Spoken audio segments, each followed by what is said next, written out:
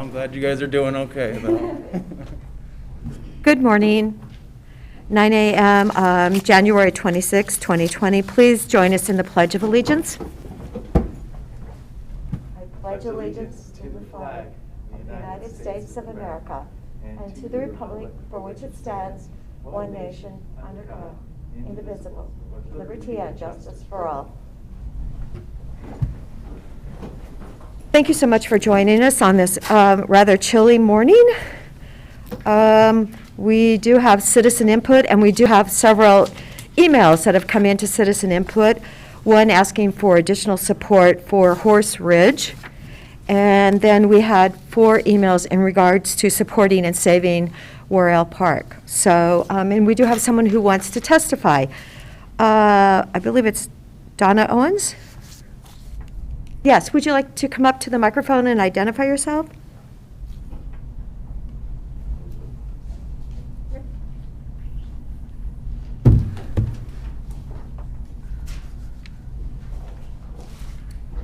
Good morning. Good morning. Thank you for joining us, Donna. I'm kind of nervous. My name is Donna Owens. I live here in Bend, and I want to thank you for the opportunity to provide you some comments. Should I just keep going? Yes, of course.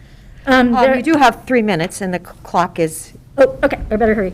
Comments are directed at your Monday decision to approve targeting the Worrell Wayside as a location to redesign the existing park into a parking lot. Worrell Wayside was designated a park, not a parking lot, when created by county commissioners in 1997 by proclamation to be a county park.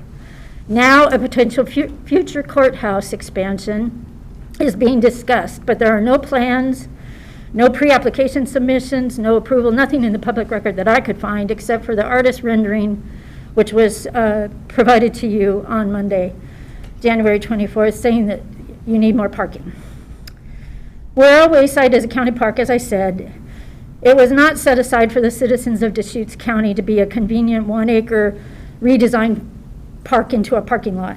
If Worrell Wayside has issues with accessibility, with park-like function, my suggestion is for the commissioners to establish a focus group to address those concerns.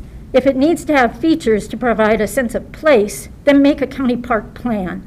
Instead, you have voted to demolish the park under the guise of redesign and excavate and blow it up so that an additional 48 parking spaces can be carved out into a blacktop parking lot with some grass, picnic tables, and benches.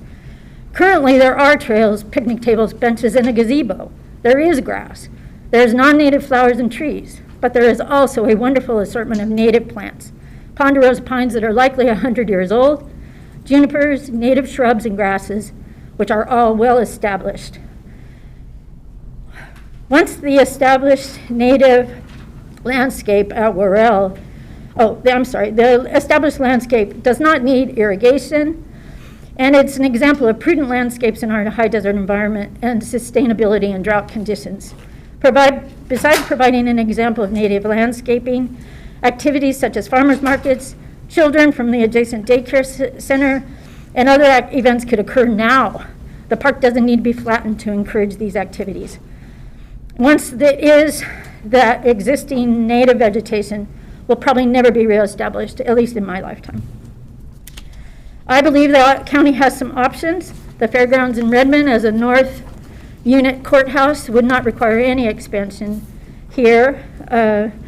I think the call for the need for additional parking space is a little cart before the horse.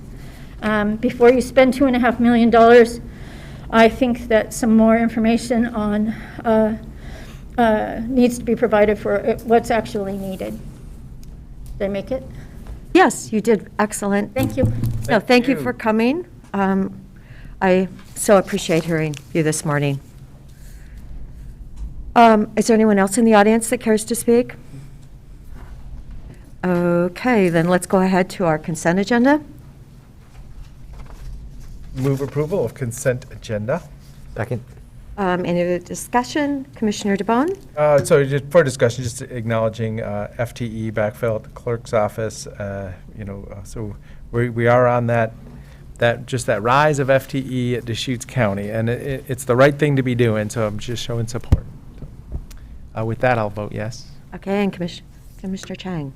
I will vote yes as well, and also just on the subject of the county clerk's office, we will be considering a couple other items to boost capacity there later. You voted yes too? Okay, and the chair votes yes. So consent. We will now go to our public hearing. Tarek? Thank you very much, Commissioners. For the record, my name is Tarek Rawlings, Associate Planner with the Community Development Department, and I've placed a script with Chair Adair, and there are also some stapled public comments. There should be 4 of them that have been received since the agenda packet upload last week. One has a series of photographs included with it that depict some traffic conditions. And at this time, if you have your script in front of you, Chair Adair, I'd give it to you for sort of the first line there. Yes, I've now highlighted where it says chair. Perfect. Okay, thank you, Tarek. This is the time and place set for hearing on file number 247-21-00400-PA401-ZC for a comprehensive plan amendment to change the designation of the subject property from agricultural to rural residential exception area, and a corresponding zone change to rezone the subject property from exclusive farm use to multiple use agriculture. And staff will outline the hearing procedures that will be followed. Thank you very much, Chair Adair. I'm going to share my screen here briefly and give you a brief staff report. If we can see that up there. Yes. So the hearings body, the Board of County Commissioners in this case, will take testimony and receive written evidence concerning a request for approval of a plan amendment and zone change application. The address of the subject property is 61781 Ward Road in Bend, Oregon 97702. The applicant, Central Oregon Irrigation District, is requesting approval of a comprehensive plan amendment to change the designation of the subject property from agricultural to rural residential exception area, and a corresponding zone change to rezone the subject property from exclusive farm use to multiple use agricultural 10.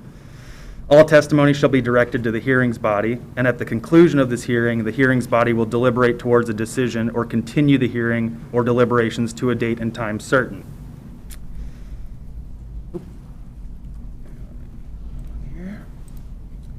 The hearing will proceed as follows. Staff will first provide a brief report, and then the applicant will present its testimony and evidence. Then the appellant will present its testimony and evidence, followed by any opponents or proponents that will also present their testimony and evidence, and then finally any other interested persons will then present their testimony and evidence. Lastly, the applicant, as the party bearing the burden of proof, will then be afforded an opportunity to present rebuttal testimony, and then, if requested by the board, staff will be able to provide closing comments. The Zoom hearing procedure is being used to conduct Zoom in addition to the in-person format here. And Zoom will work in that there are participants, the Zoom participants are either considered panelists or attendees. Panelists are on video, attendees can view the panelists, and at the start of the meeting, all microphones are going to be muted to prevent audio feedback. Panelists will be the board and county staff only. Attendees will be the applicant, the general public, and the media. The Board of County Commissioners and the county staff will be unmuted, and the chair and county staff will read the opening statement. County staff will present its report and answer any questions from the commissioners. And then for public and party testimony in general, there is no sign-in sheet for remote testimony. Whether you're in person or remote, you must please provide your name and mailing address at the start of the testimony. And in addition, please clearly state any procedural objections, if any, to the hearings process as part of your testimony. For applicant testimony, the applicant will be elevated from an attendee status to a panelist. They will then give their presentation and answer any questions from the board. The applicant will then be returned to attendee status with their audio muted. For public testimony and interested parties, the chair will next accept public testimony in the following order: attendees participating by attending in person, attendees participating by computer, and attendees participating by telephone. For computer attendees, they will be elevated from attendee status to a panelist, and their audio will be unmuted. They'll provide testimony and then be returned to attendee status with their audio muted. Then the next person will be selected that's joining with computer, and that process will repeat until all those participating by computer have testified. For telephone attendees, the last 4 digits of an attendee's phone number will be announced, and then the announced individual will be elevated to a panelist and answer whether they wish to provide testimony. If they answer no, then the person will be returned back to an attendee status with their audio muted. If yes, then the person will provide their testimony and then be returned to attendee status with their audio muted. Then the next person joining by telephone will be selected and have their last 4 digits of their number read, and then the process will repeat itself until all those participating by telephone have testified. The applicant, as the party bearing the burden of proof, will then be afforded an opportunity to present rebuttal testimony.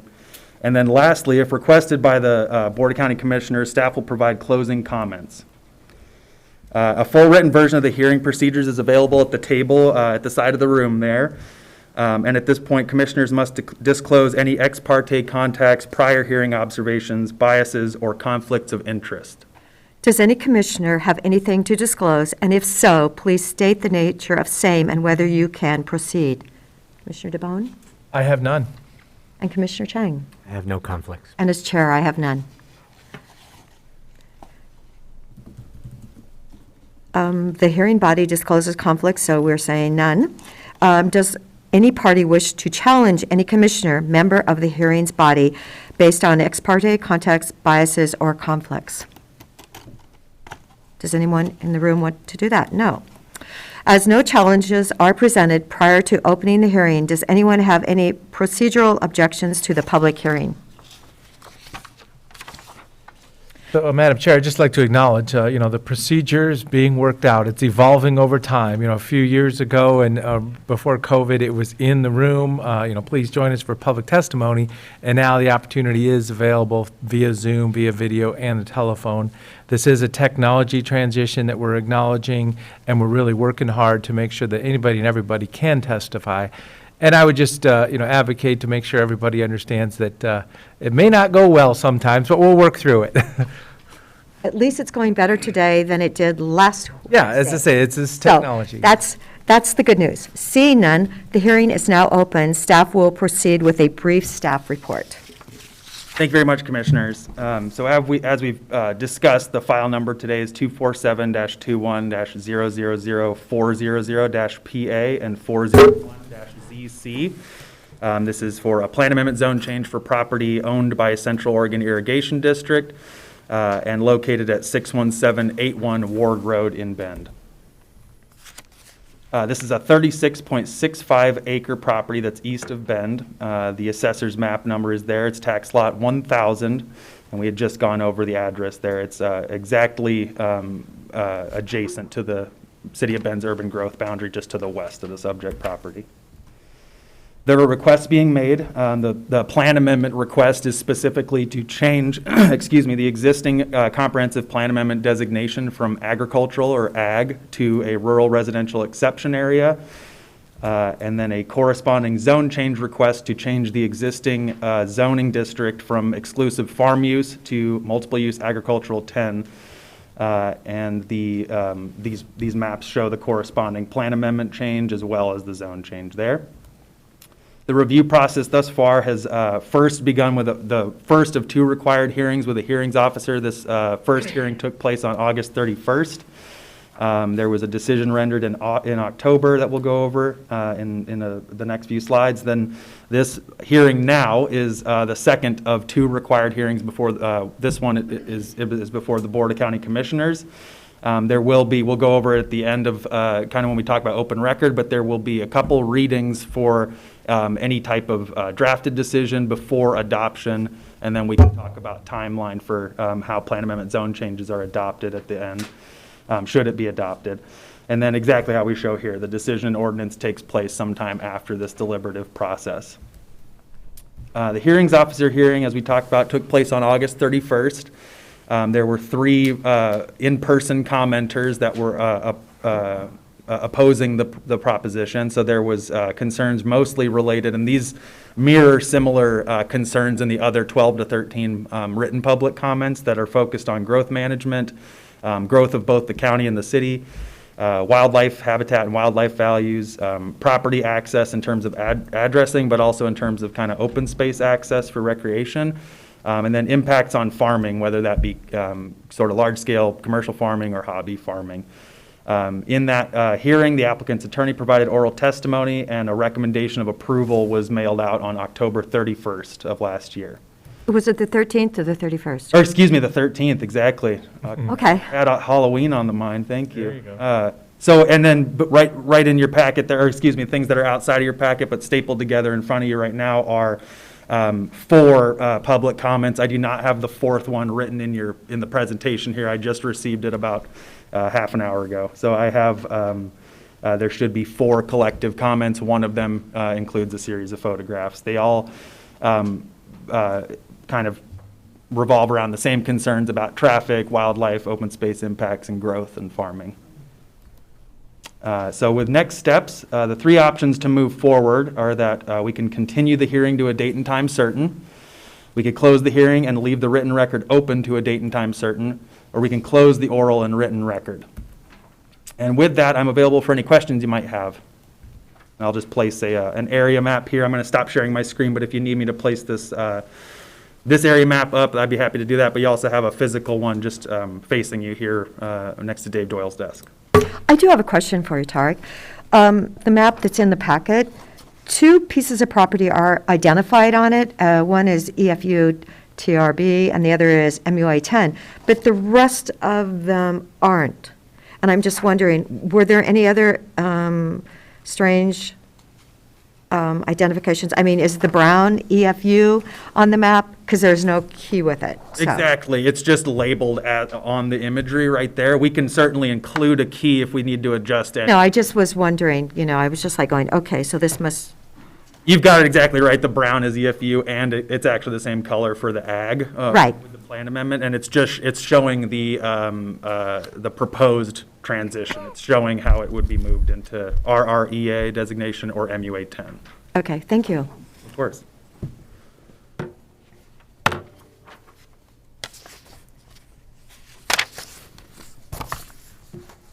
And so now we're ready to open the public hearing? Absolutely, yeah. I'm available for questions if you have, but we could move to the applicant's testimony at this time if that. Does anybody have any questions? Nope. Good. And I believe the applicant's attorney is in the room, is that right? Yeah, Tia, whenever you're ready, go for it. I didn't see a sign-in sheet, but should I turn this on? Oh, sure.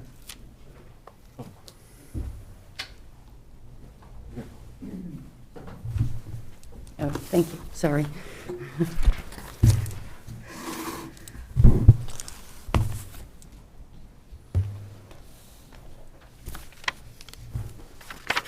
Good morning, thank you. My name is Tia Lewis, and I'm the attorney for the applicant. I believe my client is also online.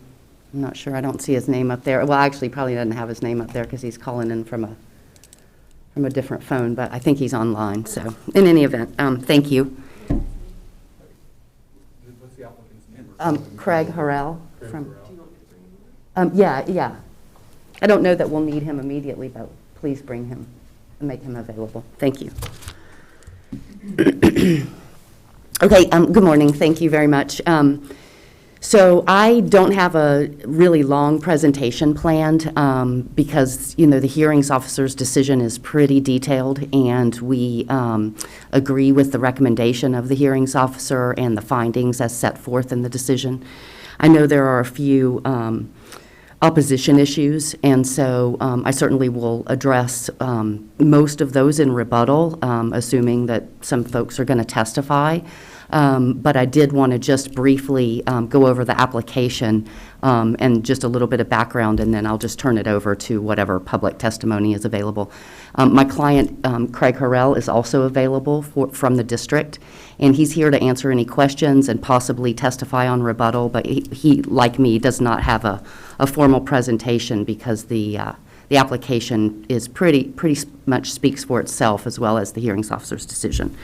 As both staff and the hearings officer have indicated, this is a plan amendment zone change application. There is no development proposed as a part of this application. This is a roughly 36 and a half acre piece of property that the district holds.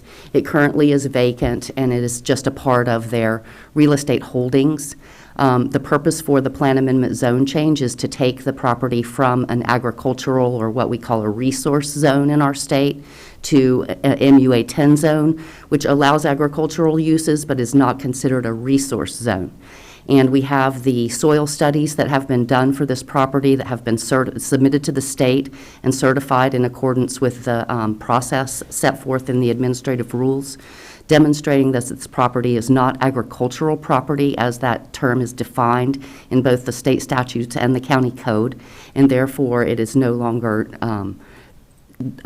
considered agricultural land, and the agricultural zoning should be removed.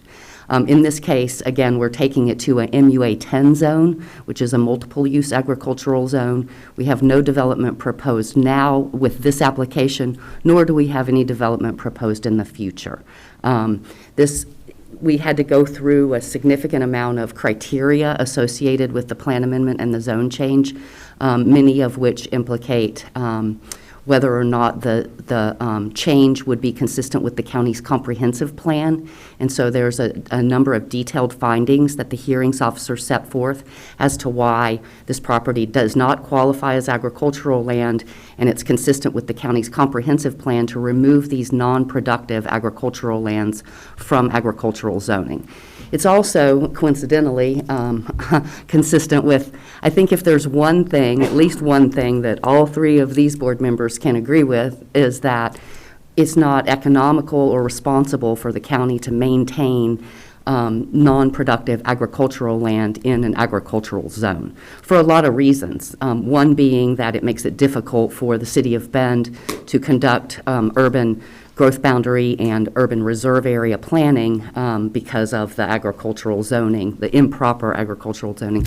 The other thing, it makes it difficult for the county to administer and to allow uses on land, productive uses and sometimes agricultural uses, but on property that is non-productive agricultural land, it should be put into a non-resource zone so that the state resource zoning is for lands that are really resource lands and are protected as resource lands. So that's the majority of the criteria. There also is a transportation element associated with a zone change and comprehensive plan amendment. Even though there's no development proposed, you do have to address the transportation planning rule whenever you change zoning or a comprehensive plan amendment. And we've done that through a transportation study prepared by Joe Bessman. It's Exhibit 9 of our application materials if you look for it, but it is analyzed and addressed both by the county's transportation planner. He gave comments, and the study was edited according to his comments and resubmitted and then accepted by the county. And then the details of that report are set forth in pages 24 through 25 and pages 50 through 52 of the hearings officer's decision, establishing how the proposal complies with the transportation planning rule.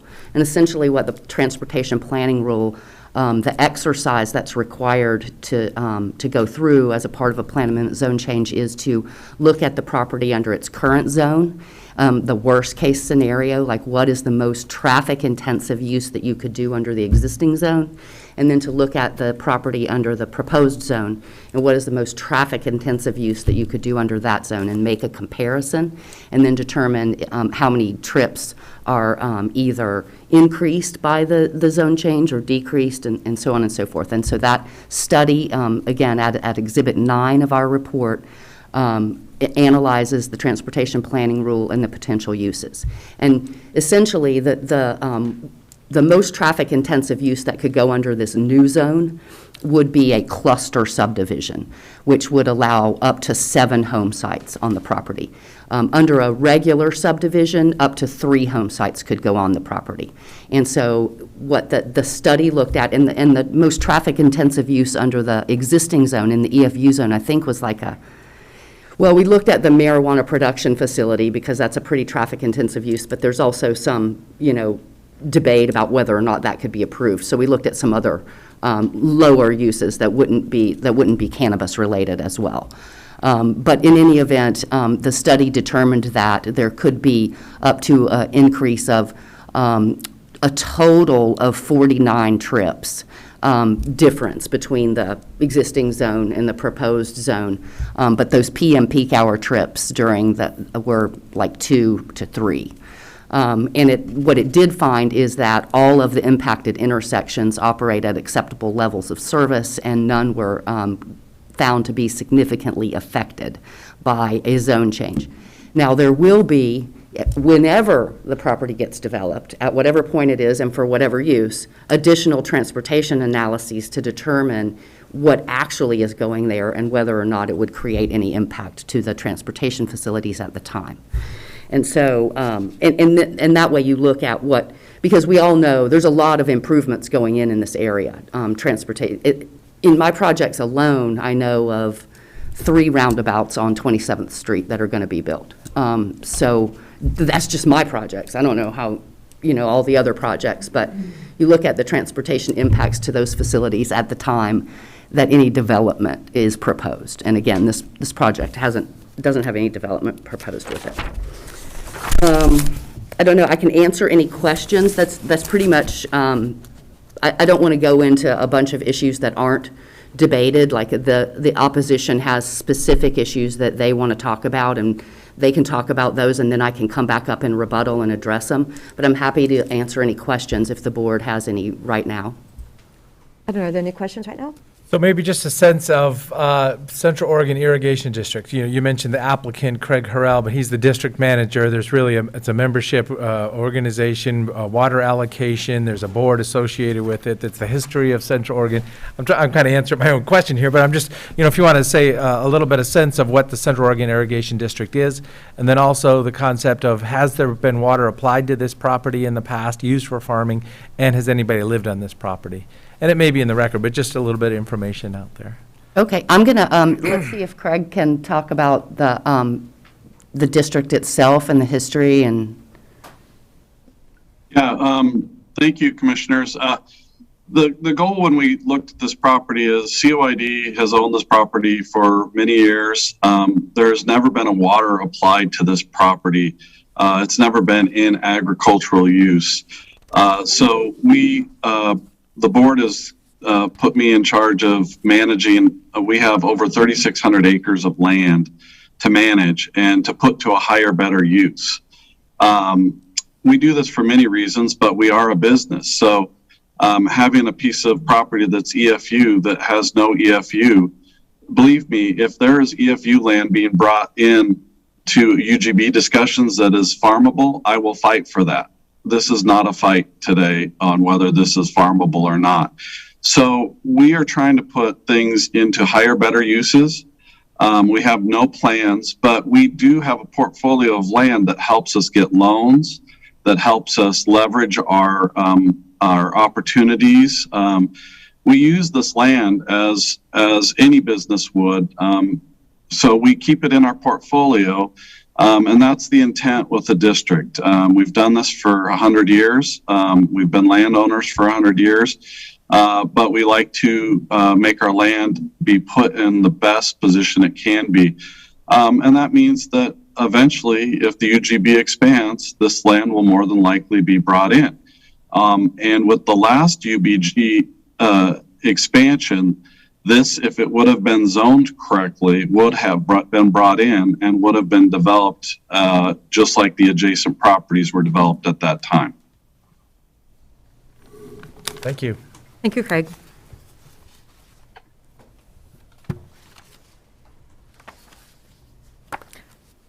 Tia, did you want to add anything else at this time? No, I just was available for any additional questions. Otherwise, that can conclude the applicant's presentation, and we'll come back up on rebuttal. Okay, I did have a question. It said that the Bend Parks and Recreation District has a planned trail called the Central Oregon Historic Canal Trail, which runs through the property. I was wondering, do we have that on a map somewhere, Tarek? It's not on a map so far. It's mostly captured in Henry Stroud's agency comment from Ben Parks and Rec, where they had expressed a desire to form an easement with the district. But I could have, it looks like Mr. Harrell has some notes on that. Okay, thank you. Yeah, we work with Ben Parks and Rec, and our ditch roads, we typically, when we do development or we see opportunities, we work to give adjacent ownership easement rights for the park district to maintain and operate. And we call it the Central Oregon Historic Trail. We started calling it that about 5 years ago, and we look for those opportunities with the park district. Okay, so nothing is actually identified then on this 36 acres. There's just the possibility of it? Yeah, we haven't worked with the park district on this. We've done it from Ward to Gosney with the park district. We've done it on our Siphon Power property off of Blakely down along the river. And we've done it along Reed Market to American Lane. So we've done quite a bit there. Patty, I can add, or excuse me, Commissioner Adair, I can add the discussions about that go contemporaneously with development proposals as you get into, if it were to come forward with a development proposal, whether it be still in the county and some sort of rural development proposal, or whether it be in the city and an urban development proposal, that's when we would start talking to the district about what that trail looks like, how it's going to be improved, and provide for public connections to the remainder of the trail sections. Okay, thank you. Okay, do we have other people in the room then that did want to testify? I don't have any blue forms fill out. There's, oh, yes, you may. Okay, that's fine. You can fill it out. You can finish it when you're done speaking. Please sure and identify yourself.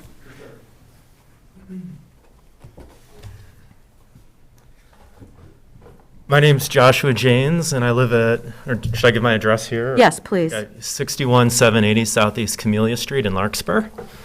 Nice to meet you, Tarek. Nice to meet you. Yeah, so my partner and I chose to live in Larkspur primarily because it's so close to some open space, rural space to the east. It's a safe and a quiet neighborhood with not a lot of traffic.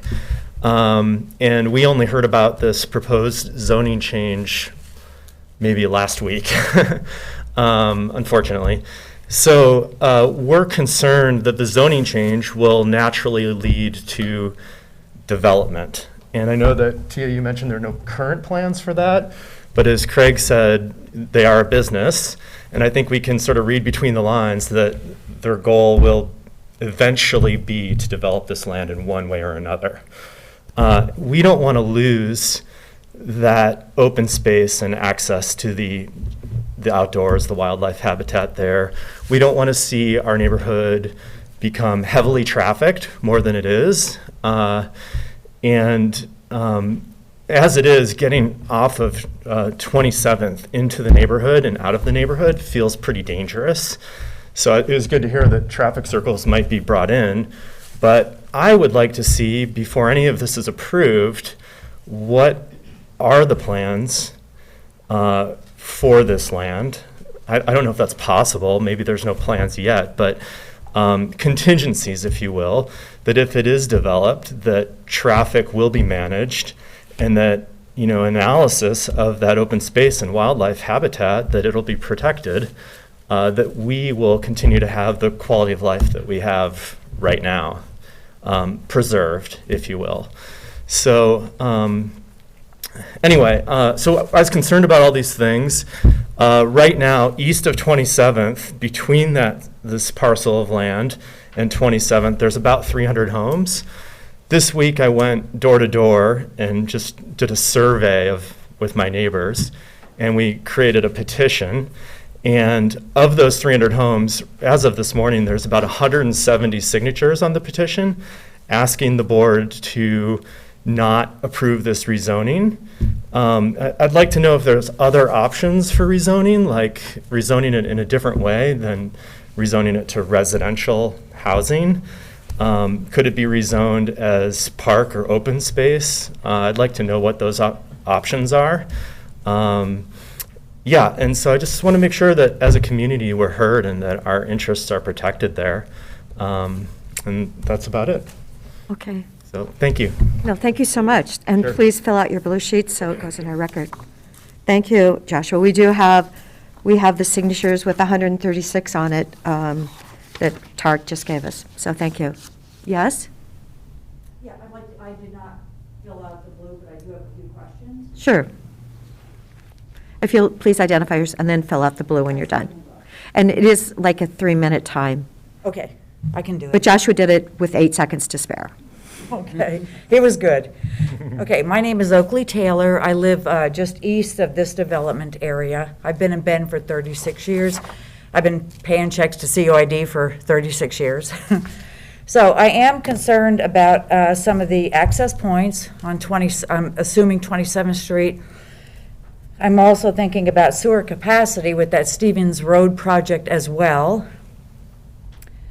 I'm also wondering how this is going to affect people that live on the canal as far as the access road that goes right past our house.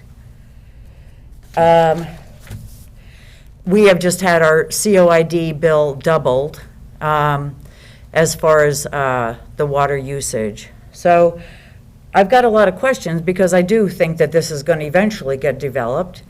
And I used to live on 27th Street before it was even in city limits, right on Starlight Drive. So I've been kind of pushed further east. So I feel like it's happening again.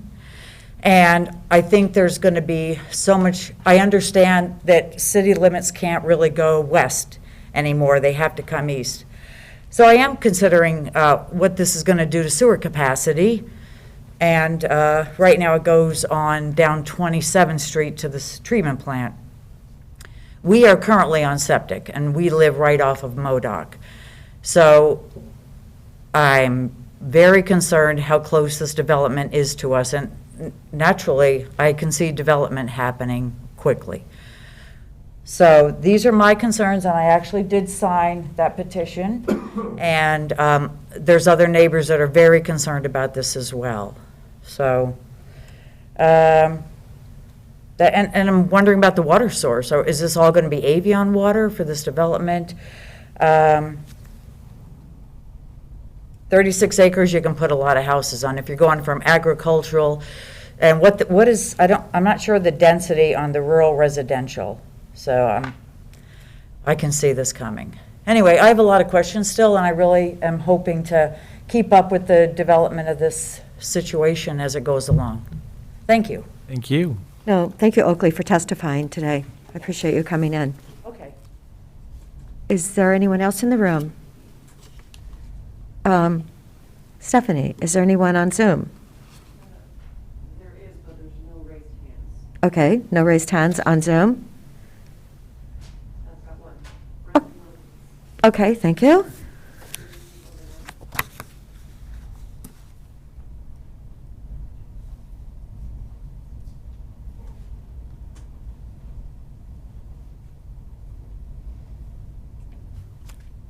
Good morning, can you hear me? Yes, we can. Can you identify yourself with your street address, your mailing address, please? Good morning, my name's Brent Wilkins, and I live at 61764 Southeast Camellia Street in Bend. Thank you. Brent, we're glad you're going to be able to testify on this, and you do have 3 minutes. So thank you for being with us this morning. Thank you, Commissioners Adair, DeBone, and Chang. Your time and attention to this matter is greatly appreciated. I am one of the ones that submitted comments today that Tariq mentioned at the outside of the hearing. at the outset of the hearing.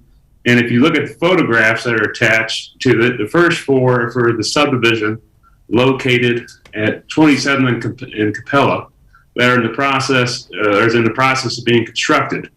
Photographs 3 and 4 show that this subdivision is moving towards completion and that there's no turn lane for that road. Now that turn lane to get in that subdivision is approximately a quarter mile, or around a quarter mile to the next intersection that issued in those photographs, and that's the remainder, and that's the one at 27th and Darnell. And so I live there, and I turn right to go to work every day, and sometimes I wait there for a minute to 2 minutes, and then I have to turn left to get into my home every day. And this is before we're even talking about any type of development, and people pass me on the right, and so that's my foot standing there in the indentation, which is at least 6 inches to maybe a foot deep, where there is now a pothole. And so the concerns about traffic at this time don't need more development or zoning change. They're here and present. And as this continues to occur and more roundabouts are built and things of this type, this isn't going to go away. And so as an attorney by trade, I can understand the confusion by a lot of persons who are appearing in front of you today that don't understand the difference between a zoning change and an actual development plan. But the reason why there's that confusion is that there's a present problem at this location that's not being addressed. And so that's why the opposition is here in my mind.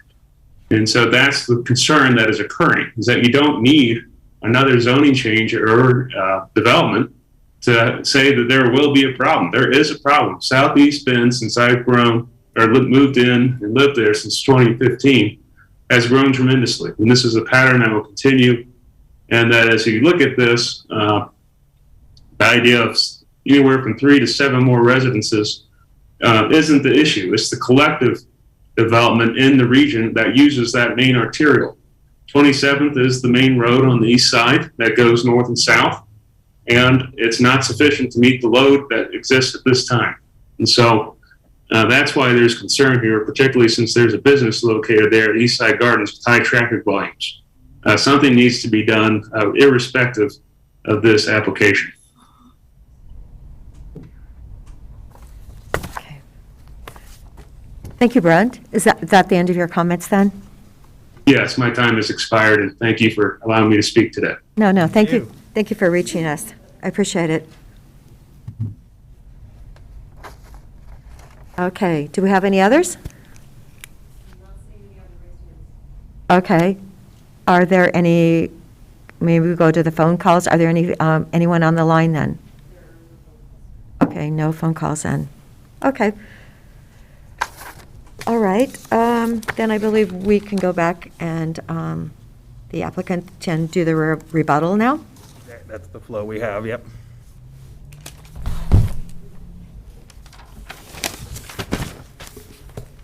Thank you, Tia Lewis, again for the record.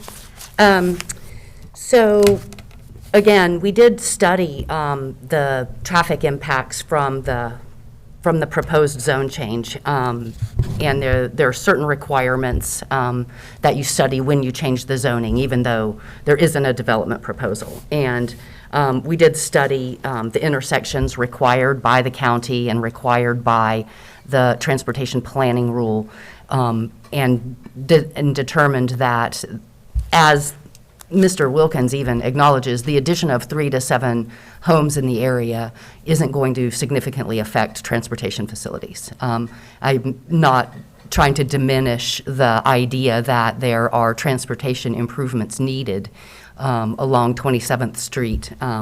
That certainly is not really debatable. But this project didn't cause those inadequacies, nor does it contribute to any in any significant way to the further deterioration. As I mentioned, and I think we all know, there's a significant amount of transportation improvements planned in that area. 27th Street was developed to county standards, and it's eventually going to be improved to city standards with additional intersection improvements, not as a result of this project, but as the result of the development that everybody is seeing in that area. So I will try to address the other issues raised by the folks who testified. As far as sewer, this project will have no impact on sewer. If it's developed while it's in the county, it would be on septic drain fields, and if it is brought into the city, then a sewer analysis would be done. I do know, for the benefit of the folks that are currently on septic over there, that I do know that that project that's going forward, that's currently inside the city, adjacent to 27th Street, the Stevens Ranch project, is bringing sewer down to that area and is going to extend a main across 27th Street to serve some of those properties that are inside the city limits and not currently served. But that's just because I know that, not because this project has any impact on that.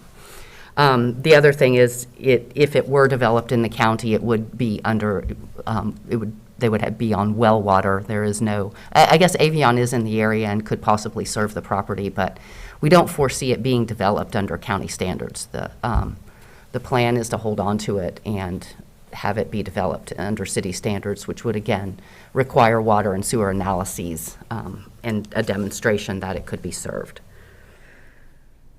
With regard to the density, I know Ms. Taylor indicated that she was unaware of what the density was in the rural residential zone. And this is an MUA 10 zone that we're taking this property to, not rural residential.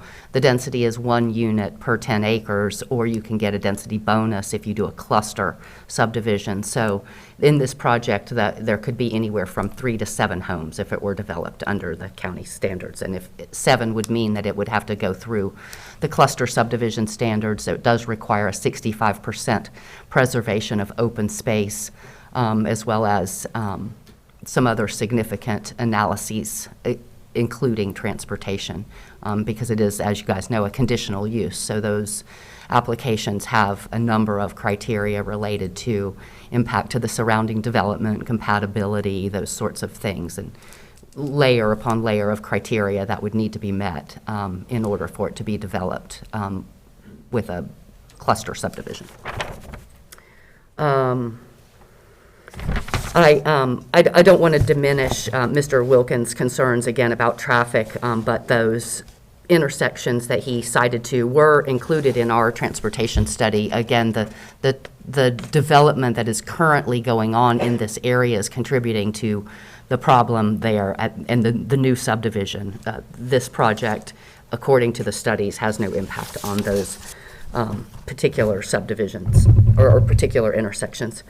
And then lastly, with regard to the signatures on the petition that Mr. James submitted, so again, I don't want to diminish people's concerns about their neighborhood, and I like open space as much as anyone else, but referring to someone's private property as your open space and asking the board to protect that, if it were my property, I would find that offensive. I mean, it's not mine, it's the district's, but it is their property, it's private property, it's not open space.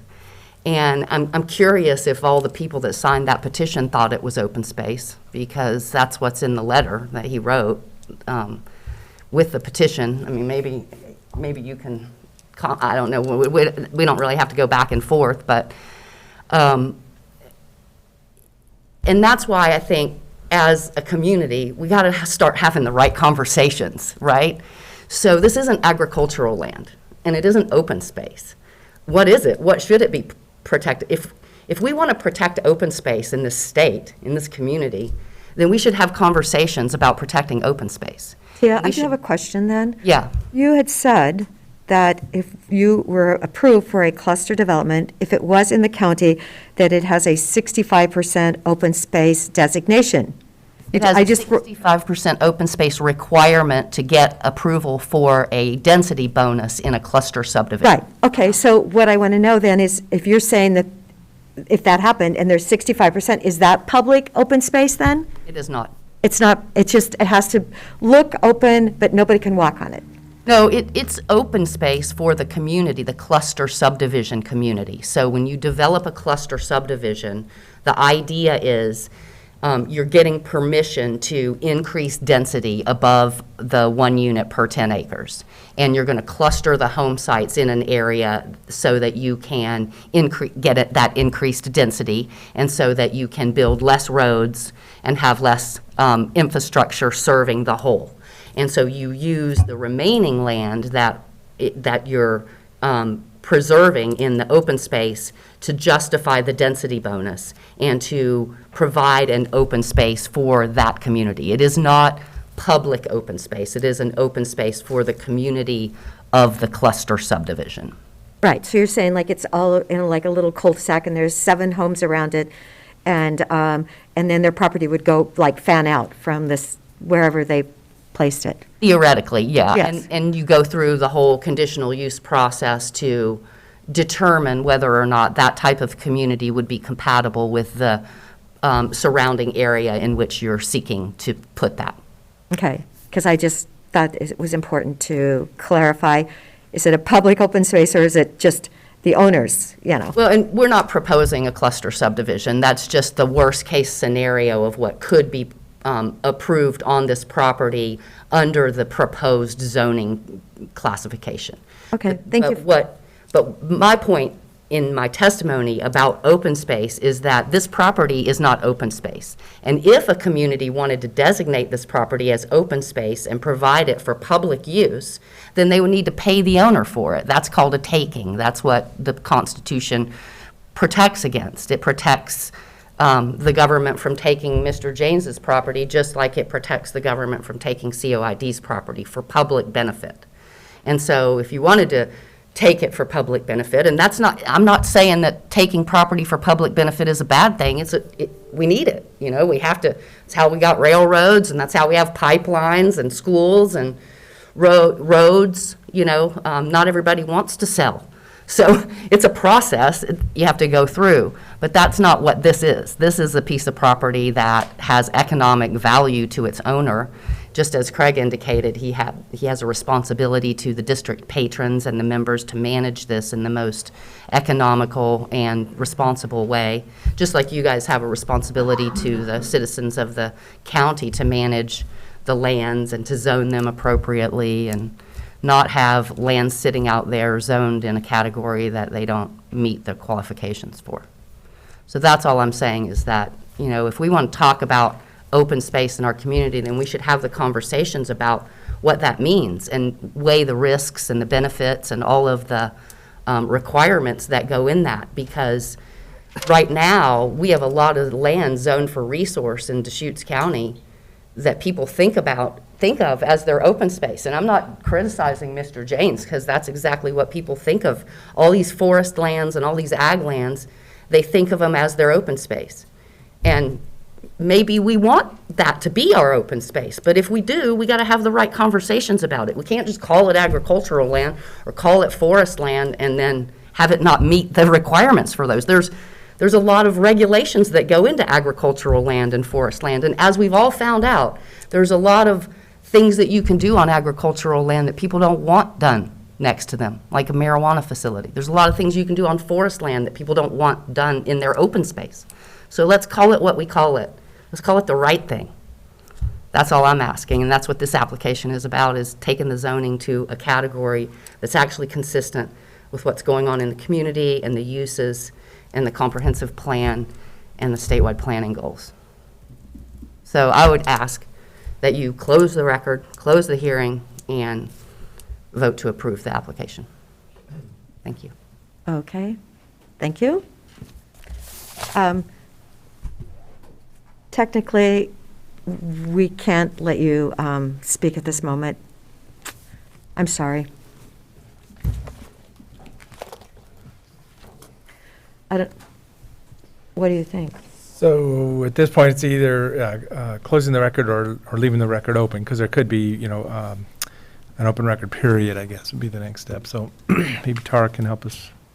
I know, I was reading Tariq in the original hearing from Brent Wilkins, that he was concerned because 4 of his neighbors did not receive the notice from the county. This was last summer, so I just thought, gosh, that's the county we have to be really careful when we're doing something so that people are properly notified. I think that's incredibly important, so. Absolutely. Yeah, we do our noticing per radius, but then with this one, we did have a lot of interest, and so we did our best to just kind of add individuals to the mailing list. If there are any, that's what maybe a good use of this, if we do decide on an open record period, maybe a good use of that is likely that there are outstanding comments, things like that. There might be a use for that, but if we were looking at a standard 7, 7, and 7, the first 7-day period would conclude on February 2nd. That would be for new evidence. The second 7-day period would conclude on February 9th, which would be a rebuttal to materials acquired during the first 7-day period. And then the third 7-day period would conclude on the February 16th. And those are all at 4 p.m. on those days, which is a slight difference from the past of 5 p.m. cutoff. So. And that last 7-day period is reserved just for the applicant to have final legal argument. So that would be a standard 21-day open record period, but happy to adjust it as the board sees fit. Well, so yeah, Madam Chair, I would support closing the oral record, and thank you very much for everybody for testifying, and leaving a written record open for that standard period. I know, Commissioner Chang? I would support that, but before we decide how we're going to proceed with this hearing, I also just wanted to say that many people shared a lot of perspectives today that were, helped us get a full sense of the values and issues at stake with this land use process. And there was a framing that I didn't hear that I would love to just offer on my own or offer myself on this, and that is to zoom out to the 90,000 foot level. This is the fastest growing county in the state, one of the fastest growing counties in the nation, and the location we're talking about is right on the frontier of that growth. Ground zero, because our state land use planning system encourages growth to occur at the edges of existing cities through urban growth boundary expansions. And that is for people who live on that boundary and appreciate the open space and quiet that they have living on the edge of that boundary. That is not a pleasant thing to hear, but that is literally, that is the way that the state directs us to grow through urban growth boundary expansion. So, we've talked about multiple steps in a process here. A zone change, the development that's possible with that zone change to MUA, and then the potential growth that's and development that's possible under an urban growth boundary expansion annexation. And it really seems like a lot of the concerns that have been expressed are about that second scenario, when a 7-unit cluster development or 3 houses in a 36-acre area. That's not the big concern for people. The big concern is what happens if the city of Bend wants to annex that land into their urban growth boundary? And some of what we haven't heard today is how the city goes through that process, how they look at potential growth, how they plan for water, sewer, road infrastructure in those areas. And so I guess one of the things I would encourage people to do, and this is looking far out ahead, and I don't know whether the city is so busy with immediate today concerns that they would be able to do this, but I would encourage particularly the constituents who have made comment through written or oral testimony that live within the city of Bend, that are already city of Bend taxpayers. I would ask the city to come out and lay out their process for planning for growth. and explain how this has worked at the edge of the urban growth boundary during past expansions. And that may address some of your concerns about infrastructure and traffic. It may be disappointing for people who are interested in maintaining open space. But that is, that is at least one way to really get a picture of what growth might look like in your neighborhood in the next 5, 10, 15 years.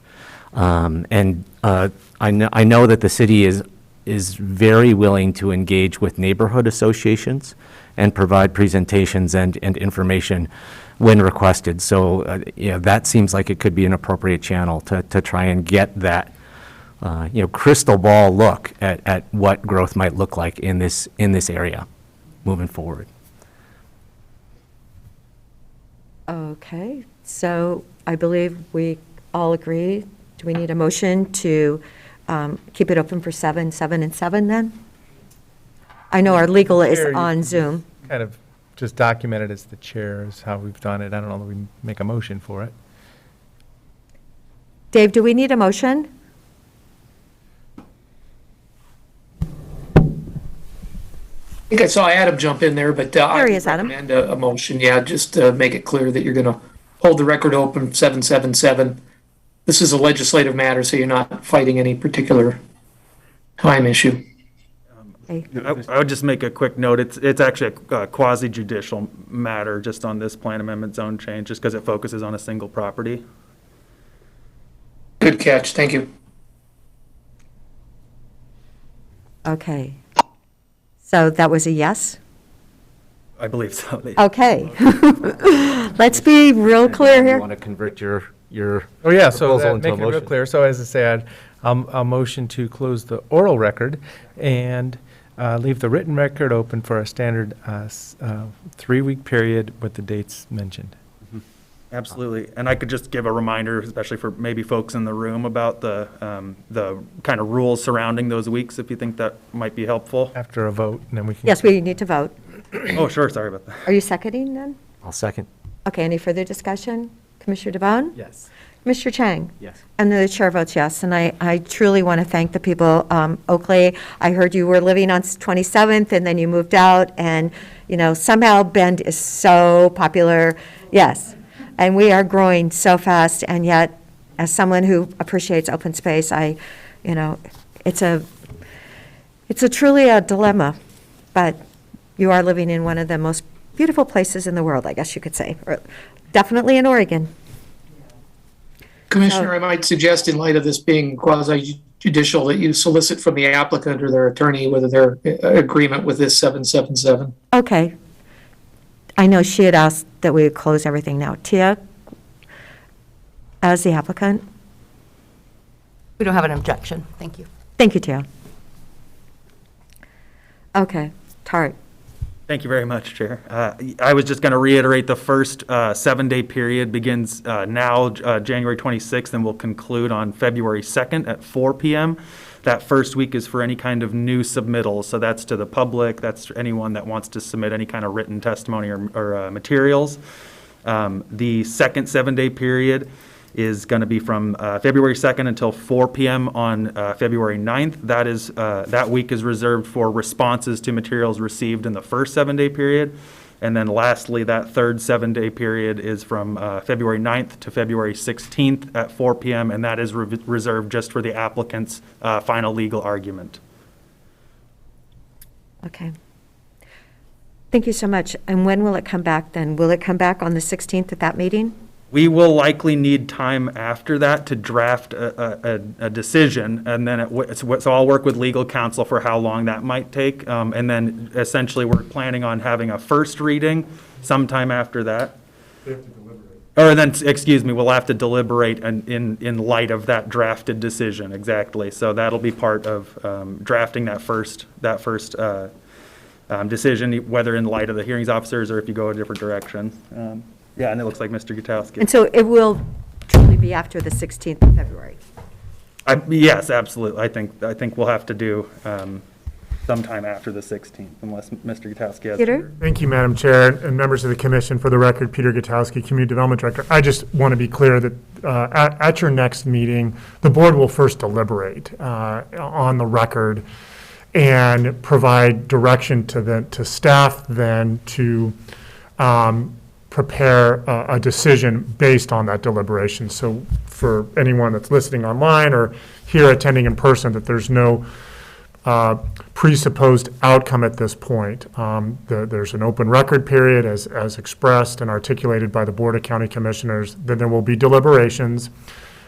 Based on those deliberations, staff will then follow through to determine what the next steps are. But I want it to be clear that no way is staff or the Board of County Commissioners predetermining the outcome at this time. So Peter, it will not be on February 16th, though. We'll take everything in, and then we'll have our deliberations at some point after the 16th, the following one? I think that's a fair statement, just given the fact that there's opportunities for the open record period, rebuttal, and final argument. We want to make sure that there's ample time for staff to prepare that, distill it in a staff report or a memorandum. Tarek Rollins is here for those that are in the audience, and if he doesn't already have your contact information, you can reach out to him, and he'll certainly let everyone know when that forthcoming meeting date occurs. Okay. Perhaps February 23rd? Perhaps. Yep. That could be a tentative date, yep, if it's on the board's calendar. Okay. Great. Thank you. Yes. Thank you so much. Yeah, thank you, Peter. I appreciate it. And yeah, exactly. That we'll pick it up either on the 23rd or we'll get you an updated date. But I'm marking that date for now. Okay. And I do want to thank everyone, and Tia too, everyone that was here today. We so appreciate your public comments. I think it's one of the ways that government needs to listen to people, and it really does work better when you can come in person, and I thank you for taking the time out of your busy schedules. And Brent, I know, had a letter in the record, so thank you for him speaking on Zoom today. So. Thank you very much, Commissioners. Appreciate your time. Thank you.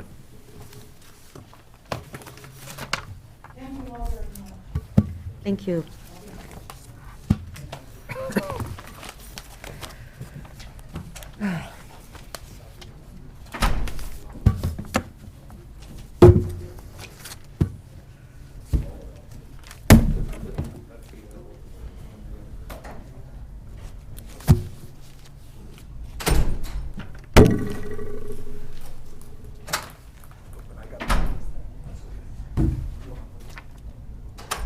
Next on our agenda appears to be the Health Department. Yes, I've been coordinating with Eric for Janice and Cheryl, who are assigned for this topic, since we're about 35 minutes early. Oh, my gosh. Look at that. We're that early, huh? Well, who would have thought? There were a lot of people represented, but 135 were on a petition, so, No, he actually said up to 170, I think. yeah, maybe, yeah. Yeah, he had it up to 170 now. I know, amazing. If we wanted to do a few other items now, I could. Sure, why not? Go ahead. Go ahead. Well, I had intended to share this during other items on Monday, but we ran out of time. So last night, Tuesday night, I held a town hall event. Just spoke with constituents about a wide range of county-related topics, things that had happened in 2021. My goals for 2022, I had about 100 people in attendance by Zoom, which was way more than I thought were going to show up. There was a decent number who were registered, but in general, I figure that when 100 people sign up for something, that maybe you're going to get 25% of them. But a large number of people showed up, and we had a good discussion. I recorded it, and I hope to make that available at some point in the future on YouTube or something like that. I'd also, I could report back from the Cannabis Advisory Panel meeting on Monday night that there was a great deal of very valuable information presented by Detective Miller and the district attorney's office about basically what is being done in the community to curtail black market marijuana production and sales. And I think that the committee was well set up to think about what investments of marijuana tax revenue could do in those areas to support essentially law enforcement approaches to curtailing black market marijuana production and sale. And so that was what I asked them to think about for the next meeting. The next meeting, which will be in April, there will be tax revenue money in the bank by that time, and they will have the opportunity, to start making recommendations to us on how we should be using those funds. Great. I know only one person could attend the meeting, so I'm hoping that perhaps I can attend the April meeting, unless it's, we're doing, it's a permanent appointment. We didn't discuss that, did we, at our? Well, we can publish it as a public If we just meeting. notice it differently next time, then Okay. all three of us could attend. Yeah, I thought that was unfortunate. Commissioner DeBonne, do you want to hold off? Janice has joined us now. Yeah. Do you mind? Janice, do you want to join us now, please? Yes, ma'am. Sorry, commissioners. I didn't realize you were ahead of schedule. I believe It happens sometimes. And I just want to make sure we're on the number 8 on the agenda, the 1050 item, so that I'm speaking to the correct item. I'm looking at number 7. I Amendment can 8, also address item number 7. Okay, I can do both. I think Cheryl was going to present on item number 7, but I have that agenda request staff report in front of me, so I can address that. So commissioners, for the record, I'm Janice Garceau. I'm Director of Behavioral Health. And for item number 7, we are moving for approval to accept. Hang on, I'm still on item number 8, sorry. Do you want to We're do moving item number approval- 8 first? And, Pardon? I mean, maybe Cheryl is coming. Oh, do you want to do item number 8 first? And They're really both quite straightforward, and I'm comfortable doing both in order if you're okay with that. Okay. So item number 7, this is consideration of board approval and chair signature of amendment number 8 to OHA contract number 16040, which is document number 2022-077.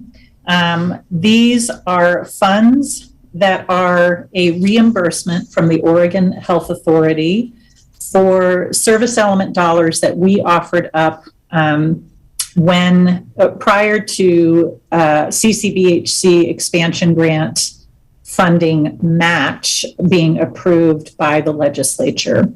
So if you recall, community mental health programs offered that in order to stay engaged with the federal Medicaid match for certified community behavioral health clinics, we would not receive a certain portion of our service element county financial assistance award dollars, so that the Oregon Health Authority could use those dollars to meet the match requirement. The agreement was that if we underexpended and they did not in fact need all of those dollars, they would in effect pay us back.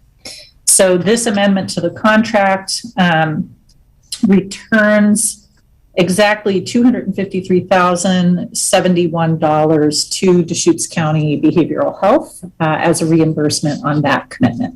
And Cheryl has joined us now, so if you have more detailed budget questions, she's here to answer. So Janice, I'm tracking that this is money that we had committed as match to CCBHC, which is, which we didn't need, in the end, we didn't need to commit in that time period, and now we get it back in a different form. Did we not need these dollars because the legislature came through and funded the match for CCBHC? Or are we just looking at efficiency savings that we're now able to recoup? What we're looking at is we guessed how much we would have to give up of the County Financial Assistance Award dollars, and we guessed conservatively, which is what we're inclined to do, so that we would allow room for enough revenue to meet the match. We didn't need all of the revenue that we committed to. So this is basically their reconciliation of what we committed and what they actually needed. I believe what we actually spent in total, and Cheryl will have that number, but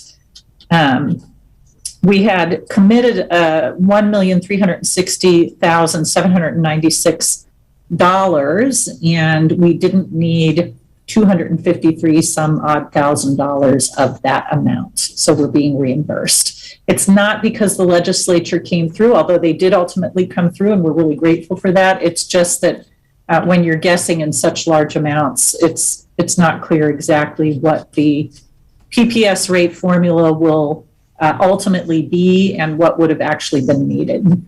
So we came pretty close, but we were not exactly on the mark. And you had, to our favor. yes, and you had budgeted. Which we're happy about. And you had budgeted conservatively, so now we get the rewards of that. That's great. And so, but moving forward, like in the next time frame that we're looking at, that's when the legislature awarded match for CCBHC will be covering the obligation to match the CCBHC. Is that correct? That is correct. We are currently operating in that arrangement. So this really reflects history. And Cheryl, do you recall the exact date when the legislature approved funds for CCBHC match? December 1st of 2020. Yes. So since 2020 and through September 30th of 2023, we will be in what was the original match arrangement, which is state general fund being provided to match prospective payment system reimbursement requests from the Center for Medicaid Services under the enhanced Medicaid rate.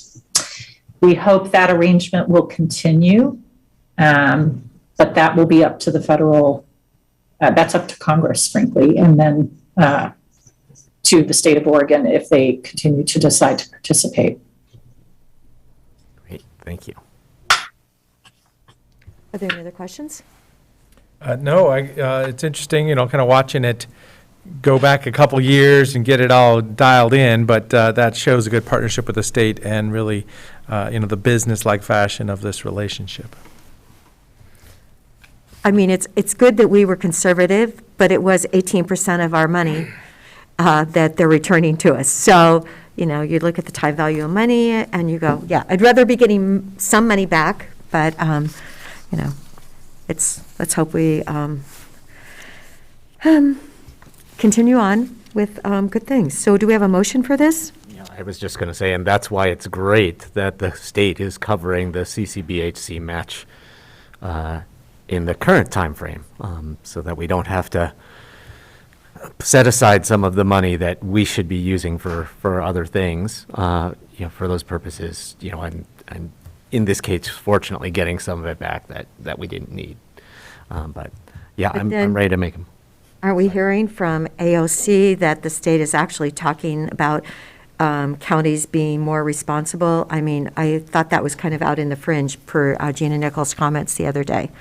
So, let's hope this continues. Yeah, I mean, if the state wants to devolve more and more responsibility to the local level, as long as it comes with money, I think we're in a good position to respond to that. The key question will be, do you get unfunded mandates, or do you get new responsibilities and new resources to get it done?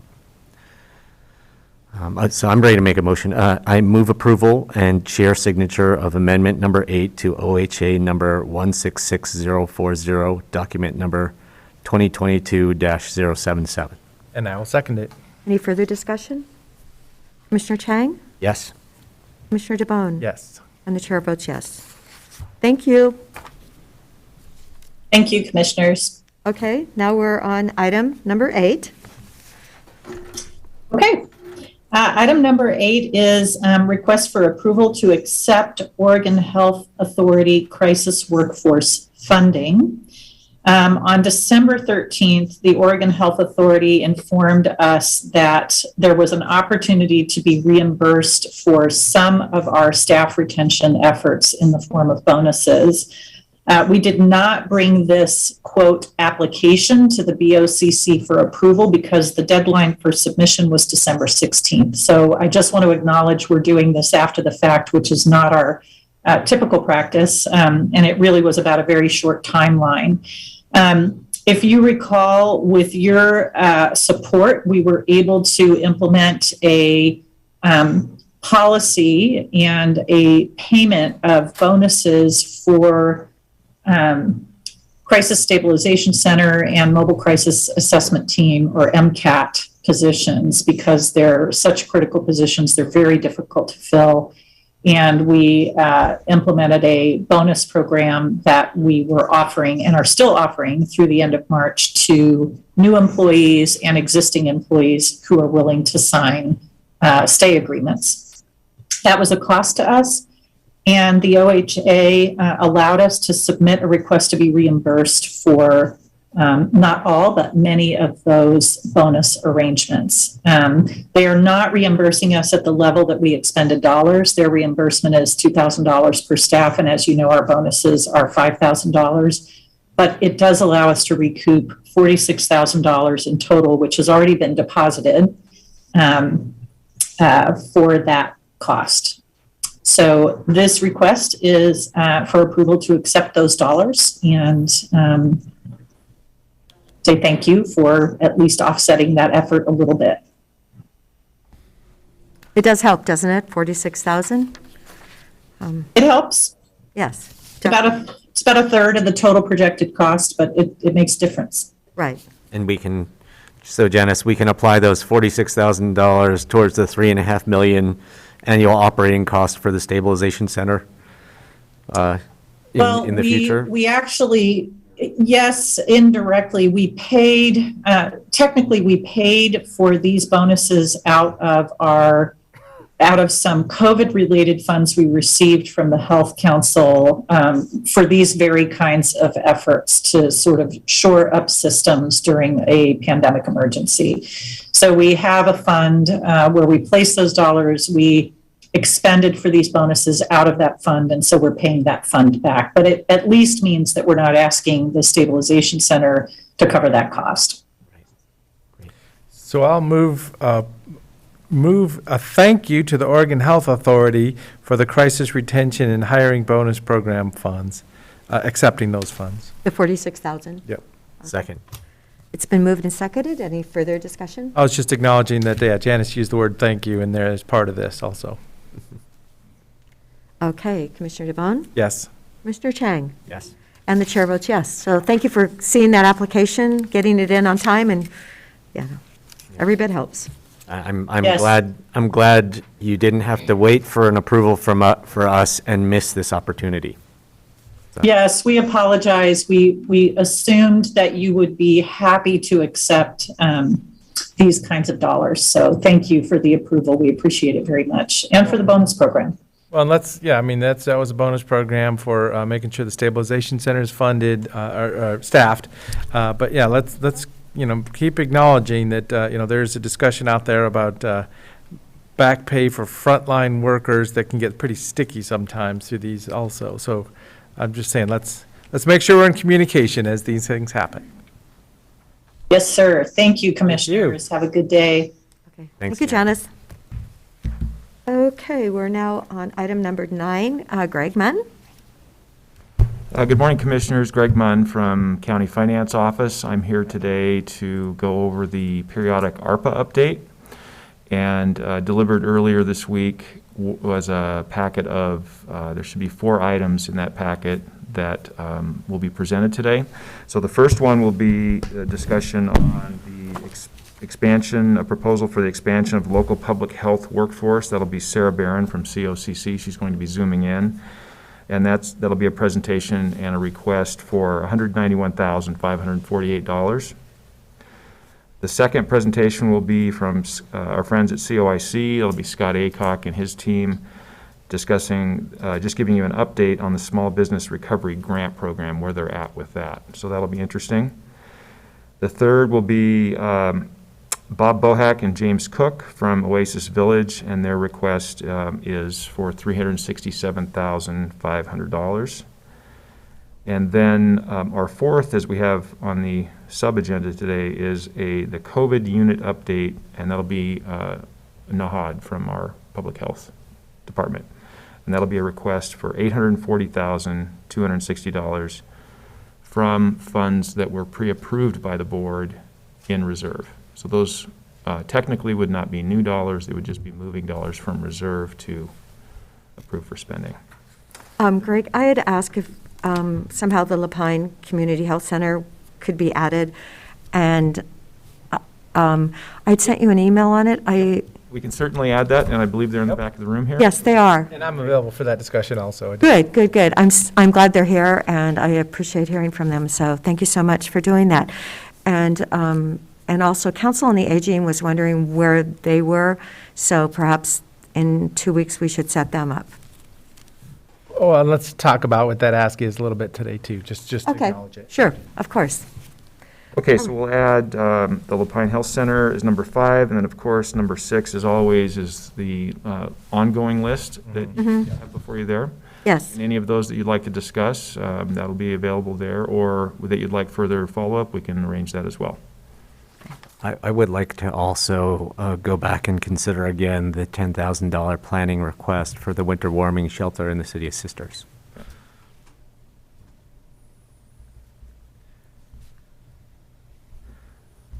Okay. So with that, we can move ahead, if that makes sense, with COCC with Sarah Barron from COCC. She should be on the line here. Hello. Hello. I am here. Hello. I am screen sharing. Everyone should see my screen. We should be good to go. Yes. All right. Hello, my name is Sarah Barron, and I'm a professor at COCC. I am also involved with workforce development in public health at the state level, and I teach classes at COCC. I'm here with Julie Downing, who is also going to be presenting with me.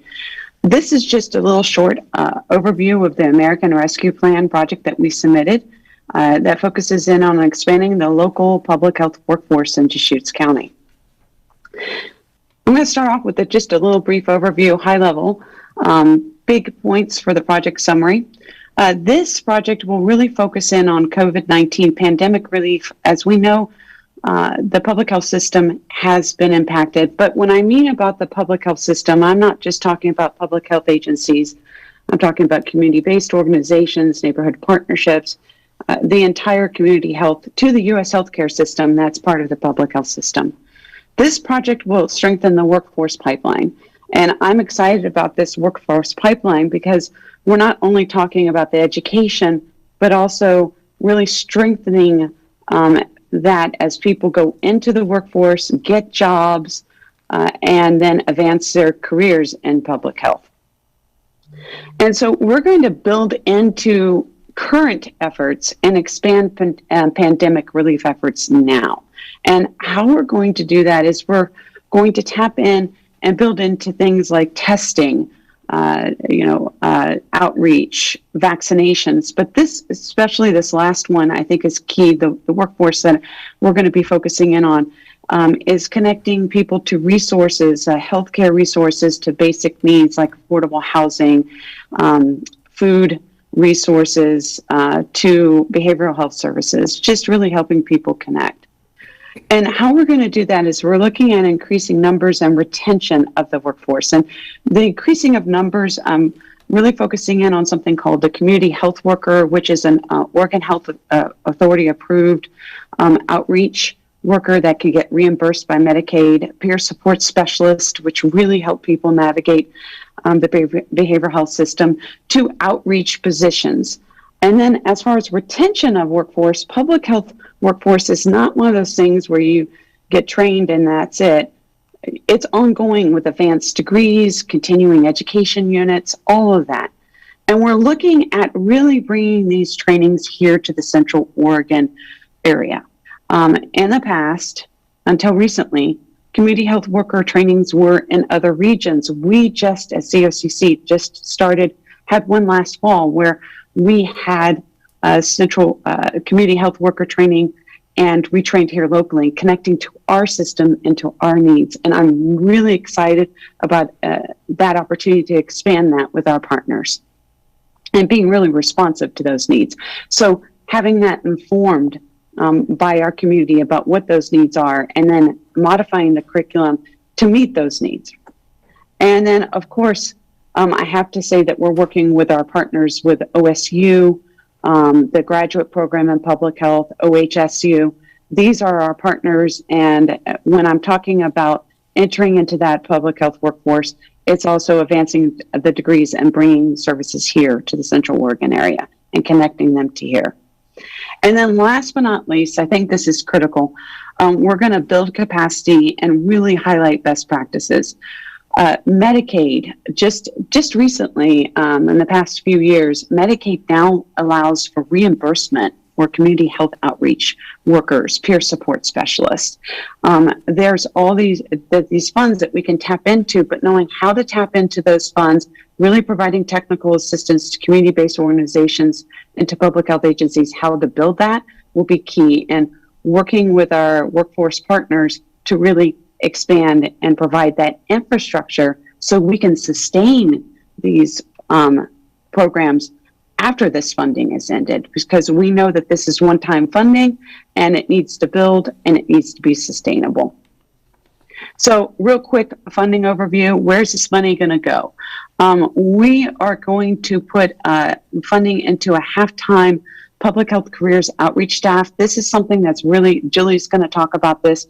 This is a model that's really worked at COCC, where we've done outreach into the high schools, to the community college, to the community, and really talk about what's going out there and marketing into this, because recruitment is key, and then letting people know about this workforce.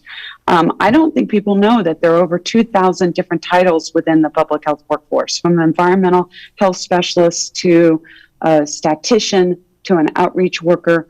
All of these play an integral role. And so this will be exciting because we'll be able to work with our public health partners too, and doing those outreach, having that outreach happen. Sarah, a quick question. Is So that first bullet item says half FTE at 130,000. Is that? Oh, it's over 2 years. Okay, there you go. Thank you. Just making sure I understood that one, because I was like, ooh, I want to do that. Oh, yeah. Thank you for clarifying that for me. Yeah, stop me again if. Well, that helps though. 2 years. Good. Thank you. Yeah, over 2 years. So when you look at these numbers, think over 2 years, and we're going to be leveraging other funding sources too. So over 2 years, again, over 2 years, 100 students will get scholarships that will reduce those barriers. And when you see students, think not only COCC students that are in the community college system and college system, but those also who are in the workforce who need to get that additional training. Now they'll get training and they'll get college credit too, which will be helpful as they decide to move forward with their careers. How much does $700, Sarah, I have a question. It's Commissioner Adair. Sure. How much does $700 pay for then? Oh, good. Yes. Okay. So that is approximately 6 credits, college credits, plus or minus. And it really depends on the class. And Julie, I think, can answer that question a little bit more. Julie is the dean. Did I answer that correctly, Julie? I don't want to take a guess as a faculty person. Yeah, you've got it. It's about $109 per credit. Great. Good. Did that answer your question? Yes, that's great. Thank you. Okay, good, good. I'm going to slow down on this. So yeah, here we go. Next one. We just have Questions everywhere. Yeah, when it comes to money, it's good to get that clarification. Internships. So marketing is one thing. We have the scholarships now, they're trained, right? And they've got this certification in community health worker or peer support specialist. These are trainings that are approved at OHA that now allow them to go into the workforce, or a lot of different other trainings that are there. But the reality is that now we need to onboard. And so for some people coming into this, they get the training, they go right back in. Other people need internship opportunities, and also the public health workforce needs that opportunity to build and grow. And so what we're looking at doing is providing stipends for over 2 years, 45 internships that will actually be plugged into the public health agency, community-based organization doing pandemic relief type efforts. So they will be put to work, having deliverables, but they're still under getting support. So I would be meeting with them. We would have faculty working with them. They would still get college credit, but they would also get a stipend. And this is modeled very similar off other types of positions out there, like social workers. You'll see that where people get a little stipend and then they get that work experience.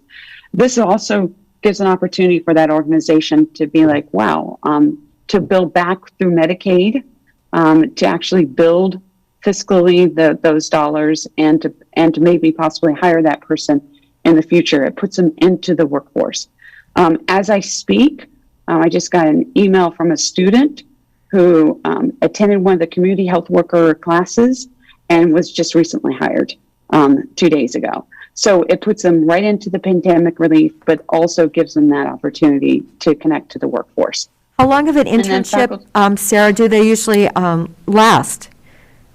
So so we're going to do it by term. So that's usually 3 months, but I want it to be a repeatable class so that they could go up to a year. Because what I've noticed is that that the partners really want to have these interns for a while, but then I've also noticed that they get hired. So the intern is there, and then boom, right now we have a shortage of people, and they just go, wow, you're great, and they hire them. So it really depends. They can get another internship, or often they get hired. Did I answer your question? Yes, you did. So they could get the $1,200 for the 3 months, and then they could actually apply again if they hadn't had that job offer yet? Is that what you're saying?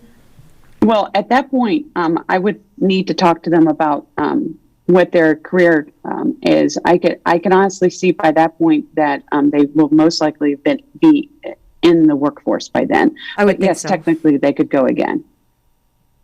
So another question. My hope is to get them in through one internship and then eventually out into the workforce, so that I can get 45 separate people, but I want to be flexible on that. So one more question then, kind of help me understand. So what are the paths for public health workforce? Because as I say, I think of restaurant inspections and COVID response from Deschutes County's public health department. But what are the other kind of industry? You mentioned community-based organizations, but I'm just thinking our clinics and hospitals and small doctors' offices, or what are the different places that we're talking about here? Oh, that's a great question. I'm glad you asked it. You're welcome. So community health workers can be at Thrive Central Oregon.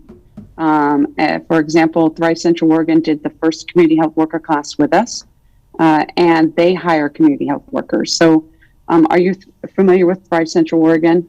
Not specifically. Okay, so they provide housing, affordable, connecting people to housing services, food, really just connecting people to different resources. That is their mission. And they have community health workers that work directly with people to help navigate services and get them connected. So that's one example of the CBO. That's a community-based organization approach where they use a community health worker to outreach and provide services. Mosaic Medical is another example, and that's more of in a clinic setting where they're working with a nurse and a doctor and providing services, and then the community health worker would go out and actually do home visits and call and work with that patient to help them navigate maybe their chronic disease that they were just diagnosed with. So it can vary from the community-based organization doing outreach services to the healthcare setting. Last example, peer support specialists are in Deschutes County Health Department. They work on the behavioral health side, and they work with clients to help navigate and help support them as they navigate the systems. So it can really range from the nonprofit community-based organization to the healthcare setting to the public agency.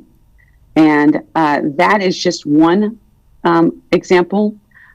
Your other example, the environmental health side, those are positions to your health educator working at, let's say, St. Charles, outreach and doing campaigns and awareness. Did that kind of answer your question? Give you a little bit more detail? Yeah, as I say, just a little bit of the scope of what we're talking about. So then, a little bit of clarity for peer support specialists. So would this be so people in this program could end up being peer support specialists? That's right. So peer support specialist, this is another Oregon Health Authority approved certification. It's a 40-hour training. And this is something that we're working with community-based partners now, and Deschutes County is providing a training here. And once they get trained, then they could be hired as a peer support specialist, and they actually work with people who've been diagnosed mental illnesses to different levels of support to help them navigate and receive and access services. So it's a really broad when we talk about public health. For this, we're really going to be focusing in on the community health side of it with community health workers, peer support specialists, and outreach workers. But I don't want to limit it because this group can actually continue their degree pathway and continue into a lot of different other public health fields. Great, thank you so much. Okay, great. Good clarifying questions. So I think it's really key when you talk about the educational pipeline, that it's key that you have both recruitment, because you just asked a question that a lot of people are maybe not familiar with community health workers and peer support specialists. Maybe they don't even know that this is a career pathway for them and a possible job. So we need to recruit them, and we need to let people know about these positions and how the public health system works. Public health has been kind of behind a curtain. We need to kind of market and explain what public health does more. Then we need to provide these trainings locally, and then finally we need to onboard and provide support and internships to really make sure that they're successful. Which leads to the last one is then we need to help agencies really build back and tap into that Medicaid reimbursement. That as these positions, community health worker, peer support specialists, they just received a few years ago the green light to get reimbursement through Medicaid. So really showing other agencies how to do that and providing technical support. That's the overwhelming thing that I keep on hearing from agencies, is that we would like that support. So this funding will provide mini grants and technical workshops to help community-based organizations and agencies learn how to tap into those funds. Any other questions? I'm passing it on to Julie, who's going to talk about who we're going to be partnering with. Sarah, I do have another question. So you actually have core scholarships too, which is meaning that you're really actually wanting to give over 100,000 in scholarships, considering the one up above? Yes, if you think about it all together, you're going to have scholarships that are on more the education, take the classes, and then very targeted scholarships for those who want to do internships, and then they will be in a class supported into those workforce internships. So they are still meeting with a professor as they go into the field, but they're also getting a lot of worksite experience. So yes. Okay, we've been so thrilled. The classes at COCC for childcare seem to have been really, really well received. The numbers really expanded, and they added Spanish to that program. So, anyway, are you guys thinking of doing any Spanish programs within this? I'm so glad you asked that question, because we are working with, Julie, correct me if I don't say this right, because I want to get the term right. Our adult basic education, what's it called? They do GED and ESL, and the student who just got hired, she is getting her GED, and she's bilingual and doing ESL classes, and she just got her full-time position with it as a community health worker. She didn't even know what was possible until fall. And our class was full in fall. So we had so it was well received. So I'm happy to tell you that this works. Great. No, that's wonderful. We did it in fall, and it was great. So I'm excited. You can feel my enthusiasm through Zoom. So anyway, all right. So we had to tell you about our partners, and I'm going to let Julie do that. We have 2 slides left. All right. So Julie, go for it. Is it okay if I move on? Yes. Thank you, Sarah. Thank you for answering all our questions. Well, they're great questions. They slowed me down, too, to make sure I get clarification. All right, go for it, Julie. Hello, everyone. Can you hear me? Yes. Yes. Yes. Okay, great. Well, hello, commissioners. Thanks so much for having us. I can tell Sarah and I are very excited to be here today. I've been at COCC for, almost 31 years, which is a long time. And I certainly would not have stayed at COCC if it wasn't such an amazing place that positively impacts student lives, like Sarah was talking about, this young woman who just got a job, didn't even know she could get that. And it also impacts the community. You know, at COCC, we have the expertise to recruit the students, right? Deliver high quality hands-on education, prepare the students to transfer, and put them out, put out highly qualified, trained graduates into the workforce. So we're really good at what we do, right? We've been doing this a long time, but it does take us partnerships, right? Like she was talking about agencies, health departments, commissioners, you, right? To make these good things happen. So in our college's strategic plan data from 2019, it showed that we had over 575 partnerships. So we definitely rely on our partners. Okay. And so thanks to 2 of our partners, COHC and EC Works, the local workforce investment board, we have had an amazing health careers recruiter, Wendy Worthington, for the past 3 years.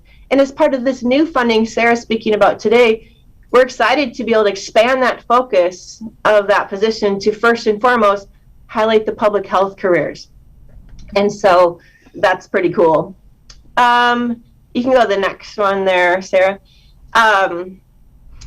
Let's see here. So we've recently been able to train workers that have been critical to local COVID efforts. And as our vision states, we promote equitable achievement for the diverse students and communities that we serve. You can go on to the next one there, Sarah. It talks about student population. Anyone can go to COCC. That's what we love about it. That's why I've been here for 31 years. We pride ourselves on access, right, to all who want to learn, and we value the lived experiences that community college students bring. We've got dual enrollment with local high schools and recruit first and foremost from our own community.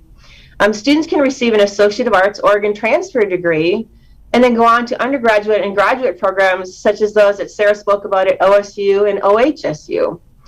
And she is in close contact with both of those schools. They meet regularly to discuss public health workforce pipeline. And then if you want to go down to the next one there, Sarah, we have a number, we talked about partnerships, right? Here's a number of the groups we work closely with. You can see Pacific Source, East Cascades Works, Central Oregon Health Council, Partners to Leverage Collaboratives, and our schools that we work with as well.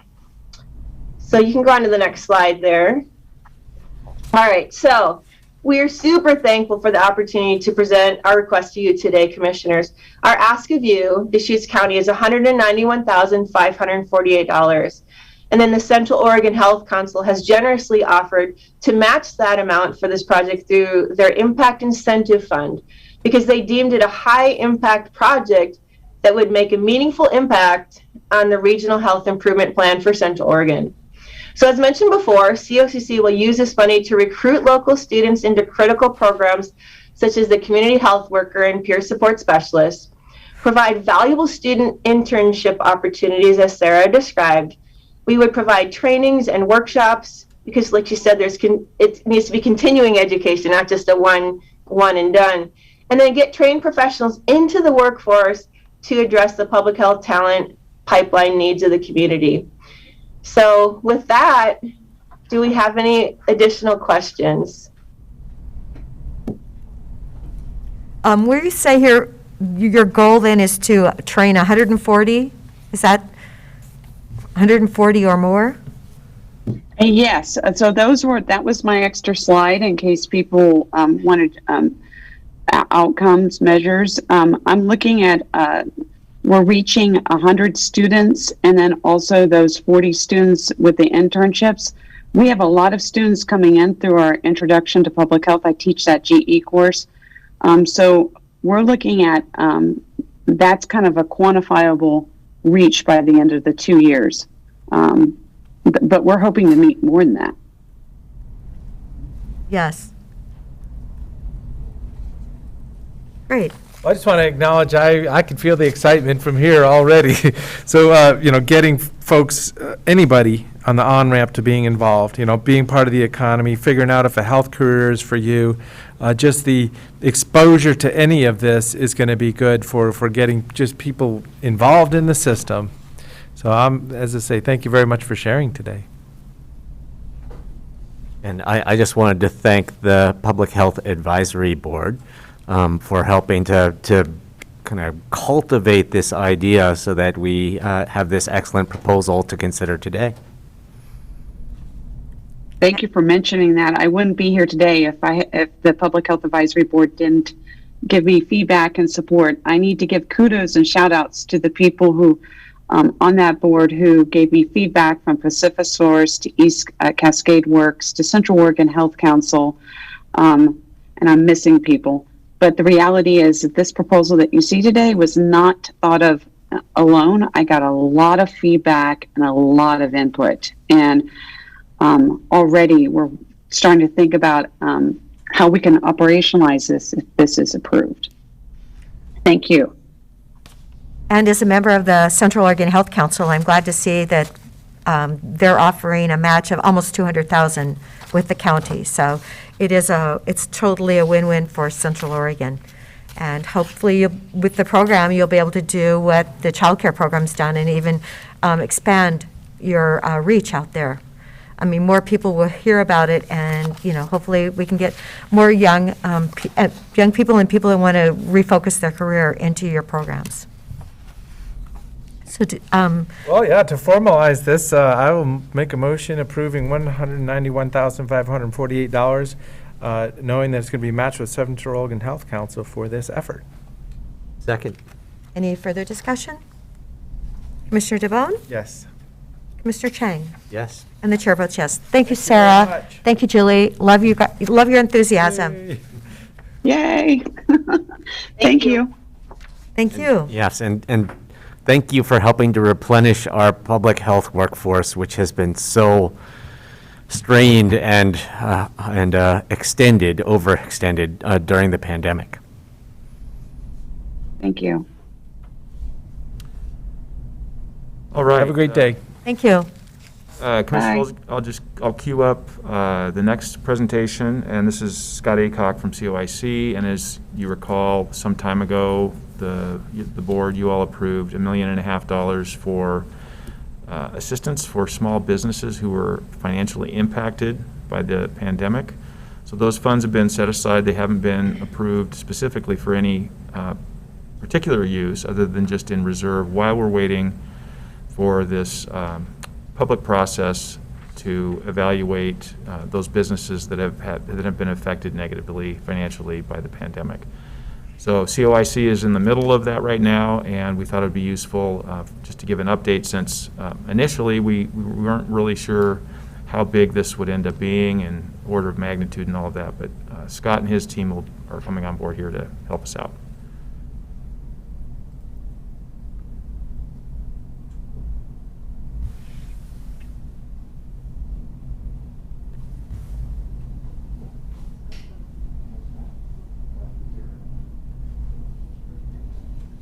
Maybe early for him, too. Scott? Sorry for the delay here. Jared, can you jump on? We don't seem to have Scott online. There we go. Yeah, good morning, everybody. I just let Scott know that we're queued up here a couple minutes early. Hopefully he can pop on here and get us started. Great.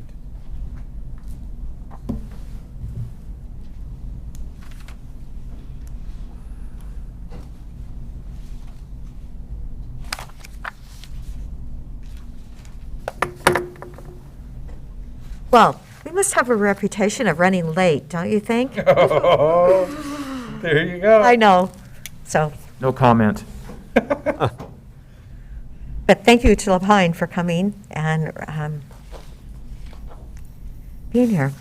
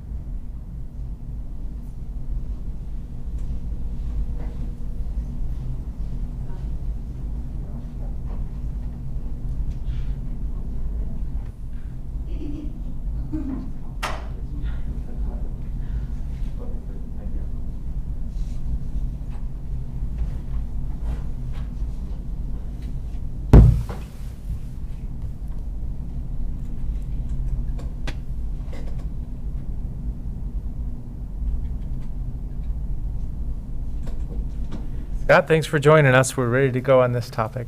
Yes, Scott, I see you.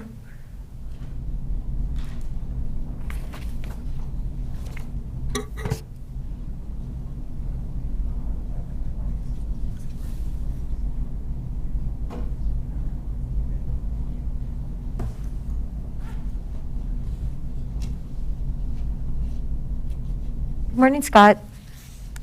I believe you're still on mute.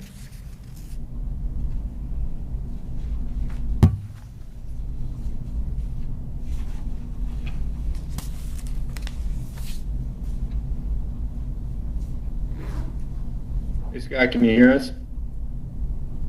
He's still on mute.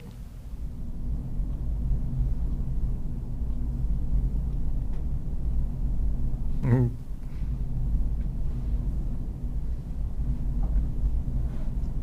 There you go. Okay. Thank you, Scott. Good morning. Morning. So we're ready to go? Yes, we are. We're running early today. It's a first. Yeah, I wasn't anticipating that. We weren't either.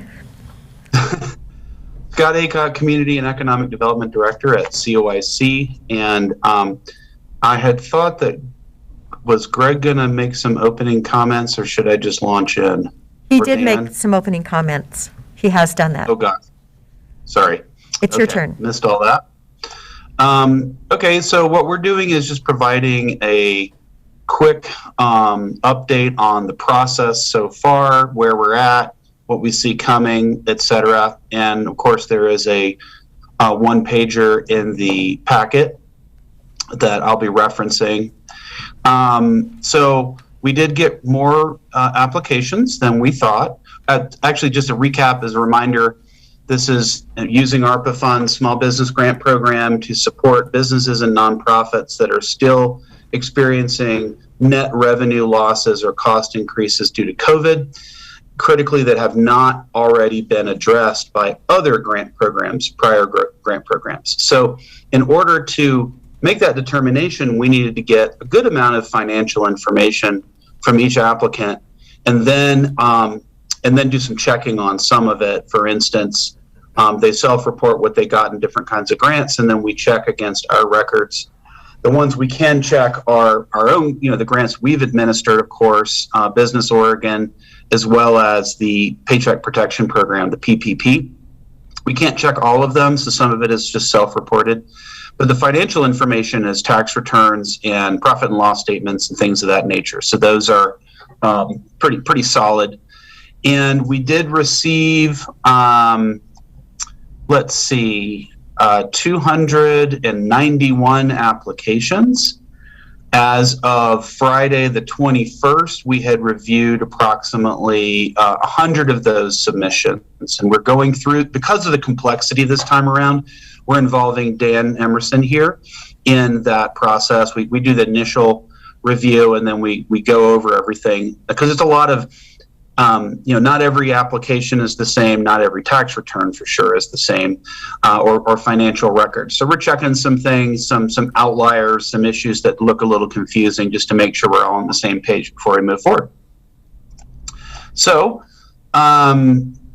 of those 100 that we've reviewed so far, only 37 have been eligible for an award. And primarily, the reason for that is that they have actually, they did experience losses or cost increases, but it's already been 100% or more than 100% covered by prior grant programs.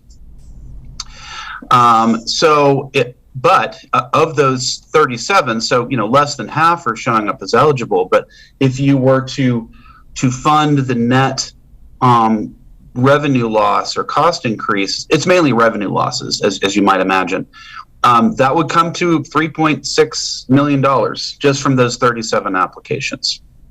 So if we were to sort of extrapolate that forward, once we get through all 291, then we're looking at a possible $10 million, somewhere in that range, and a total amount that would be eligible for funding.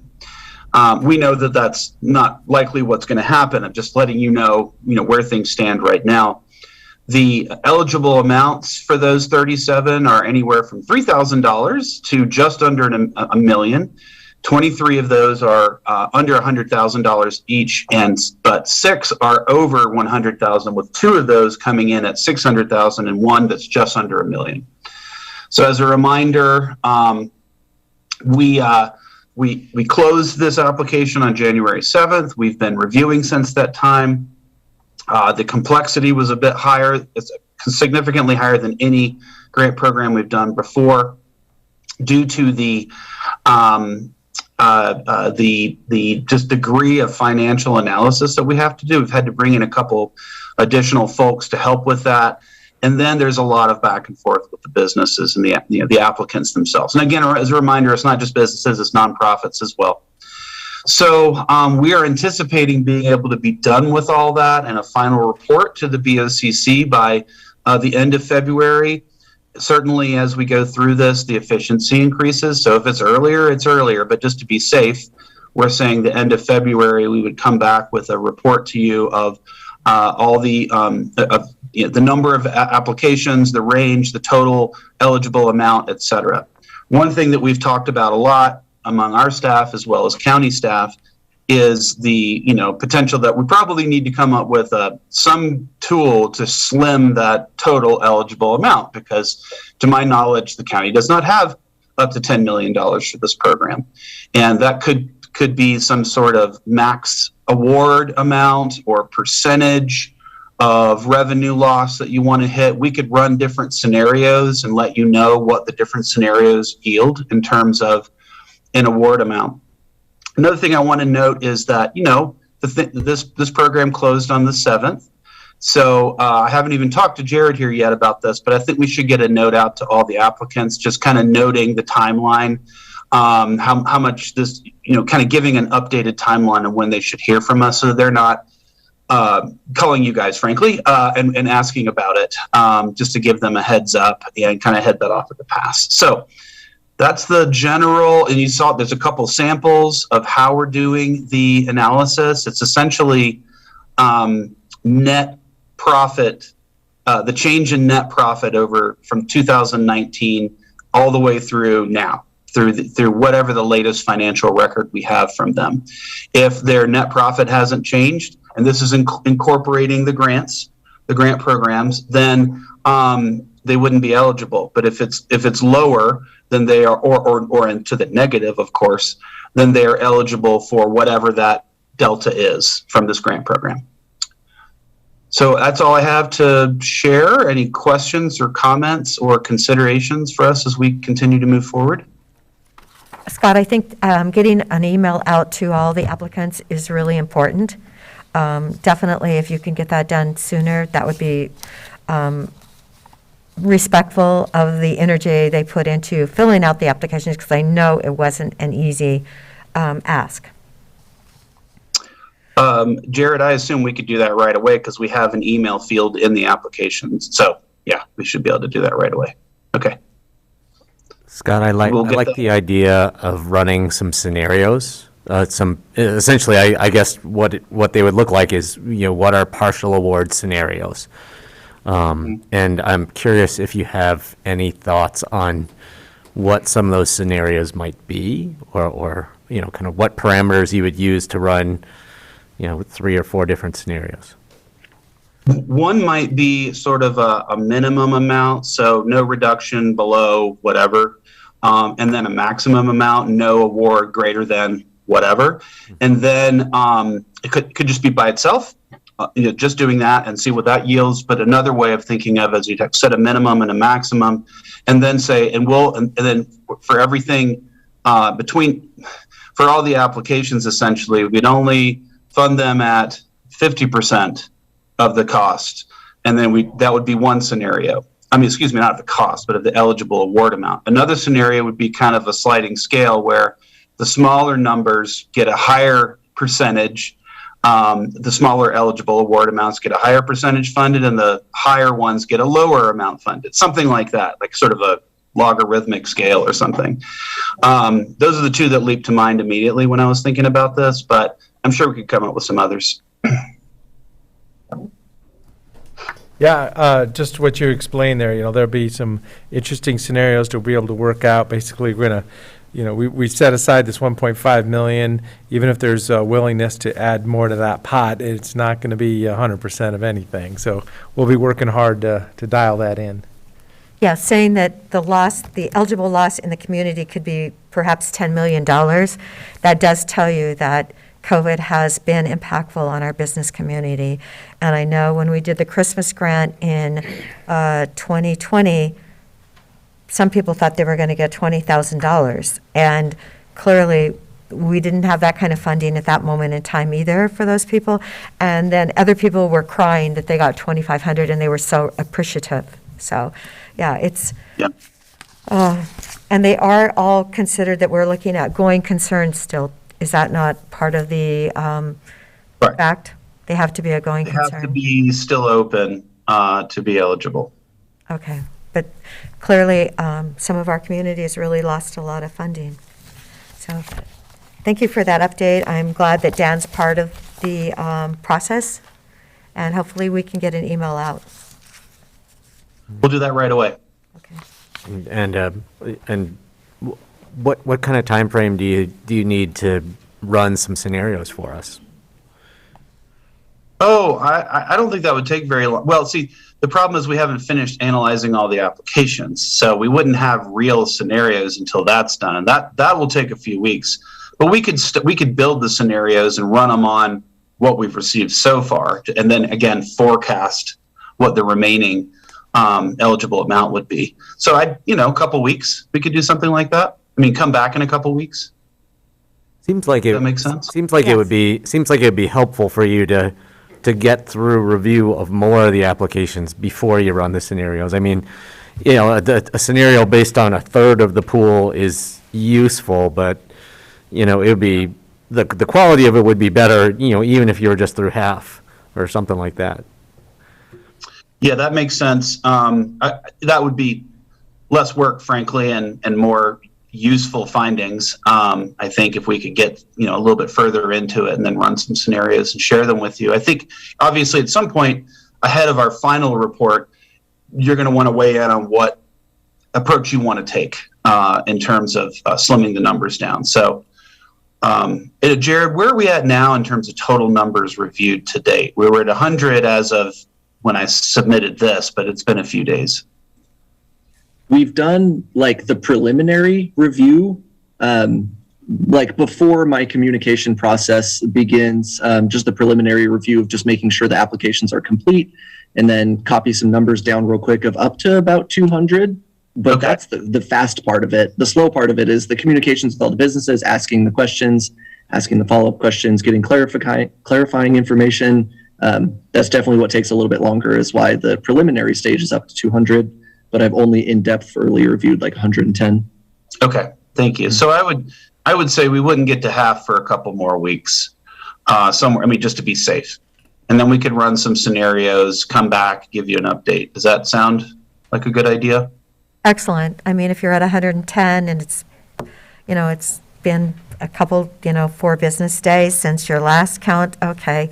Yes, I know. I'm sure it's rather time consuming, but it is critical. I hope we don't find more businesses that have lost almost 1 million, so. Yeah. Yeah, let's. Agreed. Yes. So thank you.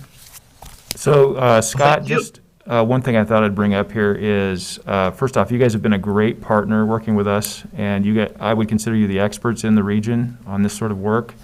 And this would have been a real tough, heavy lift for the county to pull off without you. So I appreciate that. The other thing I would say is that when we first initiated this contract with you, and you've done this for us before, and you've done it for other local governments, that it was a little bit of a finger in the wind guesstimate at what it would take. We just had no idea. And I think from our conversations so far that this has been a lot bigger project than we had originally guesstimated. Can you talk about that and just sort of order of magnitude, how this has changed from what we've originally thought, and maybe why? Absolutely. Yeah. This is our 8th or 9th grant program we've run. And so we basically used what sort of an average cost for prior grant programs to come up with the initial estimate of $35,000. And the reason why I think it's probably going to be more than that is a couple of reasons. One is, like you said, this is a much more complicated analysis than any others we've done before, because of the degree of financial information we're requesting, and that we need to review the fact that those financial different kinds of tax returns, et cetera, they're being prepared by different people in different ways. They're not all the same. There are lots of questions. So the initial review is not that bad, but it's the getting the actual answers that Jared just referenced, back and forth communication with the businesses and nonprofits, phone calls, et cetera, et cetera. It's just taking a lot longer than any other, per application review took before, because of what we're trying to do. We're trying to find what their total nexus is, or their delta, not nexus, but their essentially their deficit, and then fill it. And that takes a while to determine and then verify. And then there's the fact that this isn't more than we've received in the past, but it was more than we anticipated. 291 applications, where I think we were expecting, closer to 100, 150, something like that. So it's 2 to 3 times more than we expected in terms of volume. Oh, and in terms of estimated additional cost, I don't know, and we're certainly not going to bill for anything more than what it actually cost, but we're anticipating probably 50, 75% more than we had initially expected. It's a very intensive analysis you're doing. I was just thinking about having to comb through people's tax records. Yeah, it's a very in-depth process. So that sounds very reasonable to me. So I'm wondering, when we come back in a couple of weeks for an update with the board, if we maybe could tie those numbers down a little bit more? Yeah. Okay. Yeah, we'll have January numbers, or at least a really good feel for what it costs. We already know what it cost in December, which was around $9,000. January is going to be a lot higher because of the intensity of the work. So we'll have that. We can use that to extrapolate, nail it down. And you'll have those numbers probably pretty soon then. Yes. I mean, in February, we'll know how much January cost us, so you've got a few more days. Okay, so thank you. Anything else, Greg, that we need to clarify? I don't think so. Thank you, Scott. Thank you so much, and I Jared, just want thank to you, too, respond. and the rest of your team. Oh, okay, yeah, just that we are very happy to do this. This is why we exist. So thank you for thanking us, but this is what we do. So thanks a lot, and we'll see you at the next one. Wonderful, thank you. Yes. Okay, so next up is Oasis Village, and we have Mr. Bob Bohack and Mr. James Cook on the line. If we could let them in. Yep, look at that, they're right there. Okay, gentlemen, the floor is yours. Good morning. Good morning, and thank you, commissioners and staff, for allowing us the opportunity. I would like to take this opportunity to thank commissioners for their earlier approval of the programs presented to you from COCC. I'll just echo that particularly peer support, but also case managers are going to be vital to the sheltering unhoused and transitioning them back into a stable living environment, jobs, etc. Part of the proposal that Rogue Retreat will be delivering will be the first training of peer supports. And in my examination of where that's available, we had to go to Eugene and outside the area. It would be really vital for us to have such a program here within Central Oregon, not only for Oasis Village, but also the other villages that are either operating, soon to be operating, or in planning. So thank you very much. That's appreciated. What James and I would like to do today is kind of let you know in a little bit more depth what Oasis Village envisions and how it will be structured, how it will be, at least for the construction part, be financed, and ask of you either to reserve or to grant the request that we submitted last, I believe it was in June.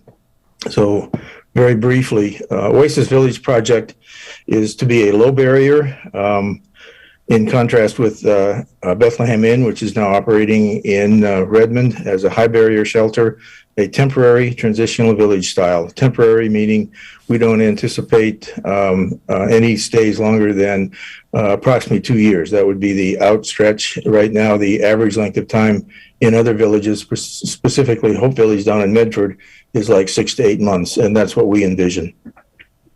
Initially, we would have probably 10, could be as many as 12, but we're planning on 10 basically 100 square foot buildings called, I'd like to refer to them as tiny sleeping units. They are not tiny homes. They do not have any of the other features that one would expect in a home. We would start with that number. That would be kind of our soft opening. And then depending on the land that we would be building on, we're looking at 2 acres. And of course, in conversation with county individuals, about 10 acres, not just for Oasis Village, but on which Oasis Village would have 2 acres. And that could accommodate up to 30 to 40 units.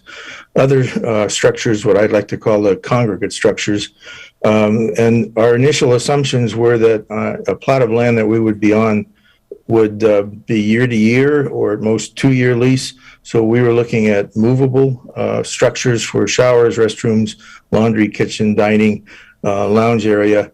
If we were able to get a memorandum of understanding, a lease on the 2 acres in the East Redmond project area, we would be and are examining just what it would cost to have a single community building along the lines of what is being currently constructed at St. Vincent Village in Bend, and also something similar to what Veterans Village also in Bend have. The village would be fenced so that it would be safe, secure, provide privacy for the guests. The safety is so that other unhoused individuals could not come in at will. We're trying to create an atmosphere as much as we can that would be home-like, safe, secure, and strictly for those who are residents or clients of Oasis Village.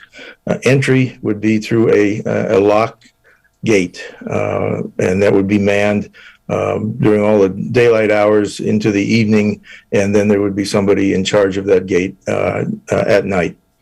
Spaces also would be made available for meetings, classroom conferences, And peer support personnel would be there at Oasis Village essentially every day of the week so that they could meet one-on-one with the individuals who are trying to get out of the junipers and back into more secure housing. Caseworkers, the name that you heard earlier, Thrive, is one of the service providers that we work with as outreach, and they'd be an integral part, but they would not necessarily be employees of Oasis Village. They would work for other service organizations like REACH or Thrive or County Mental Health, County Homeless Liaison. The folks that come to Oasis Village would have not only work expectations in terms of maintenance, cleaning, keeping up, and of course manning the entry gate, but there would also be a financial contribution. The idea being that they would help pay for some of the services, primarily the peer support personnel that we would have on hand, and defray those costs. And then as they stay, that would be increased so that they would, in essence, be developing a savings account. Money that they would provide over $100 a month would be set aside so that when they are ready to leave the village, they would have most of, if not all of the necessary funds for last month's deposit, a down payment, whatever is necessary. The goal, of course, is simply to provide the shelter, to get people into a position where they can physically and psychologically improve themselves so that they are eventually able to maintain permanent housing and financial independence. And I'm going to turn it over to James. He has the next part. Thank you, Commissioners, for the opportunity to be here again and present more information on Oasis Village to you.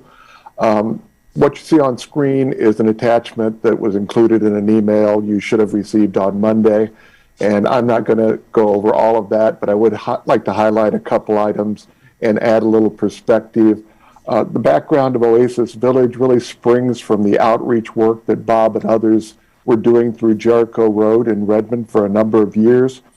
And over time, they recognized a need and desire to help people move beyond survival and into hope and housing. And so out of that grew the initial idea for Oasis Village.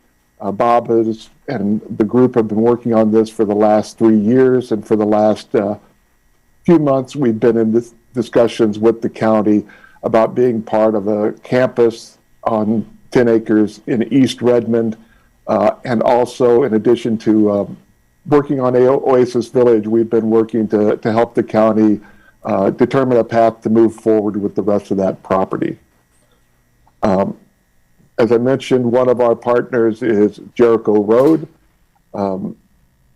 They've been serving the community through a number of services for a number of years, and through Bob's work with Jericho Road and our connections with other service providers, we have been, we have connections with Thrive, REACH, Mosaic Medical, several others who will be an integral part of providing the services to the people living at Oasis Village. We have Rogue Retreat, who was before you in another meeting as a consulting partner. As part of the work that you recently approved for us to do with Rogue Retreat, we'll be forming, we'll be doing a number of community events that you'll be invited to. And also we are setting up site visits to Medford to visit not only Hope Village, but some of their other shelter types, including a urban campground. And we hope that we'll be able to arrange with each commissioner an opportunity to go and take that tour. We've also partnered with Hayden Homes, both for their long-time connection with Redmond, but also for their experience in building similar villages. They've been part of Veterans Village in Bend and are currently working on St. Vincent Village in Bend. They've worked with Habitat Humanity and with the Walla Walla Transitional Village, and their expertise both in building and in wading through the the requirements in order to meet zoning requirements and other requirements from the city and county has been extremely valuable. I think one of the most important things we need to highlight is this filling the gap. And 3 years ago, when this was being thought of, Redmond literally did not have a continuum of care. There was really no path to go from that was predictable and repeatable to go from the Junipers to stable housing. In the last year or so, we've had Bethlehem Inn open their facility in Redmond. Shepherd's House is working on their low barrier facility that should be open, we hope, sometime next year. We're beginning to have the elements in place to have that complete continuum of care. One thing that's missing is a transitional space between the Junipers and the services of Bethlehem Inn and Shepherd's House.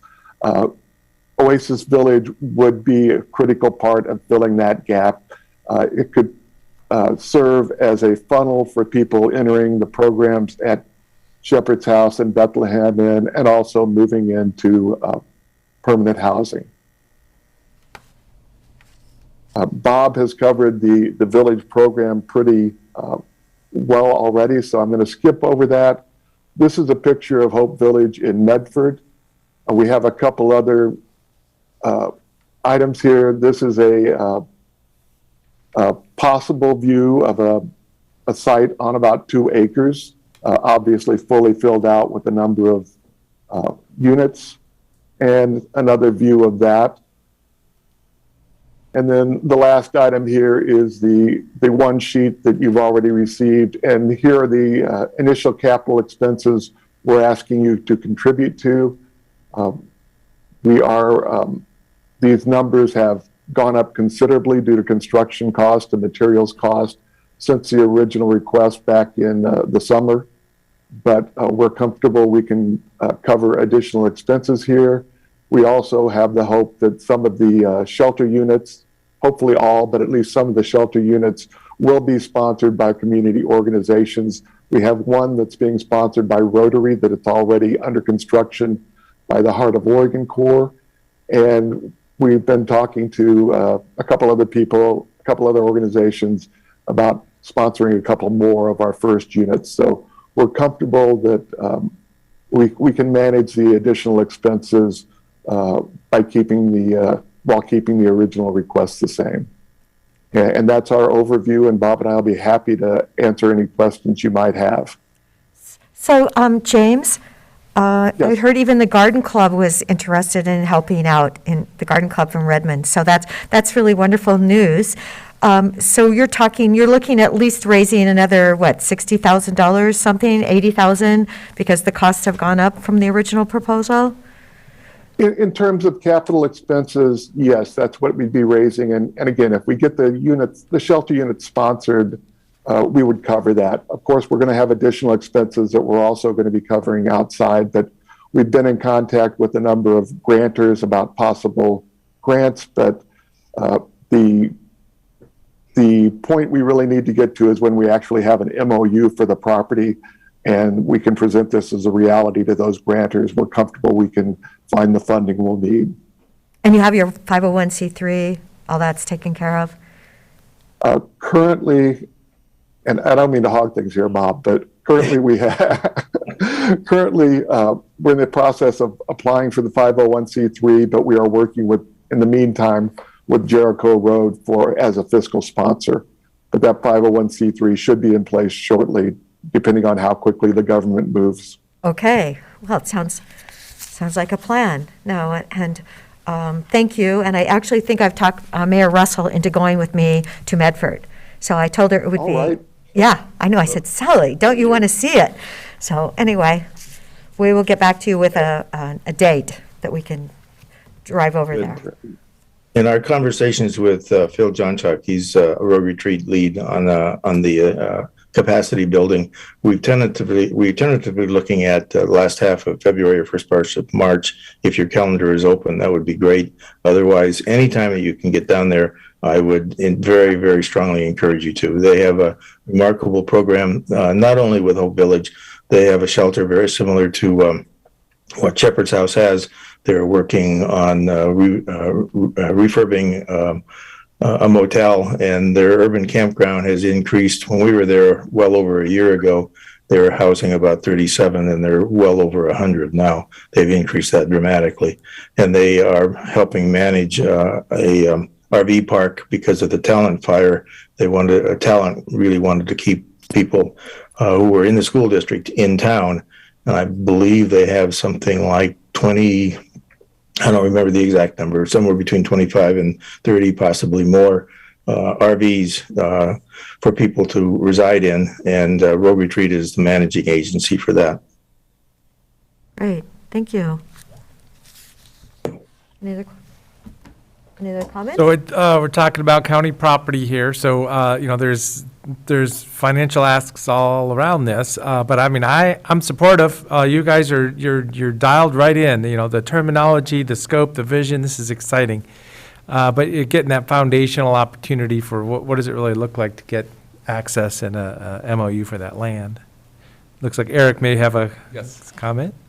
Good morning. Just for the record, Eric Kropp, Deputy County Administrator. Chrissy and I have been working closely with Bob and James on this project, and I'm very pleased with the progress, and especially with the Rogue Retreat consulting work. Bob and James have invited county staff to attend those weekly meetings. We may not be able to attend all of them, but it's great to see the progress and the value added from the Rogue Retreat proposal. In terms of next step for the county, Chrissy and I are working on hiring or looking at the cost to do a conceptual master plan of the full 10 acres. And of course, this would be 2 acres of that. So we will be talking to the board about that conceptual master plan and also getting input from the commissioners about the vision the board has for the other 8 acres. And really we're doing this, our plan to do this simultaneously, working with Oasis Village and Rogue Retreat. It was mentioned that one of the next steps will be an MOU for the tie to the property. What we can do, the MOU may take some time to work out, especially as we work through the conceptual master plan. But we talked about doing a letter of intent, if the board agrees with that, so that Oasis Village has a tie to that property, and that will help with their fundraising. So in terms of from the county side, in terms of the 10 acres, next steps are to talk to the board about the conceptual master plan, and then if the board gives the green light for staff, we could also work on the letter of intent, which we don't think will take very long. So we continue to work closely with Oasis Village, and I'm very pleased with the progress and happy to answer any questions about the 10-acre process. Thank you, Eric, because I do believe that 10-acre process is very important. And the fact that that 10 acres is surrounded by more county land, I think is incredibly helpful. So we can yell at ourselves, can't we? I mean, really. And Bob, one of the things you mentioned, it was a low barrier. You're talking about Oasis Village as a low barrier, and yet you are saying work expectations. So I think that's really actually a good combination, and hopefully, it's going to be a remarkable addition to that area. So I thank you for all your work. Thank you very much, Commissioner Derry. Yes, I think work is a very important part of it.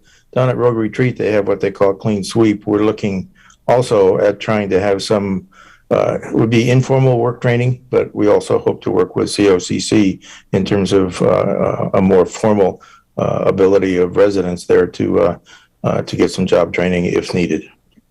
Well, that's great. I mean, really, helping people transition, that's excellent. Commissioner, if I may just ask a question. This is Nick Lelak with, I guess the camera will come over in a moment.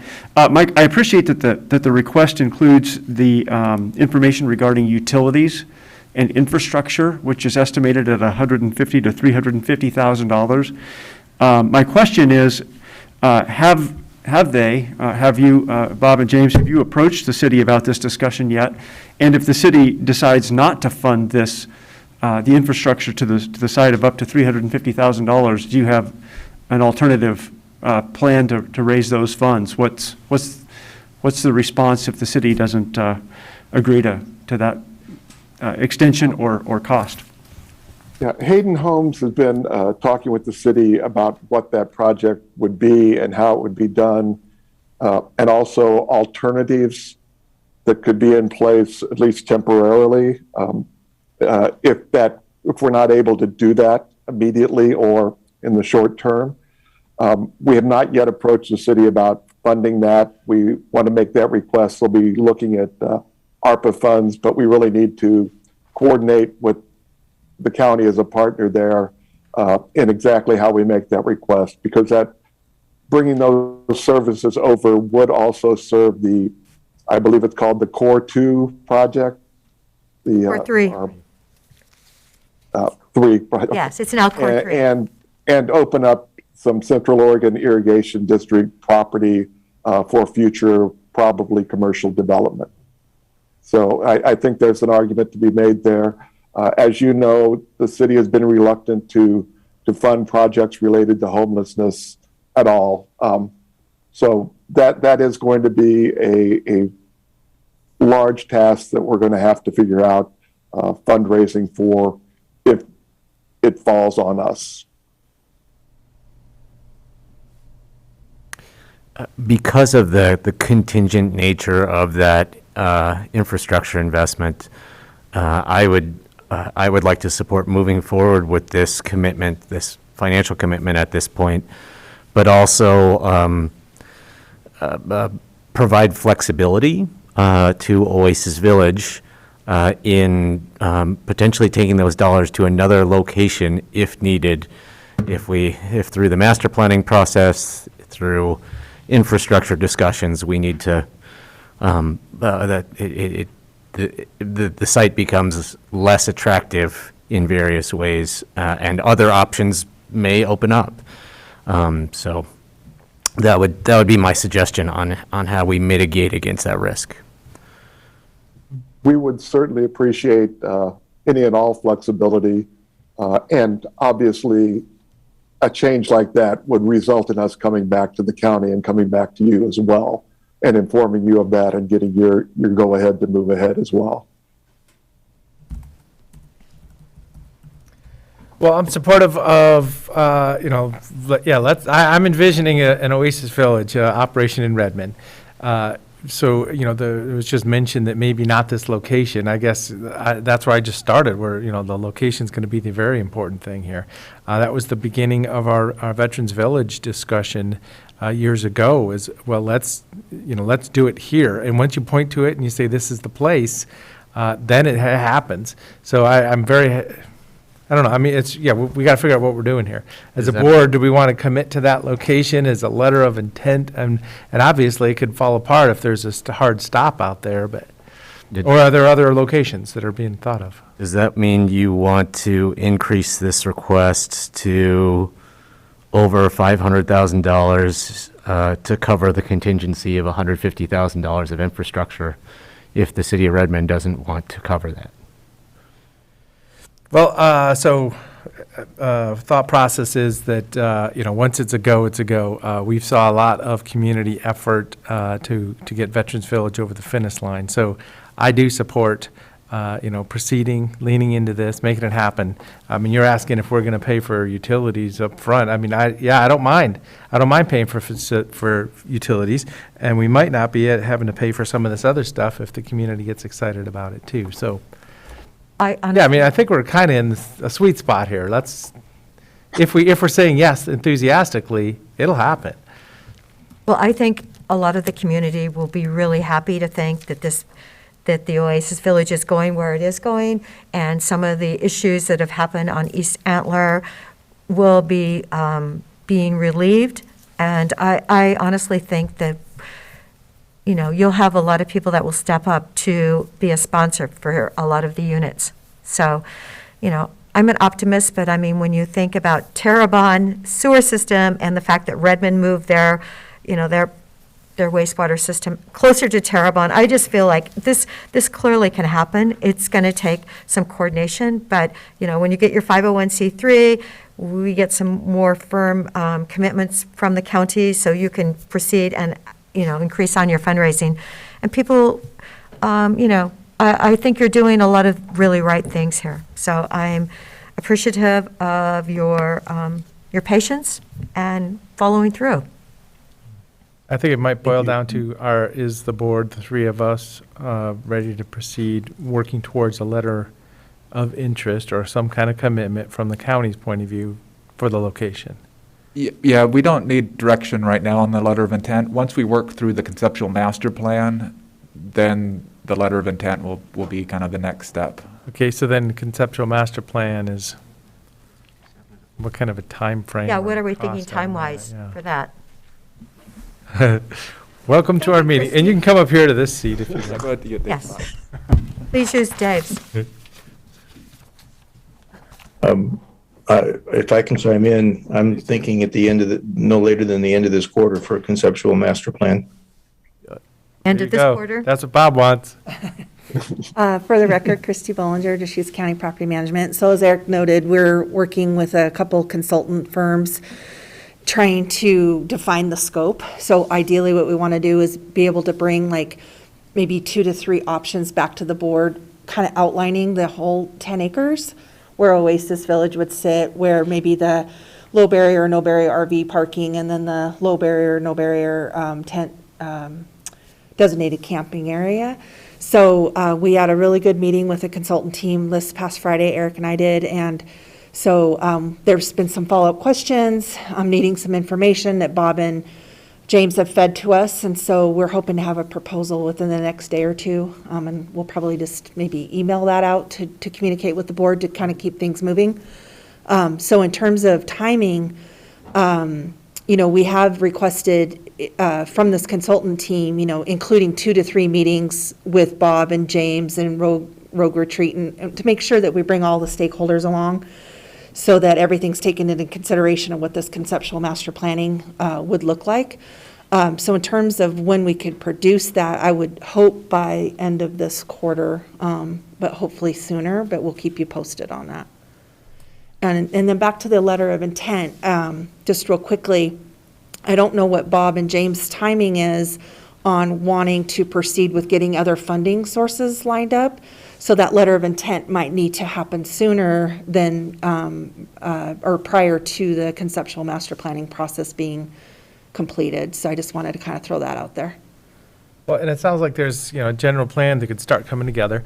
One little bit of thought here, I'd like to throw this out for everybody. Let's not refer to a tent area.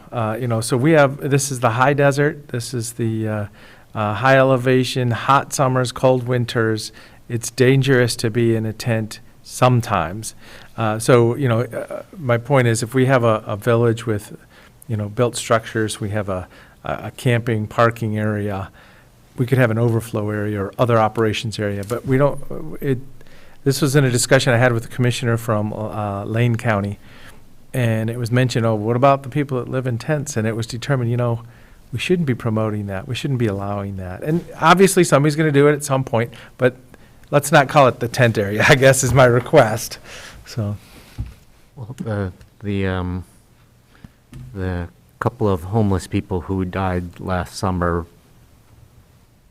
potentially, I think likely, from heat injury, were not in tents. They were actually in RVs. So,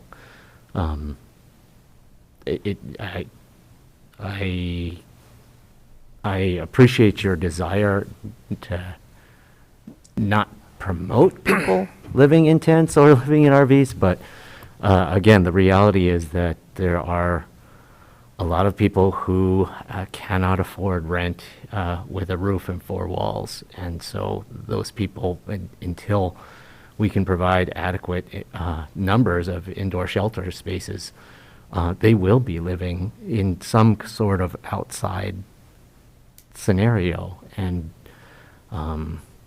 we need to account for that and understand that is going to be part of the equation until the number of shelter beds reaches a certain amount, until the sufficient number of people are tracked into more permanent housing.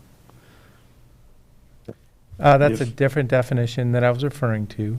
We shouldn't promote tents. We shouldn't name an area, this is where you set up your tent camping. It's a goal, it's aspirational, and it's a reminder for anybody who's here in a beautiful September day that you could have a very life-threatening conditions in the dead of winter.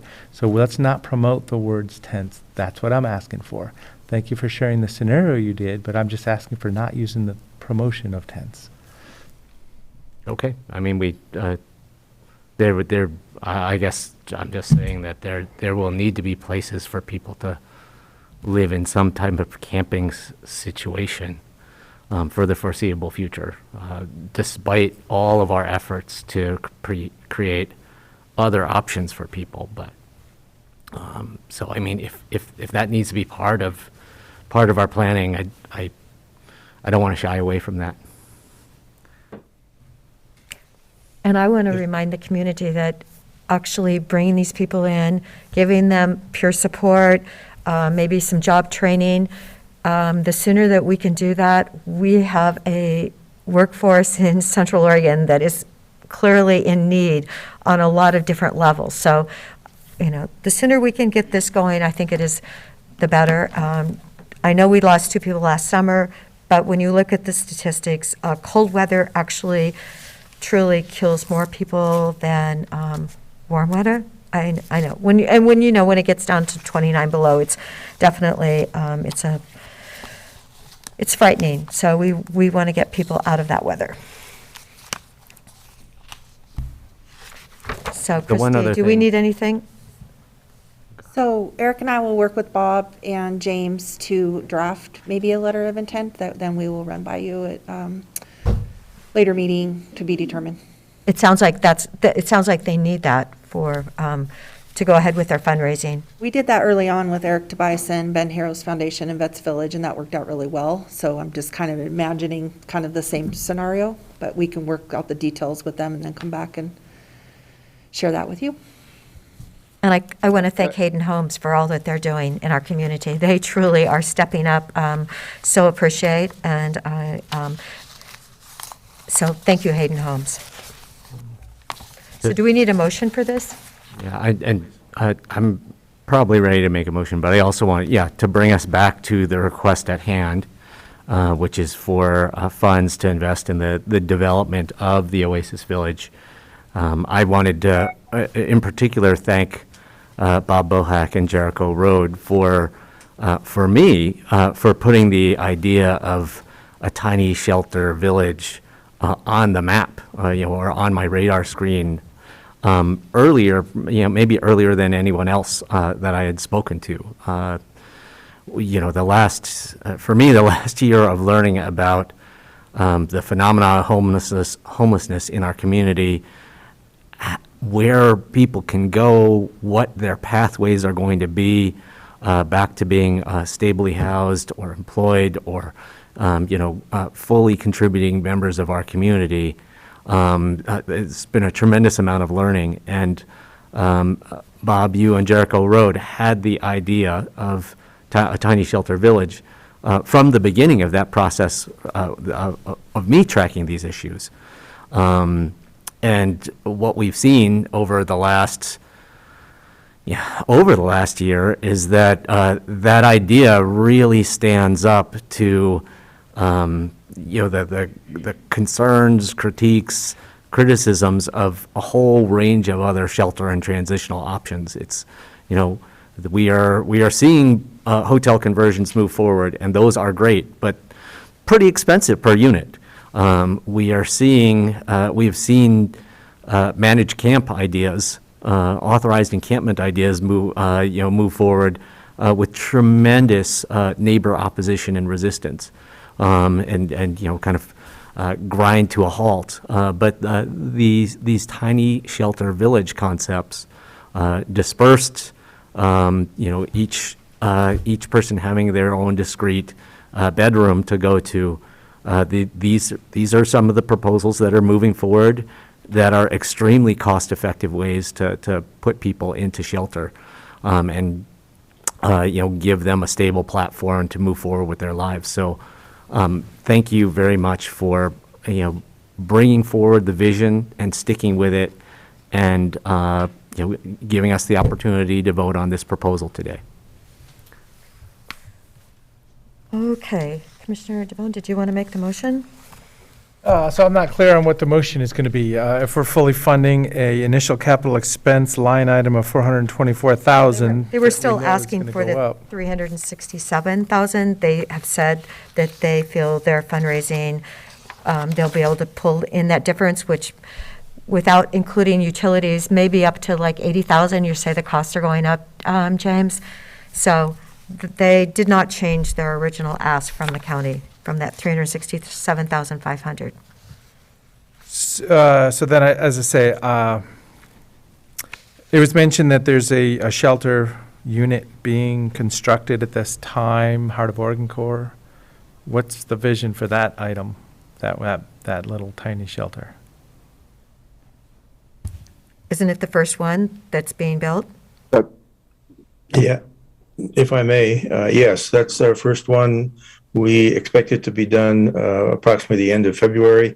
It'll be placed on a trailer of some kind, and that essentially is going to launch our fundraising for the tiny sleeping units.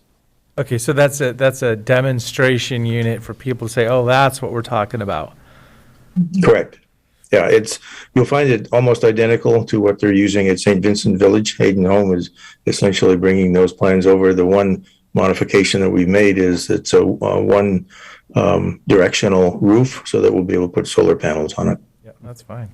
Well, yeah, so my point is, what if we fund something, who's going to receive the money and what's it going to go for, or is it just going to go into a reserve I support reserving funds for this conversation, I guess, is where I'm at, so I don't know that we're going to write a check for Since they don't have their 501c3 yet, would we legally be better just to reserve it so they know they're going to get the funding as soon as that's taken care of? Yeah, I think there's a couple ways, Commissioners, we could go with that. One is, as you were saying, Chair Adair, we could reserve it, or it could be approved and we could grant it, actually write the grant once the 501c3 has been awarded. Two different ways to do it. Okay. Well, and then my other thought is, whatever amount we approve today, it's going to be more in the end. So, we're basically showing partnership, and the expectation is that there's going to be, land available, which is going to cost money. There's going to be utilities, at some point somehow, which is going to cost somebody money. So my point is, I'm ready. Let's go. Let's do this.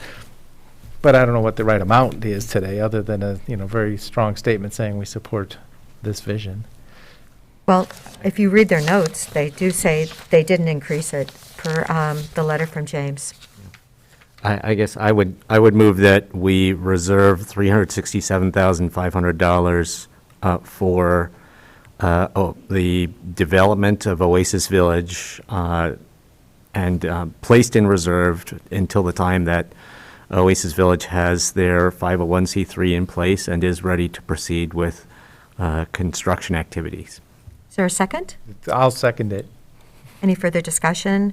And I do want to truly thank Bob, you and James for bringing in Rogue Retreat for the other 8 acres that we're talking about utilizing. So I know that was way more than what you were originally thinking about. You're thinking about this 2-acre little project with, up to maybe perhaps 30 tiny homes, the 100 square foot homes, but it's appreciated. So, to the vote, Commissioner Chang? Yes.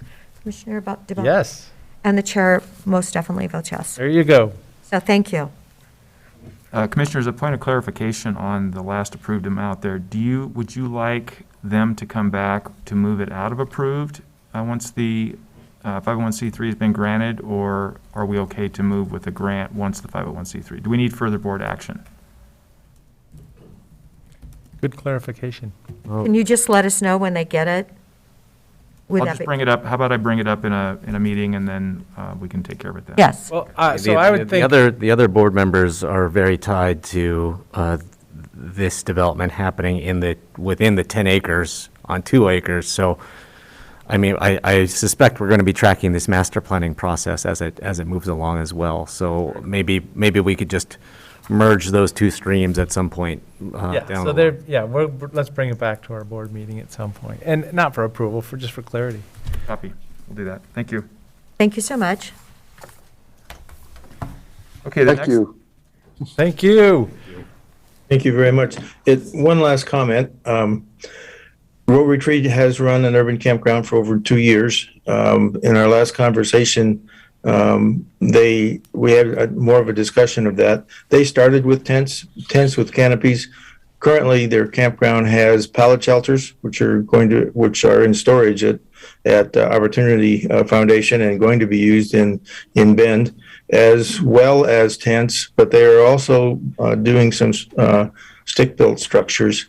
And I believe what they do is determine just how medically fragile an individual coming into the camp is, and then decide which of those is most appropriate for them.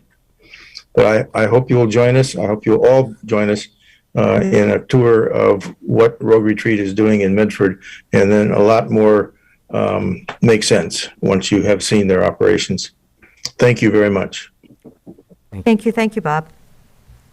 Okay, Commissioners, next up is Mr. Nahad Sederazodi, our Director of Public Health, and he'll be on here to discuss the COVID unit updates, request for $840,260, and there's an item in the format of a staff report included in the packet that was over.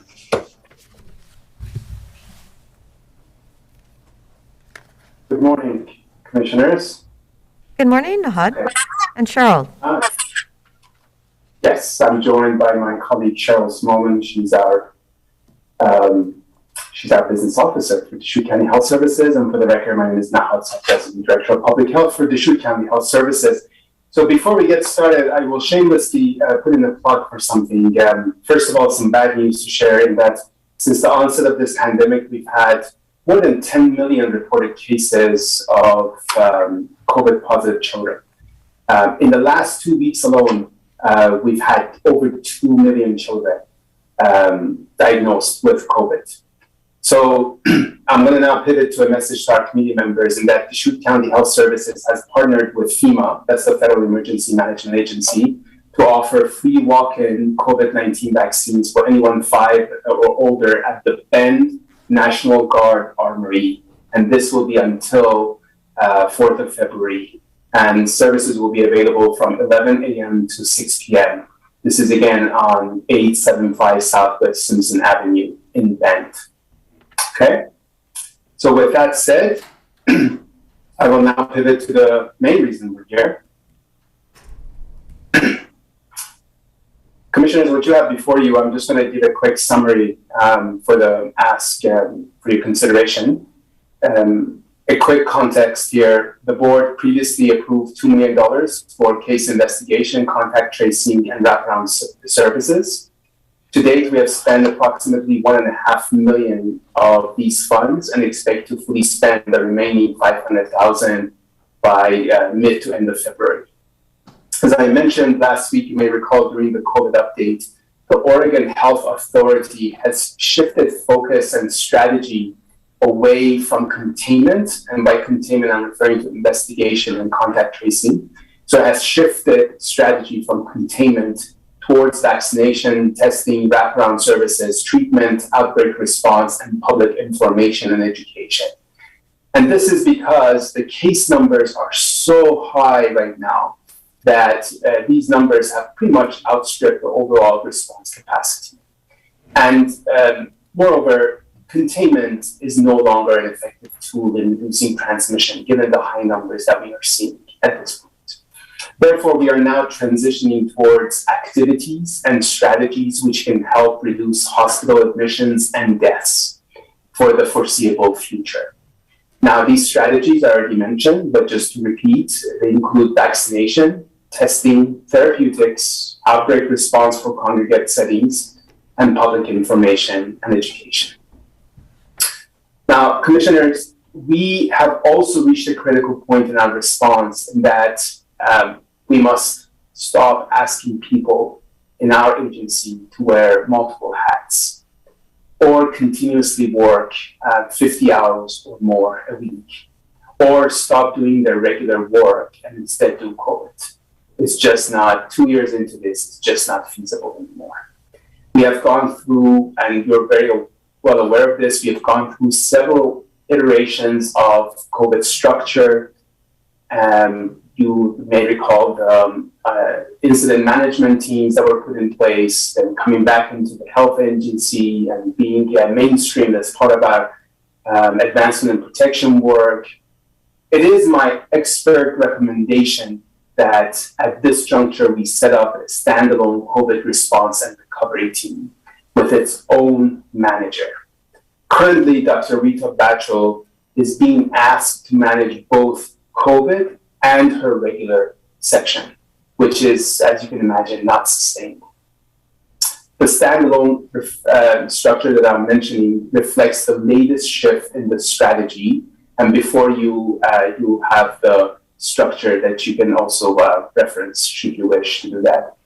For example, in the structure that I just mentioned, there is no containment team anymore. There is no investigation and contact tracing team anymore. Additionally, the structure before you is already populated by COVID-specific limited duration positions, with the exception of 3 positions and 1 reclassification that we are proposing today. Our proposal, which is now I'm getting to the meat of the reason we're here, our proposal is to add 3 limited duration FTEs for around 2 to 2.5 years to lead the response and recovery.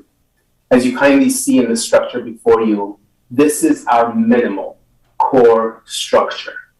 For the enhanced versions, depending on your goals that you set for the counties within your public health authority purview, we will come back in the next week or 2, probably 2 weeks, to propose different scenarios which can be rolled out through hiring temporary staff or reformatting or adjusting the existing staff that we have. Those temporary staff will be led by the core staff that are in front of you in the positions that you see in the structure. So, Commissioners, the request is for $840,000. And we are proposing it to be funded from the existing $3 million in approved ARPA Health contingency funds. As mentioned, there will be an additional request for temporary staff based on your goals to support various service levels of the call center, testing, outbreak response, wraparound services, and of course, vaccination. I'm happy to go further into the document that's before you, or I can just pause now, see if you have any questions, or give the floor to Cheryl if she wants to add anything. Nahad, or maybe this question is for Cheryl. I don't understand. You're saying that you want to reclassify a public health nurse to a supervisor, but you really don't want to do that until 23, not the next 5 months, but you don't want to do it until 23? And then that salary, because it was ending at that point in time, you want to add it for that additional year, which will be $143,000. So why are you waiting to do that? If you're saying that we're short, that reclassification. That's a really good question, Commissioner Adair. That, I think, is just an interpretation of what exactly that table represents. We would like to reclassify it as soon as possible. The paperwork is ready to go. It may already started for signatures if this is approved. But what you see there in the table, so for fiscal year 23, $15,418 is the additional appropriation or additional money we would need to convert a public health nurse to a supervisor. But then that would be as the 1st of July of 2020, correct? That 15,000, that's the additional cost on her on that salary? Exactly. Yep. Salary and benefits. Okay. So, all right. Well, I just thought it was kind of, you're saying you're short, and yet we're talking about doing something not for, 7 months? So 6 months. Yeah. Okay. Just wondering. Are there any other questions? I'm interested in understanding the time frame here. So I'm thinking that, we've seen a Delta wave and an Omicron wave, and We're seeing containment is not going to be the solution, so everybody's getting it. Vaccines are out there. My point is, I think we're going to see a big drop-off here. I don't know, I'm not the expert, you guys are. We're going from a pandemic to an endemic. So do we really need to be looking for a commitment out to 24? I'm just thinking if we have the COVID-19 team in, January, February, March of 2024, and we're not even talking about COVID-19 anymore, then what? Right. I would phrase it a little differently, but I am also wondering, there is a huge range of potential scenarios ahead of us, from future variants of COVID being, they could be more transmissible or less transmissible. The real big question is, how severe the disease is going to be, and best case scenario. The future variants of COVID are not as dangerous to us. Worst case scenario, we could get something that's more transmissible or equally transmissible to Omicron and more dangerous, more severe. So I definitely appreciate the scenario planning for to be able to address bad to medium bad scenarios, but I'm wondering what happens to this team and this manager if we don't have worst case scenarios, and if things go, we do see future variants being less severe, and we do move towards this sort of kind of endemic type world of COVID in the future. And I heard you, Nahad, talk about temporary staff for certain components here, but I mean, are you able to basically ramp down this team and manager once you've built this unit as needed or as appropriate, or how do we make sure that we haven't put resources in place if we have a not so bad scenario?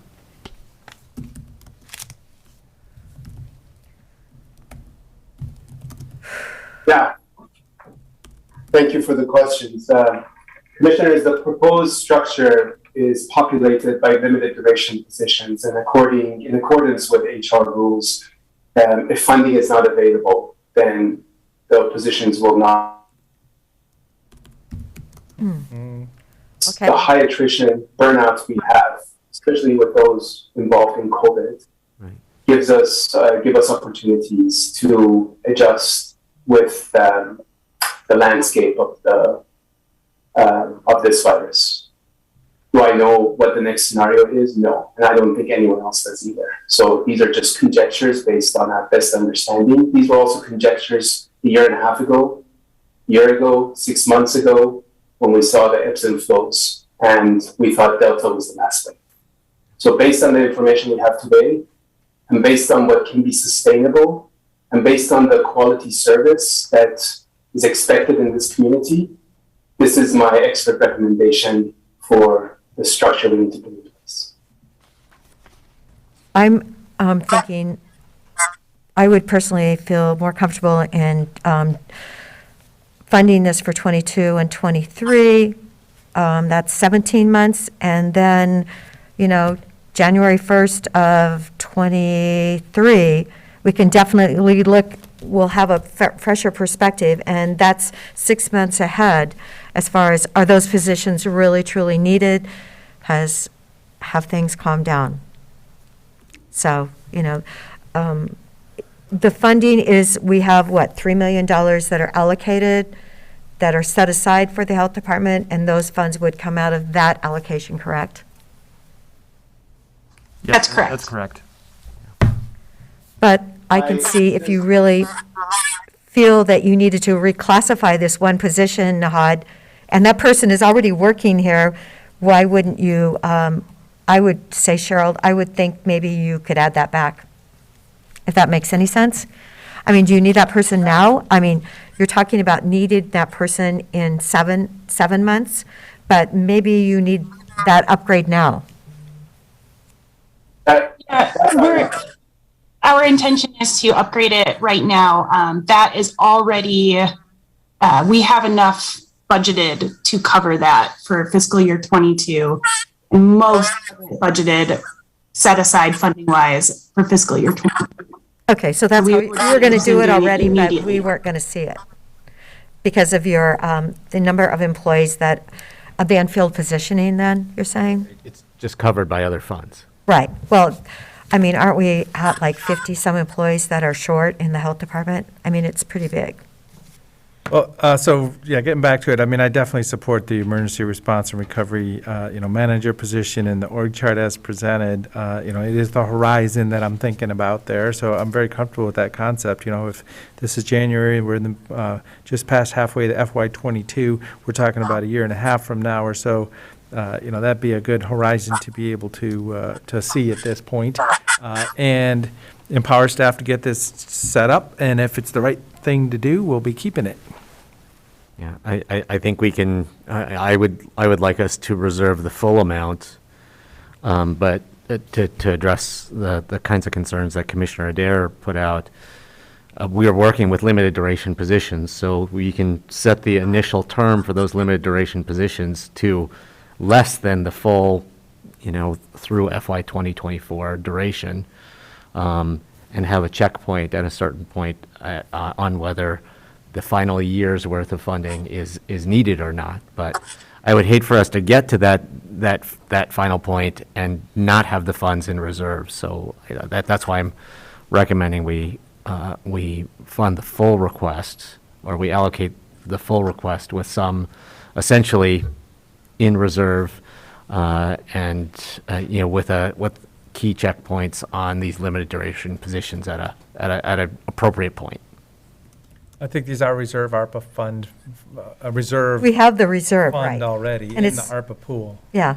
We could, if I'm following where you're going, we could actually create another reserve line just for this amount. So you could approve X amount as asked, and then put another piece of it in reserve with just this line item, still coming out of reserves, but there would be more transparency to it, more identification. In the same way that the 2 million allocation we set aside, and we've been actively working it, over time. Right. We can get more granular if that helps. I think what we're really talking about doing is the $300,228 that we could come out of the 3 million. That's the 5 months this year, and then next year, and then, the other funding could be set aside too. So we clearly know, hey, this is what we want to do, but it's in '24, we should look at it in '23, January. We can do that if that's what you'd like to do. Yeah, I just feel better about it, Nahad. Can I come in for a second? Please. Can I come in for a second? Yes?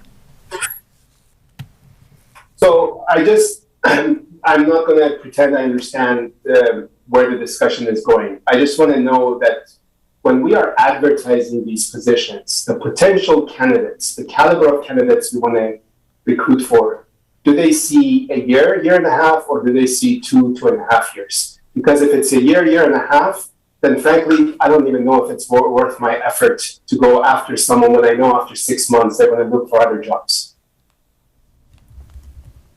And that was why I was talking about us paying really close attention to the duration, the initial duration of the limited duration positions. If we supported these positions at least through the end of fiscal year '23, that would give Nahad if you were to advertise right now and people were ready to respond quickly, that would be at least a 17-month duration. I could also see going to 2 years on that. Because again, if you're recruiting for people in a very, very competitive job market, at least that amount of,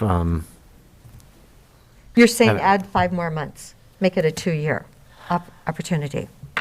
it would be 7 more months to get it to 24 months. Okay. So that would be one scenario. But then, you're well into FY 2024 by that point as well. So just trying to balance with the concern that was expressed earlier about not fully obligating and committing the 2024 dollars until we know how the pandemic is going to play out. So this is the emergency org chart. This is an emergency, and we need to deal with it. I don't know that I'm going to be supportive of saying, well, we're not sure if it's going to be an emergency a year and a half from now, but we're going to fund you until then. I mean, it's just a backwards concept to me. And I understand, Nahad, thank you for advocating for, the long-term, career opportunities for the people that could fill that position. But for this emergency structure, that's not going to be the driver for me. Well, And I'm comfortable with the year and a half, and we're available. We're going to put a line item in there that says, this is the next funding if needed. And if the emergency goes away, we may not have this structure. That is the reality. Here's another way of looking at this. Nahad, if we have a good, a better case scenario, and these folks are not fully needed for COVID response for 2 years, do you have the flexibility in the way you've advertised these positions to be able to put these people to other important work in the public health division? We've for the last 2 years, we've seen you have to take people away from their regular jobs in public health to do COVID work. Do we have the flexibility, if we funded these positions, to do the opposite and actually say, well, you're in the COVID unit, but we don't need you working on COVID 100%, so we're going to have you help with X, Y, or Z function instead? Yeah. So there are a couple of things here that I'd like to put on the table for your decision-making, commissioners. One is that all of you are aware of health services and public health, the attrition rate of our staff. So often when we do have a vacancy in public health division, health services, the first the cohort of people that we tap into are those who are working for us on limited duration positions with COVID, because we've seen their work ethic, we've seen their expertise, and we can draw from that pool. So that has been one way where we have shrunk and grown in our division based on the existing talent that we have. The other part, commissioners, that maybe I didn't explain earlier, is that the positions you have in front of you, some of them, 7 or 8 of them, I don't have off the top of my head, are basically the limited duration end of this year. Some of them are 6 months from now, 6 months from the end of this year, so June of 23. And some of them, December. This was done deliberately and opportunistically, so that at no point we are dealing with a massive staff turnover. And some of it was done opportunistically because of the funds that came our way. So should this pandemic go away, as is a valid point that you're raising, then we have some mitigation factors built in by the end of this year where some positions will come to an end and they won't be refilled. So a third, basically I would say a third of the positions, we have staggered them end of this year, middle of next year, end of the following year. Now, the three key positions in front of you, I would imagine, are the last positions we want to get rid of. A manager position, for example, a logistician, so that a hands-on person, and somebody who's overseeing the outbreak settings like the long-term care facilities or the businesses, for example, and schools. These are not the positions that are going to go away first.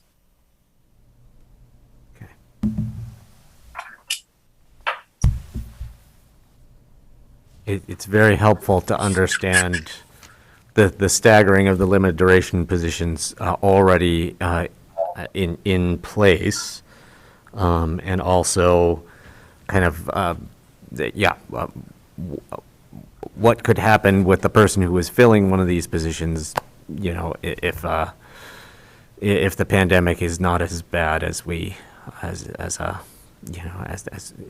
in a better case scenario. And it's also interesting that as you were talking, Had, I was thinking about the situations where we have people in certain kinds of limited duration positions, and other positions doing different work that are maybe permanent open up within the organization, and you can you've actually had a chance to test people out in certain ways, and can migrate them over. So, conceivably, some positions that are filled for a limited duration to X date, you end up hiring that person for something else, and that's an opportunity to cut off that limited duration position, and just not refill it for the remainder of the limited duration period. Commissioner Krista Heineke was heading our containment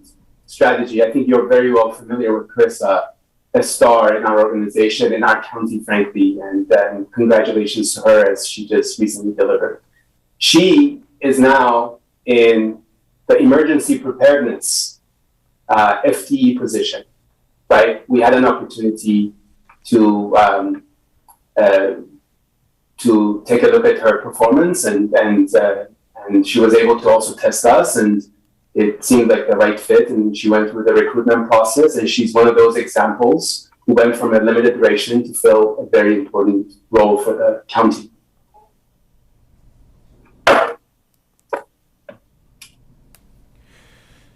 So in support of our discussion, I'd like to allocate those ARPA dollars for FY '22 and '23 and support the line item specifically for '24. And I'll make that a motion if that's. Sure, make the We're motion. going to do it. That was my motion. Okay. So, and support it, you mean put it all together, the 840,200? Well, no, as I say, the line item separate in our spreadsheet, which is Okay. the bucket, the hold on to. Okay, so you're saying Unallocated. make the 540? By name. Okay. Is there a second? So 840,000 total in that line item with 540. the FY '22 and '23 active immediately. Right.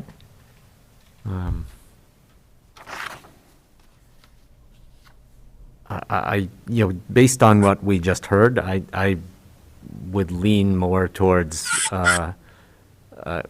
getting further into FY 2024. I really do see the importance of advertising a full 2-year position, at least, if you're going to put out a limited duration position announcement. So I mean, I don't know if that's a different motion or a kind of, a request to modify your original motion, but that's what I would like to second. Okay. It sounds like he's modifying your motion. Did you want to accept that? I don't. Okay. All right. Okay, so I will second that motion then that you made with the $540,032 captured and clearly identified so that we know on January 1st of 2023 where we're going. Just that gives us another year. Who would have thought, we were going to flatten the curve, like 22 months ago?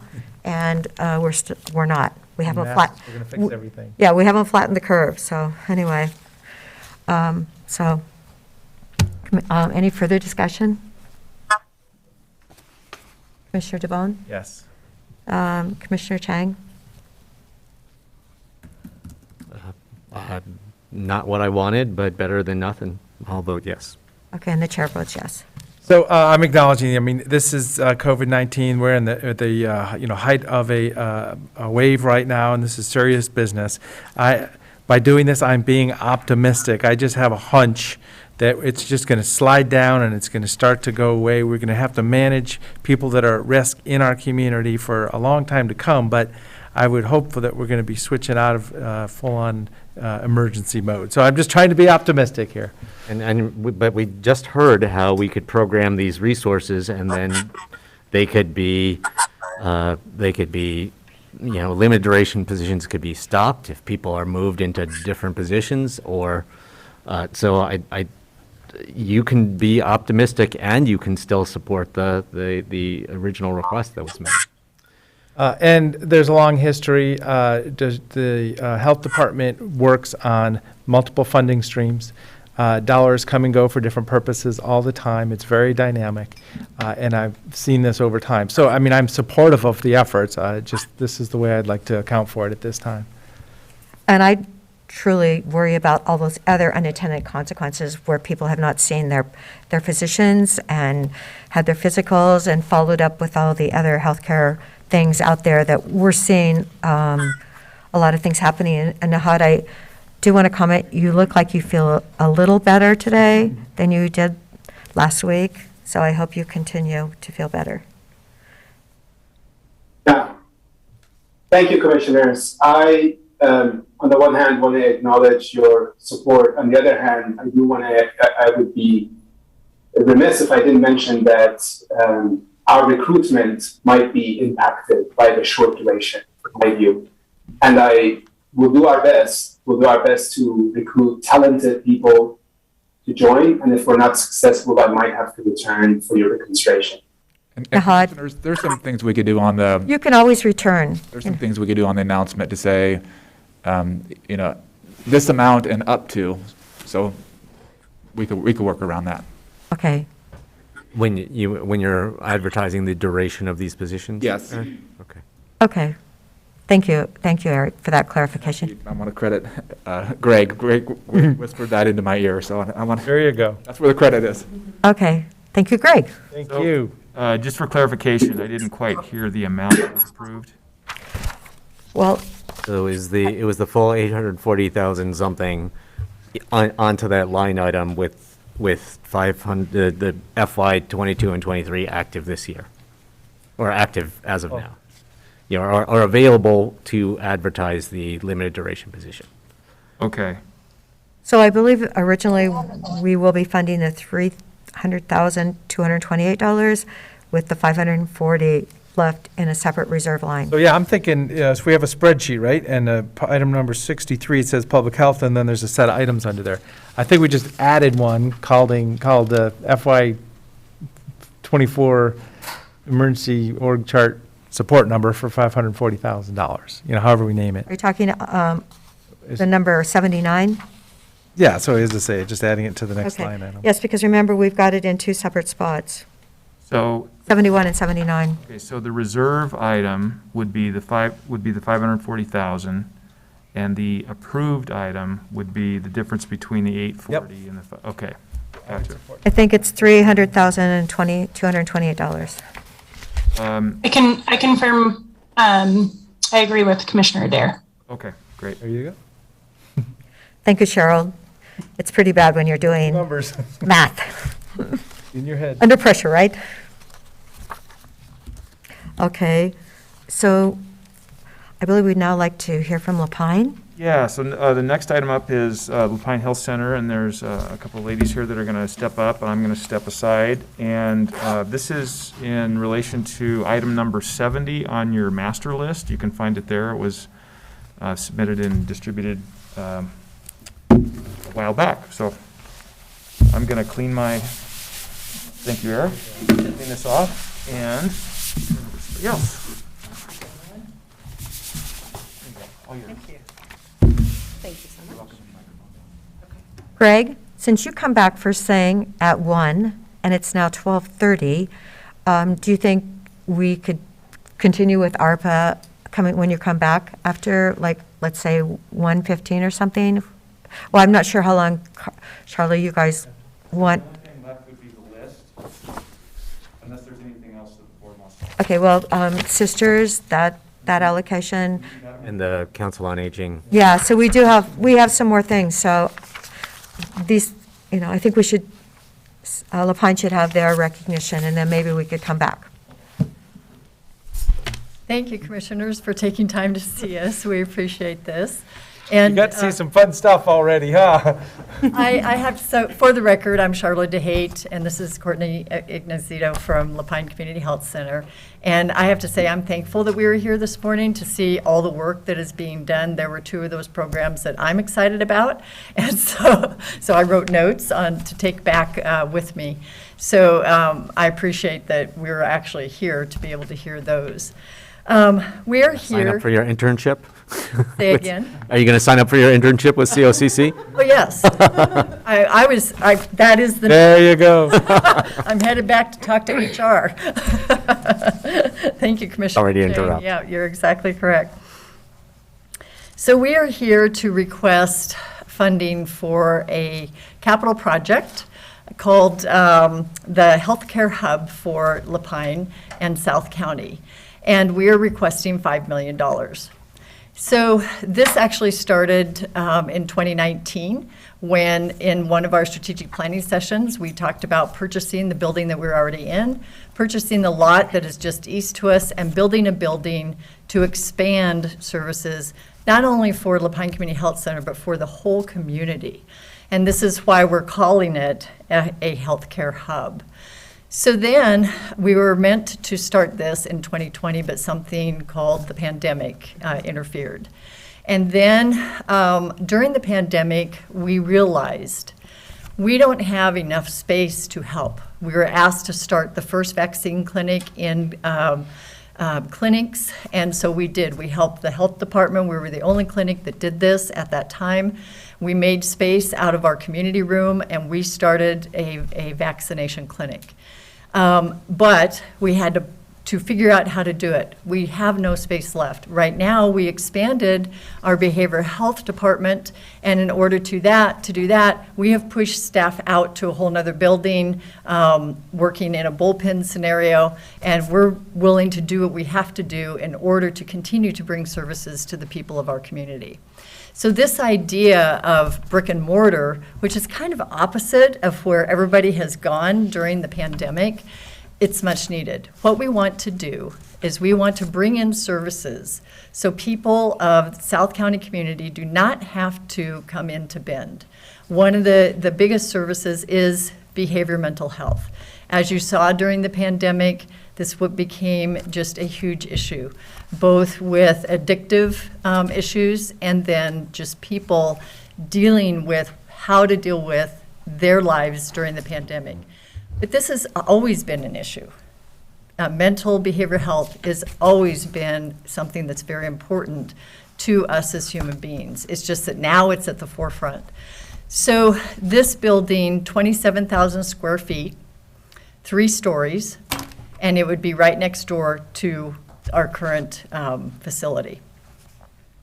It would house imaging, and so people from South County would not have to come to Bend for mammography, for CAT scans, and for ultrasounds. When somebody is in an urgent situation, being able to have a CAT scan or an ultrasound right there in South County is very important. So those are the two scenarios, expanding mental behavioral health and then also imaging. And then the third thing is dental. Yes, there are dentists in South County, but being a federally qualified health center, those people, all of our patients can be seen in our dental facility utilizing our discounted program, which they don't have right now. They have to, people are very limited with dental in South County. And so we would be able to facilitate that with this additional space.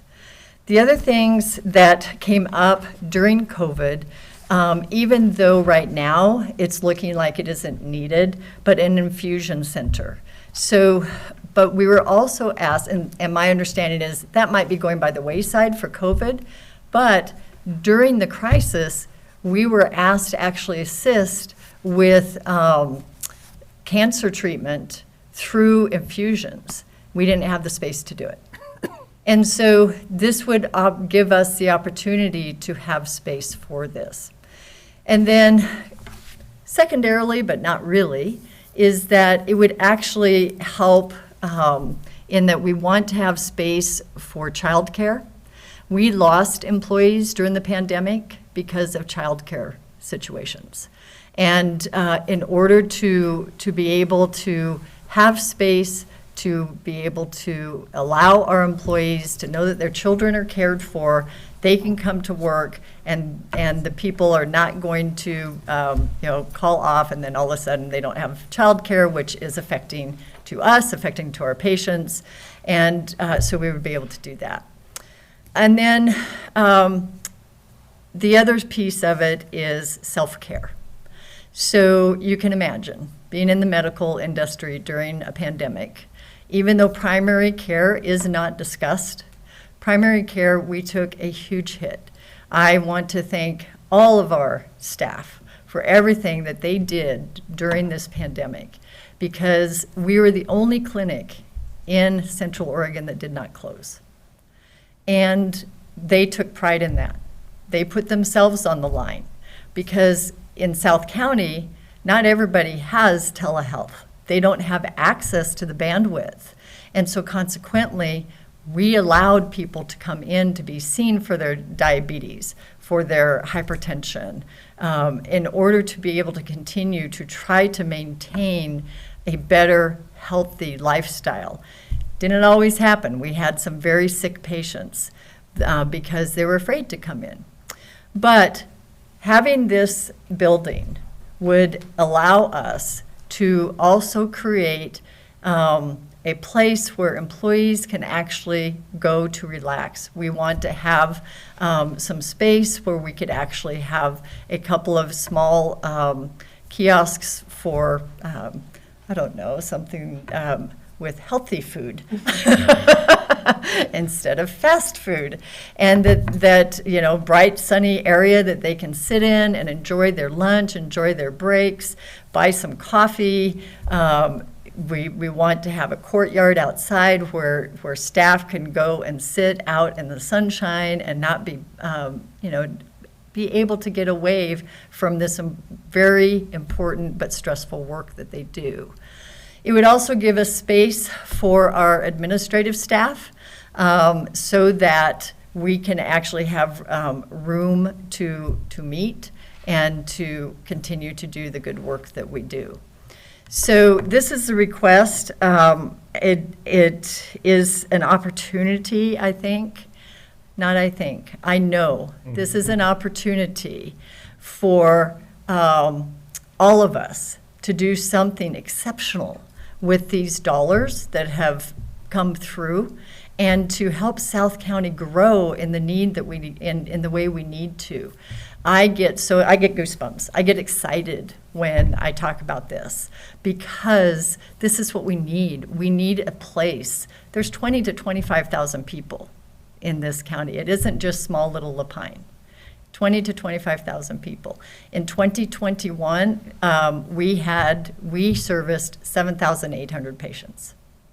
So that is very different than what people in Bend think that we do down there.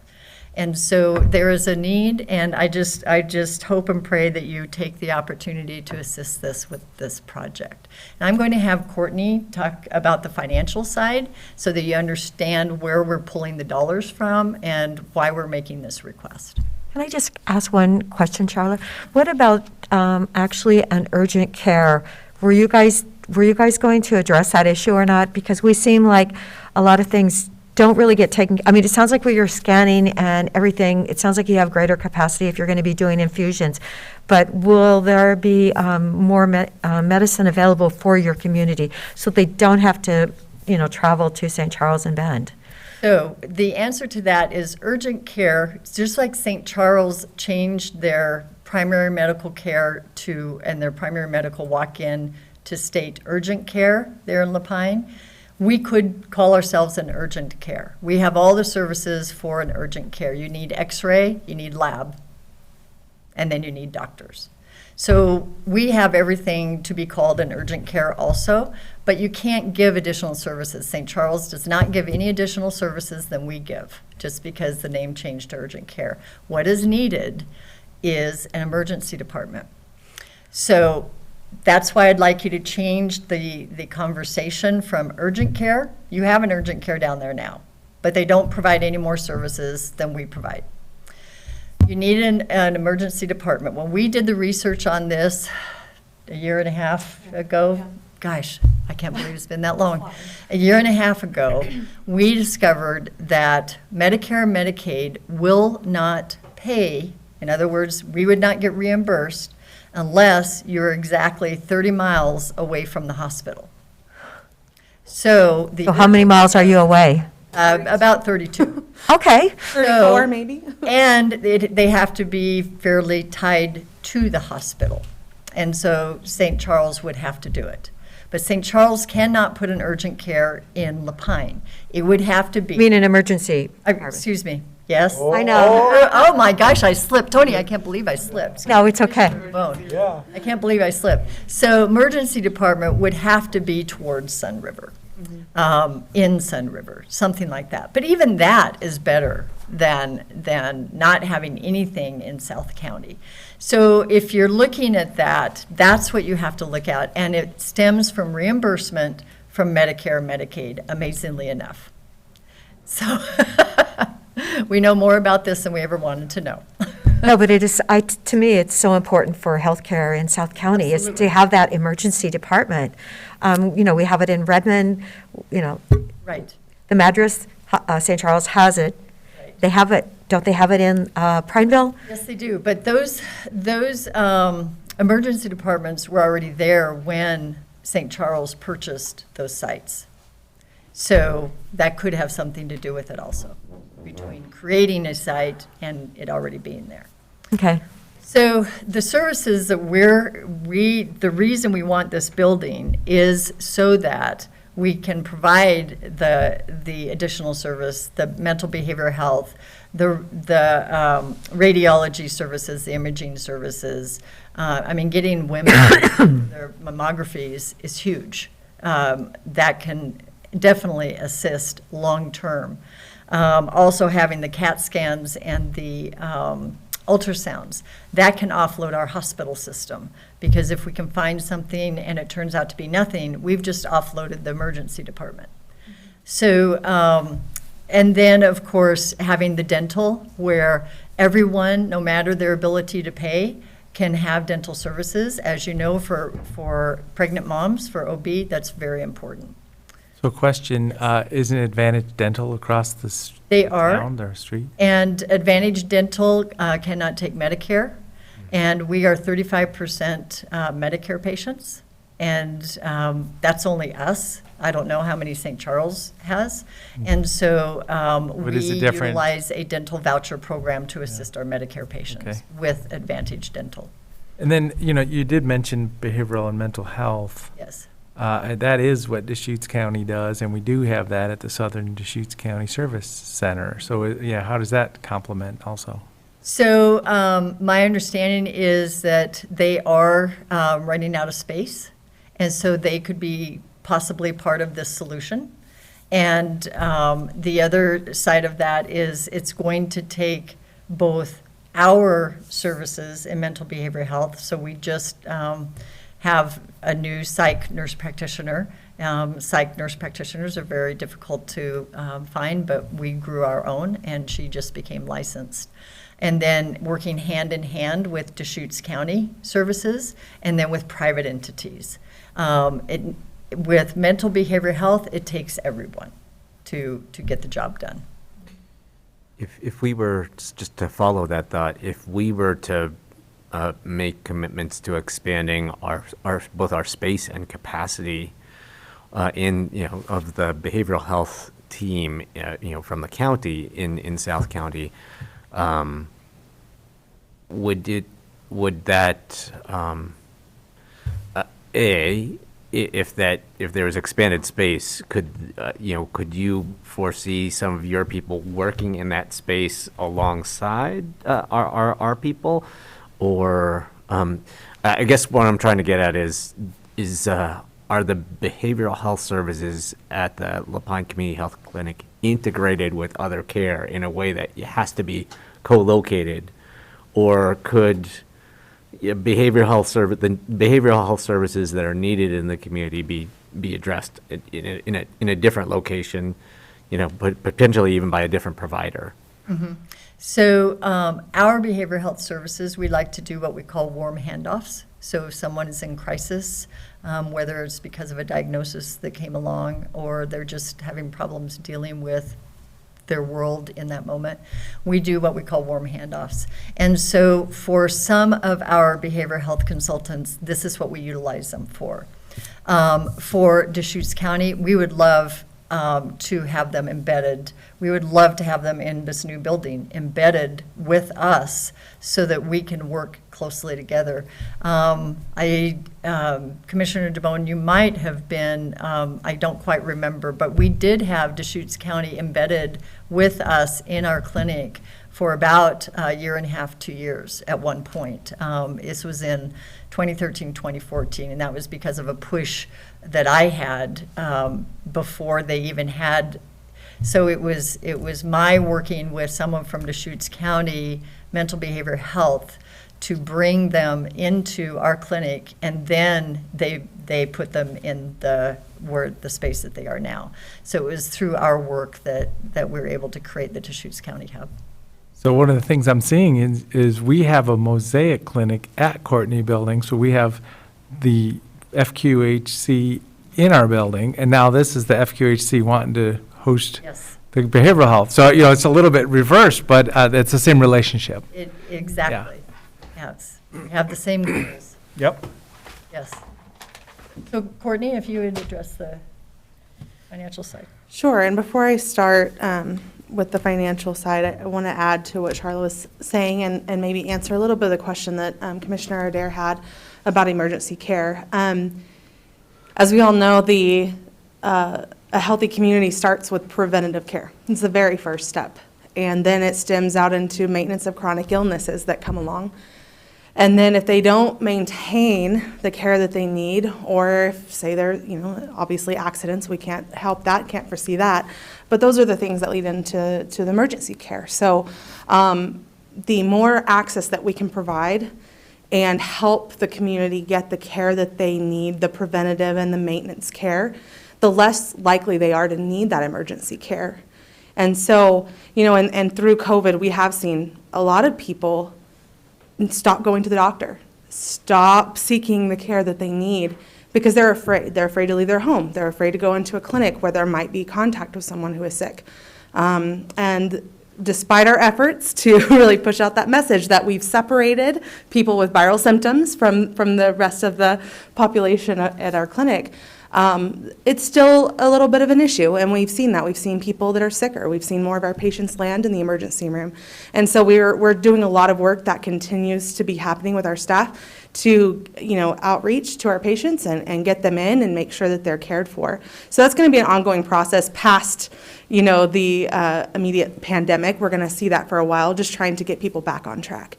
And so that's all just part of a big group effort to lessen that emergency care need. Though as we grow, I think that we'll still need to see an emergency room at some point down in that area. But this still helps answer that need. Thank you, Courtney. Yeah. So we are being told that the project will land somewhere around $12 million at this point. So, just pocket change. It's quite a project. And currently we have $2 million. That is $500,000 from the Health Resources and Services Administration ARPA funds that they had available for capital grants. And so, and then $1.5 million of our own reserves for this project. We have spoken with First Interstate Bank. They're very interested in helping to provide gap funding. So while we continue to fundraise and look for grants, they could help us in that interim so that we could be paying for the services up front and then backfilling with fundraising dollars. We've done a lot of research into other grant programs. We've looked at tax credits and the community development block grants. That's very hard to say for me, as well as USDA. And so we have some interest in $500,000 here, $1 million there, but they want to see us come up with 50 to 60% of the money up front. And that also goes for fundraising in the community and going public with our ask. We need to have that large investment up front to really show that this project is going to move forward. And because we are a nonprofit, of course, we need to have a loan that's as small as possible, because carrying that loan without having the grants and donations, it would not be a successful project if we had to do that. And Brittany, what did the USDA say to you? I know that they would not help Terrebonne. They said the income in Terrebonne was $66,000. I mean, the average income, and that it didn't qualify, but I would. Oh my goodness. I know, it doesn't make sense, but that wasn't, yeah. So we have a great relationship with USDA. They are the ones that provided the direct loan for our property purchase and purchase of the building that we had been leasing from. And so we've been discussing with them in great depth on how we could have them involved in this. There was a grant opportunity available that was, I believe it was up to $5 million actually, for capital improvement and new buildings. The problem was the deadline was extremely short, and we needed a consortium with 3 partners to get that moving forward. And so though we attempted, we thought that we had found another way, we were eligible, we rushed to get everything together, and then found out we just were not eligible to apply for that. There would be potential for another direct loan, but again, that's carrying a mortgage that we would need to be able to pay. So we need to get as much grant dollars and donations as possible. So for now, USDA is only available as a loan option to help toward the end. So Is that, so I'm just thinking about, I'm pretty familiar with USDA Rural Development. Is that through the community facilities? Yes. And we know $5 million is a very large ask. We've been told that a few times, but we are so passionate about this. We are there. None of us are there for the money. None of us are in La Pine Community Health Center to benefit ourselves. We see the need. We love our community, and we want to make sure that we are meeting that need. And we just need a partner to jump in with us and help us get this off the ground so that we can continue moving forward and get started as soon as possible. So thank you for hearing us today. Well, great job, thank you. So when you said First Interstate could do some gap, does that mean actually donating money to you, or just interim funding? It would be interim funding. It would be a loan. It's a gap funding loan. And so it would just help to provide the funds up front as we continue to fundraise. So say once we get 50, 60% into our funds, then they could provide that remaining portion as we go out to the community for investments and for large donations and hopefully finding some other smaller grants, and then we would pay back that loan. I don't know exactly what the terms would look like on the payback, but they're very, very interested in helping us in any way that they can for that portion, for the gap. Okay, so if you have 2 million, it's 12, and so really you need 4 million to get to 50%? Is that? Yes. Yeah. Okay. No, I mean, because I keep thinking 7 million, and because if we were to get 5 plus our 2, we'd have 7, we'd be at that 60% level. Right, I was Very thinking, close. I was Yes, thinking we're 50, 50%. yeah. So anyway. Yeah. Can I just clarify, so the purchase of the current building and the lot, and then the construction of the additional building, that's all part of the 12 million, or some of that has already occurred? So we have already purchased the current building and the lot with a USDA loan. And so that is completely separate. Now we're looking for funding to build the new building on the empty lot that we've already purchased. And so again, this is just an amazing opportunity for South Deschutes County, for all the community members that are down there. And so it isn't about La Pine Community Health Center. It is about, this being a healthcare hub for the whole community, for South County. And I'm just loving this opportunity, and we're hoping that you can assist us. Now, I know that COHC, that medical goes even down into Klamath County, because you took me on that tour that time. So I'm wondering, have you guys asked COHC at all for any help? Yes, we have, and the capital, it doesn't fit with. Really? Yes, with their projects. So right now, we have tried different avenues of Central Oregon Health Council, and right now with the, what they call the Regional Health Improvement Plan funds, we do not qualify for this capital project. So if you know another route, Commissioner Adair, we'll gladly take it. I know, I was trying to think, Congressman Benz, what could he do? You know, what could we do with federal funding in order to, I mean, because truly your community needs more attention. I did want to, that's actually a good segue. I wanted to chip in that federal earmarks have returned in the last year. Congressman Bentz did not participate in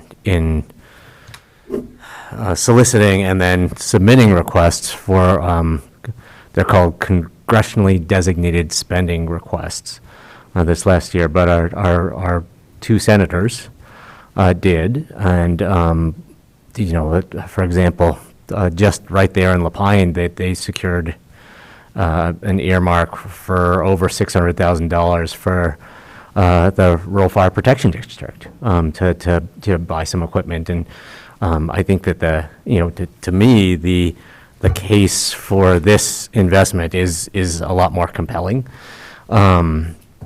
So you know, particularly since we're talking about a federally qualified health center, so I'm wondering whether there are earmark type opportunities to explore and pursue with this. And you know, I for one, at least among commissioners, would be very happy to work with you to approach our members of Congress. And you know, I still don't fully understand when. Well, actually. What is the new Congressional District 5 boundary? The Lapine will still be in Congressional District 2? That's my understanding. It's moving out of Congress, or, no? No, we're still going to be in. Bend will move into Congressional District 5 and parts of Redmond and Sisters, but, okay, so. I think you guys stay in too. So you would still want to work on Congressman Benz.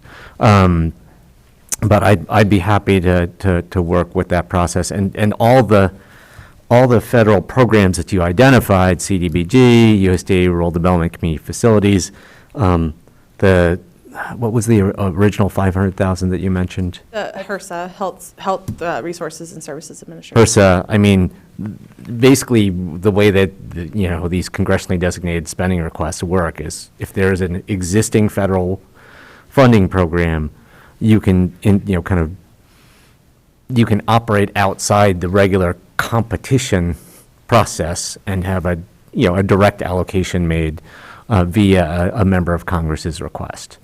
So, those are three potential options to plug in for an earmark request. Thank you. So that's one thought. But also, as we've been talking, I've been trying to think about the ways that the county could engage with this project. That $5 million is more than the amount of ARPA funds that we have remaining. So I can't visualize how we get there out of the ARPA funds. But if you, and the reason I was asking about the purchase of the existing building and the lot was because if that transaction hadn't been completed yet, the county owns a large amount of land in Lapine. So I mean that's one. There's actually 5 acres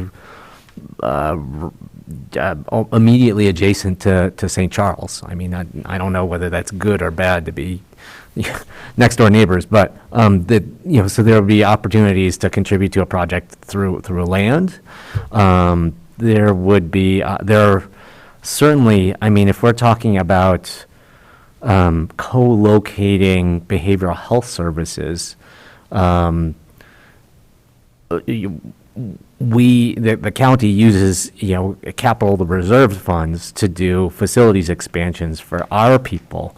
So, there's opportunities to look outside of the ARPA dollars at, some of our, to basically put it in the pipeline for our capital construction projects, to, coordinate on co-located services in that way. Those were the first two things that came to mind, but we should try to be creative. Well, I think you've been creative. Honestly, to hear that you were open the whole time, I think that is so important. That was so respectful of your community. Telemedicine, there's always something that is lost there, and so thank you for being open. That's great to hear. Absolutely.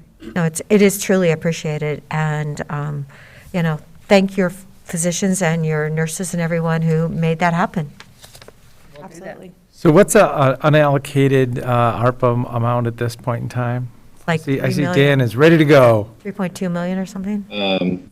Commissioners, at this point, after the allocations we've done today, I would say around 2.8 million is unallocated. And then just a reminder, all the funds are discretionary for the board. So there's still about 2.2 left in the health bucket that could be reallocated. And there's 1.5 million, of course, in small business assistance that also is in a bucket that could be reallocated if need be. But unallocated right now is about 2.8 million. And So, I mean, is- small business assistance, Yeah, I mean, we're going to be doubling that one maybe. That one is really short, because that was Yeah. only 1.5. So I'm just pointing out, is there any willingness or interest in putting some amount there? My vision is if there was, and it's funny, we're throwing around numbers that are like this even, but $500,000 to really show support, get the ball rolling, show that this is a fundraising ask that has been funded at some level, is my thought. I'm really interested in making an ARPA allocation to this project as well, but there's a lot of moving parts, and there's potential synergies with our own health services department. So thinking about the $2+ million that we have in health, health services reserves out of the ARPA, conceivably we could do something out of that, but I would really want health services to come in a coordinated way with you and make that request, because to me our first commitment with those dollars is to them. So kind of going along this train of thought of co-located services at your location with behavioral health. If we could flesh up that idea a little bit more, then I think that gives us a clearer pathway to make an ARPA allocation, and B, I think it also gives us kind of a longer term plan pathway to allocating capital reserve dollars unassociated with ARPA towards such a project. I think this is so important, truly. It's important for your community of 25,000 people, from Christmas Valley and all those people that come up and use Lapine as their health center. It's, and then what do they have to do? Drive another 30 minutes in a good day? It could be a lot worse. So what we can do, I really would like, I'm on the Health Council, so I want to talk to them about this.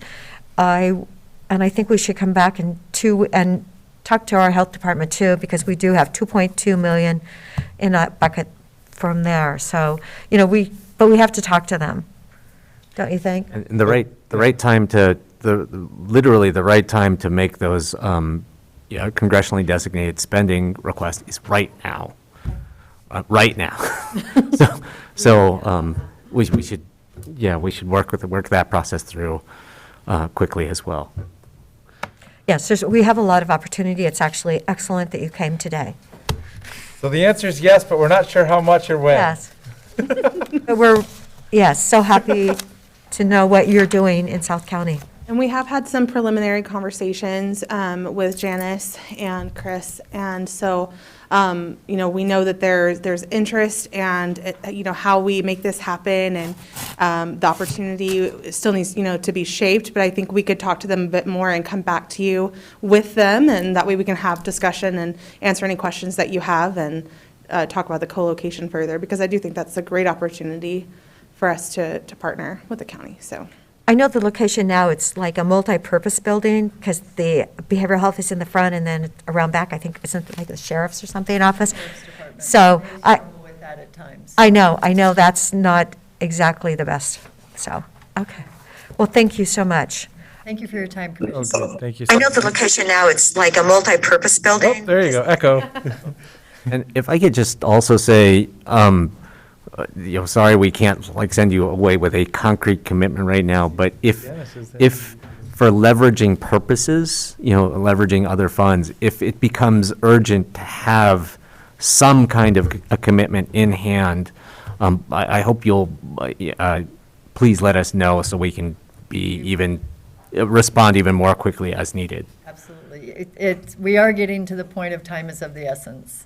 Only because we are incurring costs and with architecture, and we're utilizing the $500,000 from the Health Resource Services Administration in order to pay some of those upfront costs, and to do the environmental study and all of these things that need to be done when we're using federal funds. So all that is going to be in place already. And, but at some point, so HRSA expects certain things at certain times. And so we're really trying to meet those goals. And so we will definitely be communicating with you closely now that we have that permission to do so. So I really appreciate the optimism that came out of this and the support that came out of this. I truly appreciate it. So, thank you so much, and have a good rest of your day. Thank you. Okay, so let's adjourn and come back in 30 minutes, so at 1:35. Does that work for everyone? Thank you. Sure, 1:35.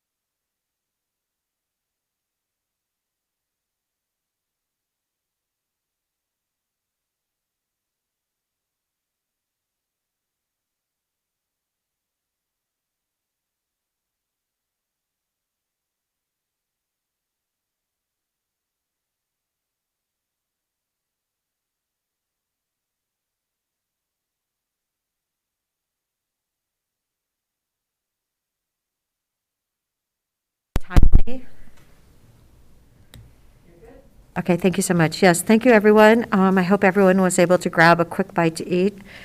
We definitely need our cafe open again, don't we, for these kind of days? Thank goodness I brought my cottage cheese. Oh, my gosh. Yeah. 2 meals so far today of cottage cheese. Let's do something different for dinner, I hope. Okay, we're back to just looking at ARPA. Greg, what would you like to say? Sure. So thank you, Commissioners. Just for the record, Greg Munn, County Finance Office. And we're on the last little bit of our ARPA discussion carrying over from this morning. And there was a couple of items that the board had asked about. One was the status of the Council of Aging request and also the Sisters Winter Warm. Those are the two that I had, plus anything else on the list that you'd like to talk about. And I did send you the email from the state regarding the $1 million. Yes. So, and I said help, and you said yes. And we're already on it. So, okay. Thank you. Good, good. Yeah, no, that's great. I believe it'll be for the sewer system in Terrebonne. No, it's for the Smith Rock project.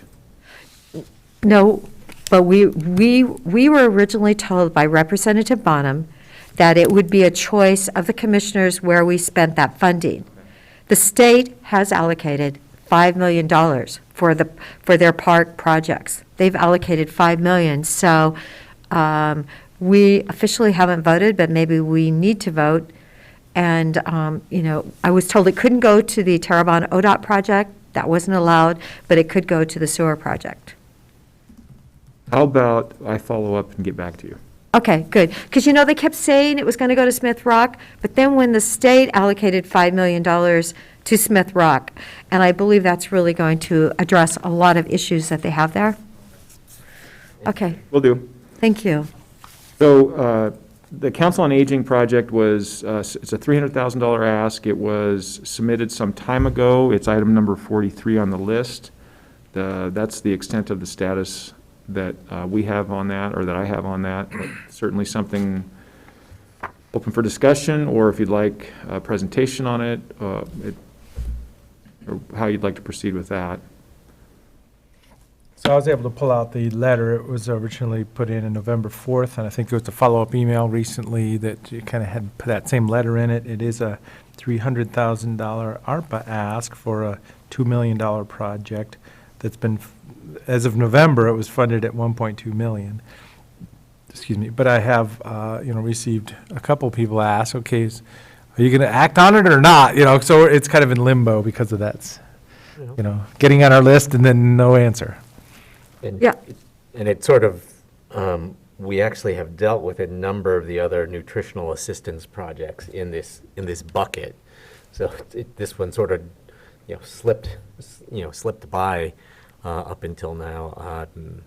And I'm actually not 100% sure. My recollection of the project was that it was focused on their central service center, which allows the Council on Aging to support activities throughout Deschutes County. But this line on here, it says Redmond Senior Center. So is that? Was I looking at the wrong letter, or? So as I say, hopefully, yeah, let's make sure we're on the same page. It does say Redmond Senior Center, and I personally would like a presentation. Maybe they can update us where they're at today. So in 2 weeks? Yeah, so I'm looking at one that says the Bend Community, formerly the Bend Community Center, which is a Council on Aging asset right now. Right. And there's multiple phases of redevelopment. For that, we helped them with their kitchen in the past, and this is to complete the rest of the project. So yeah, let's make sure we're on the same page. Right. And I mean, again, that central senior service center supports activities throughout the county. Well, that's my thought. Main service. Yeah, so we need more info, I guess, is going to be the bottom line. Current Presentation, info. 2 weeks. That would be great. Okay, got it. And then the question on the Sisters Winter Warming Center, Commissioner Chang, I assume that was the question on the feasibility funding ask? The planning request. Planning request, yeah. So we're actually looking at that right now, and I'll be able to get back to you really soon on that. Okay, checking the legality, is that what we're doing? The eligibility, the ARPA eligibility. Right, exactly. Okay, all right. So we're not forgetting it, we're just researching a bit more. And we may need to have a little powwow with the players there, because the city council, I mean, people want to do something, but we need to get aligned. So it sounds like the information I've gotten is, hey, we if you fund us, we'll go do good stuff. And then the city council, I think, has been more like, well, hey, we're not on the same page, so let's stand by. So I think those are the two messages I've gotten. Well, to add some nuance to that, the winter warming shelter people put forward a request for planning funds and for, a capital project. And there are many reasons to ask whether we should be funding a capital project if the city council is not on board. But I really don't see any reason why we shouldn't fund a planning, like a planning proposal, to assemble the information needed so that the Sisters Winter Warming Shelter has a plan. At this point, they've kind of got themselves, they've figured out, they've scrambled in very uncertain uncertain circumstances, but they have a plan. They're all lined out for the remainder of this winter. But we don't want them. I mean, we've seen what happens when winter warming shelters are scrambling just before winter starts to get to get their ducks in a row. I would really like to give them the resources so they can figure out their plan, so that they're ready next winter, and hopefully, whatever kind of plan they come up with, we'll have a long-term strategy to serve them in winters to come. So if a church says we're going to open our doors to people in need and we're going to keep them warm at night, that's one thing. If a group of people says, hey, I need tens of thousands of dollars or $10,000 to study this and make a big plan, that plan is probably going to incorporate a lot of people in the whole area. So that's why I'm concluding that maybe we need to make sure we're in coordination with the city council instead of giving a group of passionate people dollars to put a plan together to be handed to the city council. That's my concept. Okay. So, but yeah, let's work on that. Yeah, balls in my. Let's do good work there too. Yeah. Yes. It's on me right now, so I'll get back to you here quickly on the eligibility of that ask. Thank you, Mr. Munn. And I believe those were the questions from this morning. Is there anything else we'd want to discuss on ARPA? No, that's good that we were able to. Yes. Both those are out there, and we all know they're out there. We got to get something going though. So I believe now we are on item number 10. 45 minutes behind our timeline is all. And Greg. All right, I'll see if I can catch us up here a little bit.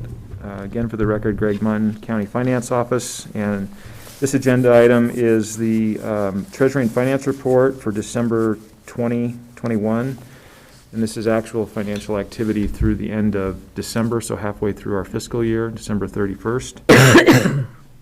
And initially, I'll just give you a rundown on our Treasury activity, and this is Treasury investments. This is the first page of the report. Our down in the graphics, the balance in our portfolio, and that's the sum of all of our investments, liquid cash, and our the investments that we hold, is just about $288,673,000.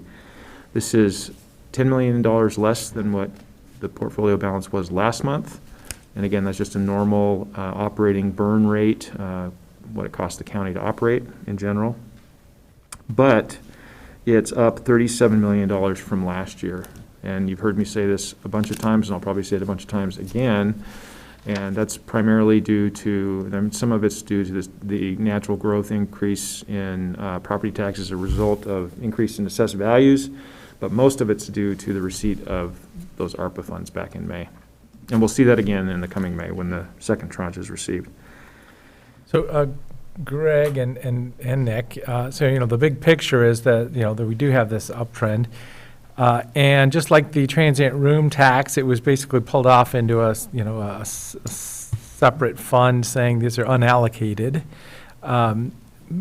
Is it maybe time to do that for the extra capital fund? You know, as in, if we're up by a couple million a year, can we pull it out and say, okay, let's allocate it to the capital?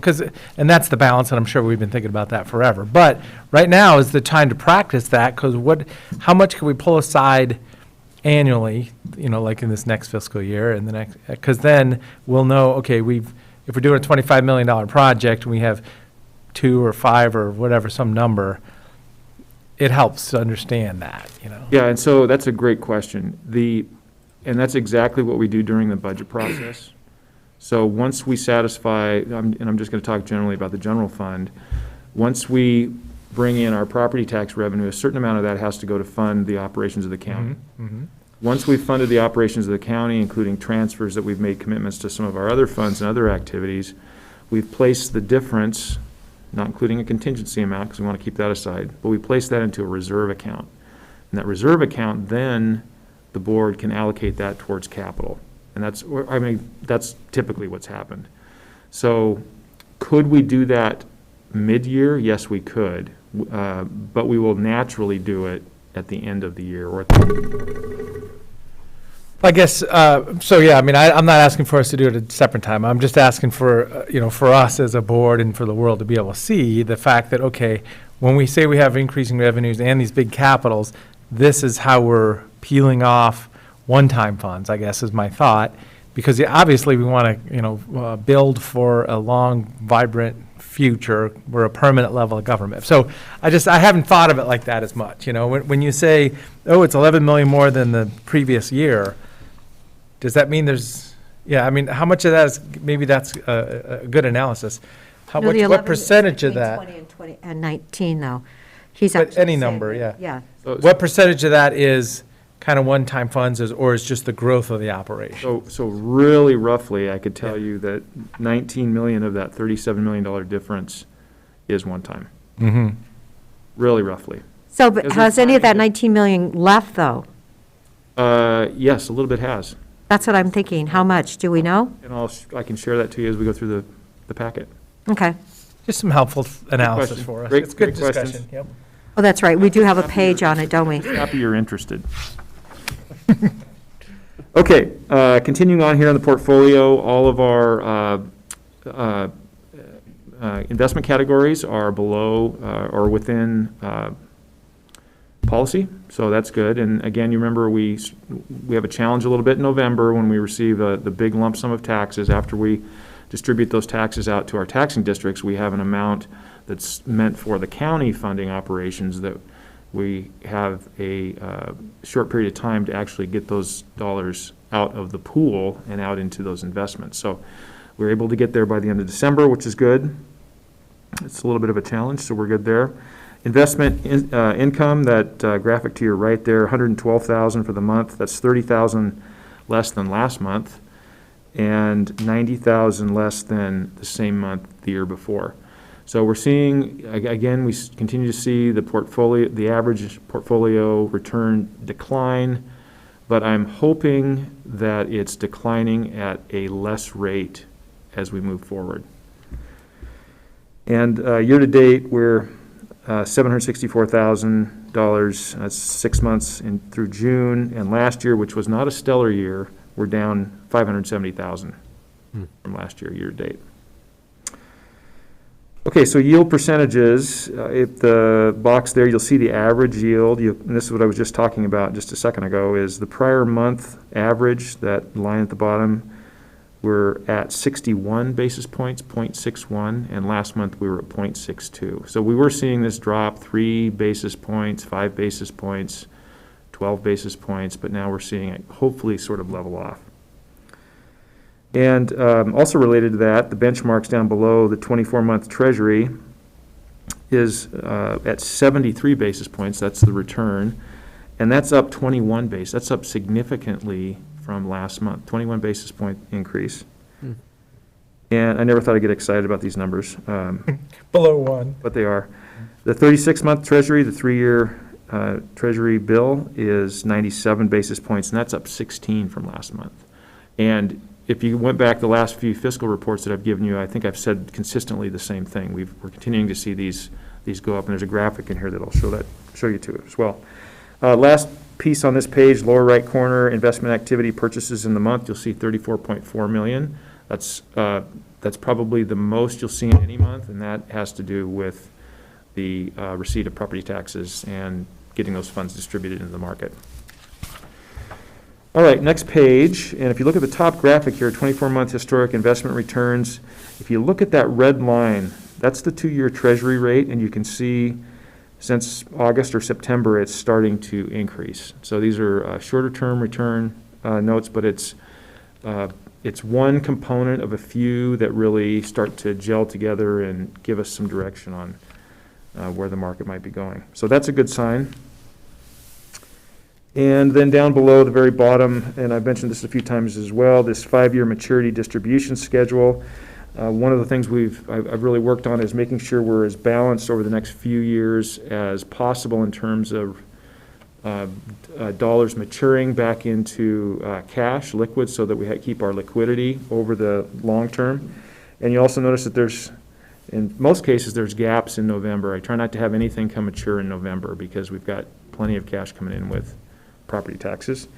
And so as we move forward, these gaps in the outer years, we have a 5-year window ladder, and so we'll be hopefully looking to be putting some dollars out there and to try to keep it as balanced as possible.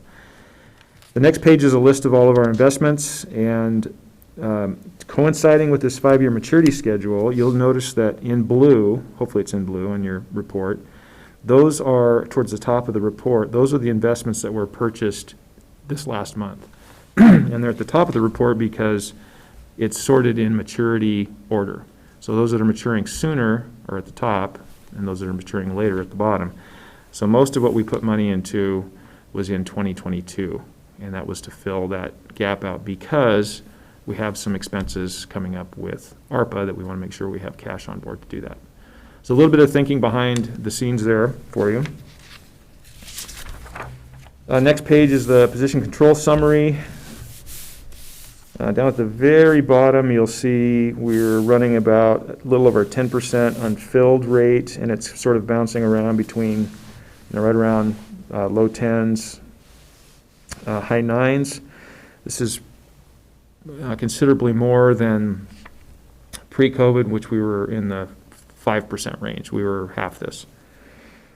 The total FTE growth between November and December was an increase of 5.1. 2 of those positions were in the sheriff's office, and 3.1 of the FTE was in health. 0.1 was the peer support at the stabilization center, the conversion from a 0.5 to 0.6, and 3 were limited duration homeless outreach under ARPA.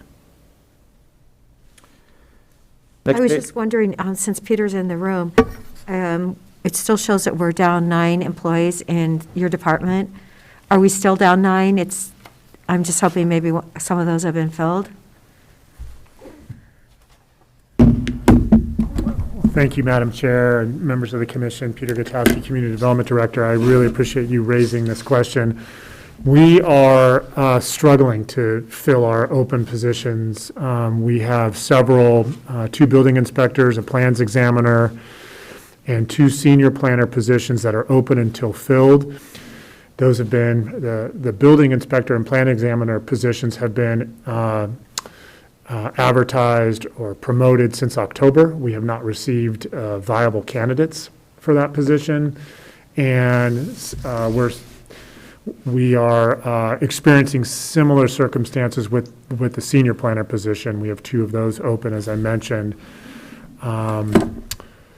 We are currently recruiting for 3 assistant planner positions. We do have some interviews in place this week, and we'll keep our fingers crossed that we can fill 1 and ideally all 3 of them. But it is creating tremendous inefficiencies at the moment, as you can appreciate. I mentioned to Nick, last week we had 30 applications, which is not uncommon. January, especially when it's warm, can be a robust month, but given these staff shortages, we have colleagues like Kyle Collins, who's with Long Range Planning, we're tapping into his expertise to help us with development review.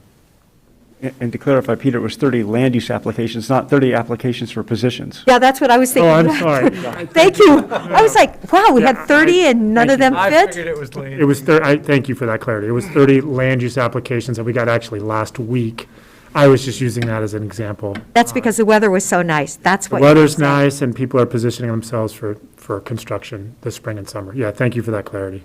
And I think you shared with me yesterday that you do have 3 code compliance staff starting this week, or? We have filled code compliance. One, Carolyn, whose name I can't remember off the top of my head, started 2 weeks ago, and then we have 2 other code compliance officers, and thanks again to the board for authorizing that 3rd position. They're starting a week from Monday. Okay. Thank you, Peter. Thanks for that information. All right, I'll just point out on the budget to actuals report, when the general fund, you've got the graphic there, and this will sort of address a point that Commissioner DeBonne just brought up. If you look at the beginning working capital, it's blue, and you see the blue half moon shape, and it shows beginning working capital where we started in the general fund of $15 million. So we had only budgeted a $13.5 million beginning fund balance. So again, if we were looking at right now, we could say all things being according to budget, moving forward, that could have been a piece that we could have slid into a reserve fund. Right. And a couple of highlights here. If you flip to, and I didn't write these pages down, but if you flip about 5 pages, and we're looking at the end of the all departments section of the report, ending fund balance, and if you look in the lower right corner, you'll see a figure of $161 million. Find that. Just want to let you know that that's up from 159.7. So when you're looking at big picture financials, a slightly growing fund balance over time is better than a slightly declining fund balance over time. So those are all county funds. So that's going according to plan. And, okay, if you flip about 4 more pages and find ARPA Fund 200, Commissioner Adair, this will get to your answer to your question. ARPA Fund 200. And you'll notice in about the 2 center columns, we had a budget of $19 million in revenue coming in. And you can see that we have $19.2 million that actually came in. Now, these are funds that were received in May, but we didn't book them as a revenue in May. We booked them as a deferred revenue in our books and then converted into a revenue in May because we weren't going to spend it until this fiscal year. So that's why that shows up as a $19 million revenue there. And then, just to get to your specific question, you can see the spending down here down below. And $100,000 has been spent in this ARPA category, services to disproportionately impacted communities. Public health, that's the $1,355,000. Those are the expenditures, I believe, entirely for the contact tracing and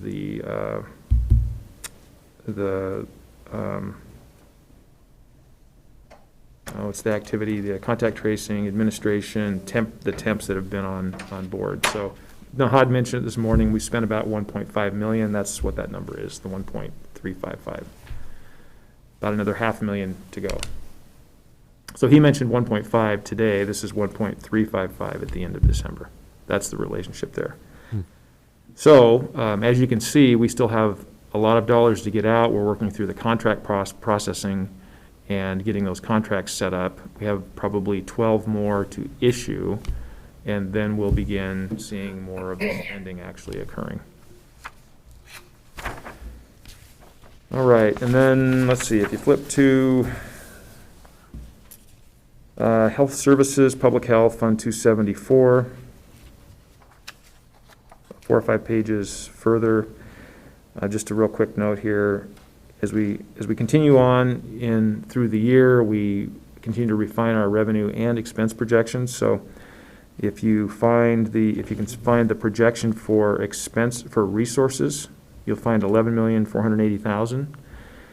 So that is actually a slight increase of about $125,000 from the previous month. So these numbers will continue to float around, but this was a slight increase in revenue projection. And then down below, they've also reprojected their expenditures, and they've reduced their expenditure projections. So the sum of a little bit of an increase in revenue and a fairly substantial decrease in expenditures changes their fund balance projection from last month of about 2.5 million to 3.2 million this month. So, Greg, I do have a question.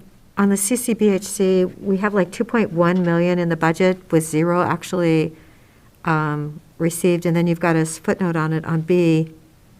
Anyway, it's reimbursed on a quarterly basis, but wouldn't we have gotten 1 quarter in? This is on Fund 274, Behavioral Health.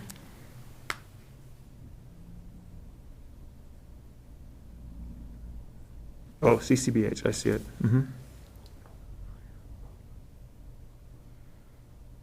Well, actually, it's projected not even to come through this account then.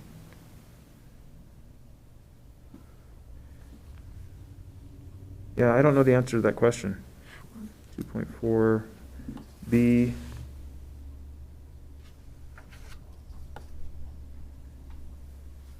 Yeah, you would expect to see, so that's, something's changed there. Let me, I'll mark that as a follow-up item. Okay, so there's like, there's 450,000 on 274 for CCBHC, but then it's saying that really that's supposed to be like 36,000, so. Well, I know somebody in health services that would know the answer to that. And then we have the other CCBHC on the other page for 274 that showed 2.6 million, and then you're actually saying that's going to end up at 200,000. So yeah, where is our funding for that coming through? All right, I'll get back, thank you, I'll get back to you on that one.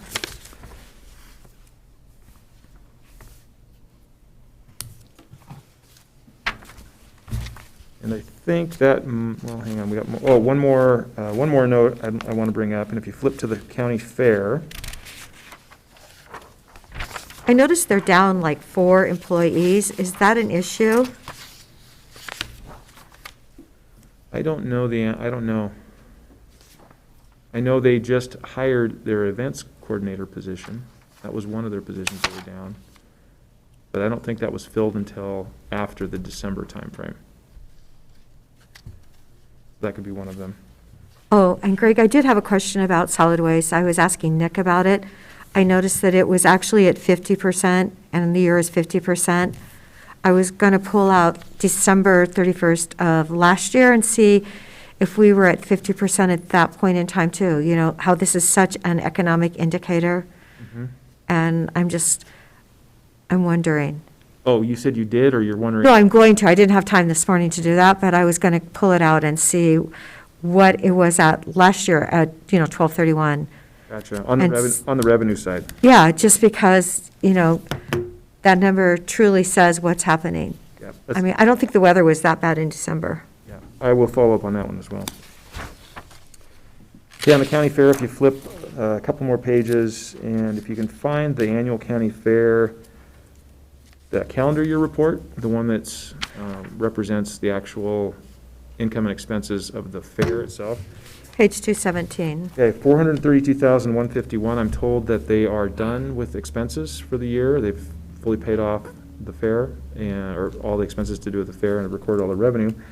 So it's again, we've talked about this a few times, but what a great thing to celebrate, ending up a fair year that was put together at the very last minute, and to come out financially okay, or not even just okay. There may have been only one in the last 10 years, one fair that's done this well, and especially compared to the 2020 fair, which we just really struggled. They put it together in like 69 days, because I was at the meeting, and Jeff is saying, no, we can do it, we can do it. And, congratulations to the association, how hard they worked, and to the fair, their leadership, the employees. He pulled in some really amazing people that I think are going to be there for the future. So too. So kudos to them for that. That was great. And that's the end of my report. Unless you have any questions. I'll get back to you on those 2 items. So we have like 1.2 or 1.3 million projected in the capital reserve for the fair. Are they doing anything this year to improve the fairgrounds? Do we know? So, I don't know that, but I was sitting on there was a committee, I was participating in the committee a couple of years ago that was talking about the master plan at the time, and this was a component of that, but I have not heard that come back up. Formally, I haven't been part of that, but I can certainly reach out to Jeff and ask. Well, we have a footnote. It says it's $388,000 that they're going to spend, but it's a placeholder and for projects to be recommended and approved. So we haven't really approved anything? I have not heard of anything. Okay. Because I know there's some things that we really do need to spiff up.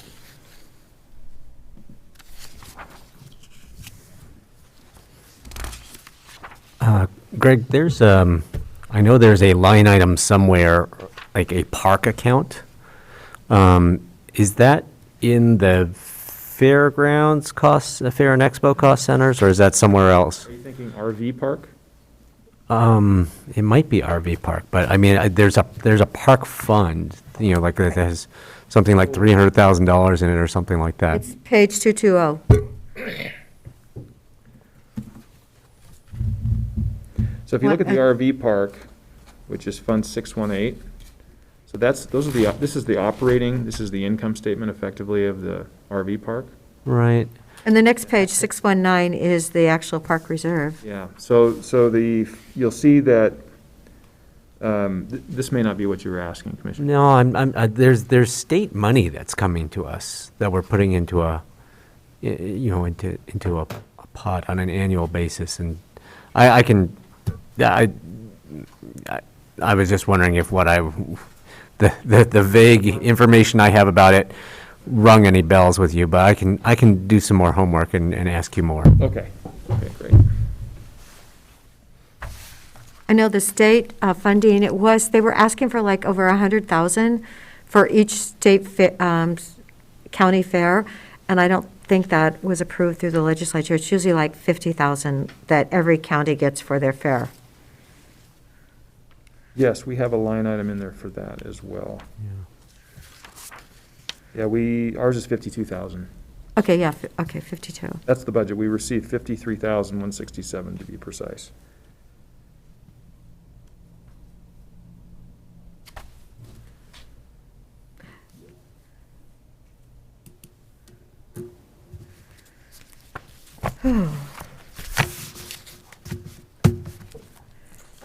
Any other questions? Thank you so much, Greg. You betcha. Thank you. Thank you for all your help today. You're welcome. That was a good day. Well, it was very productive. Okay. Do we have Steve Dennison, I believe, is on?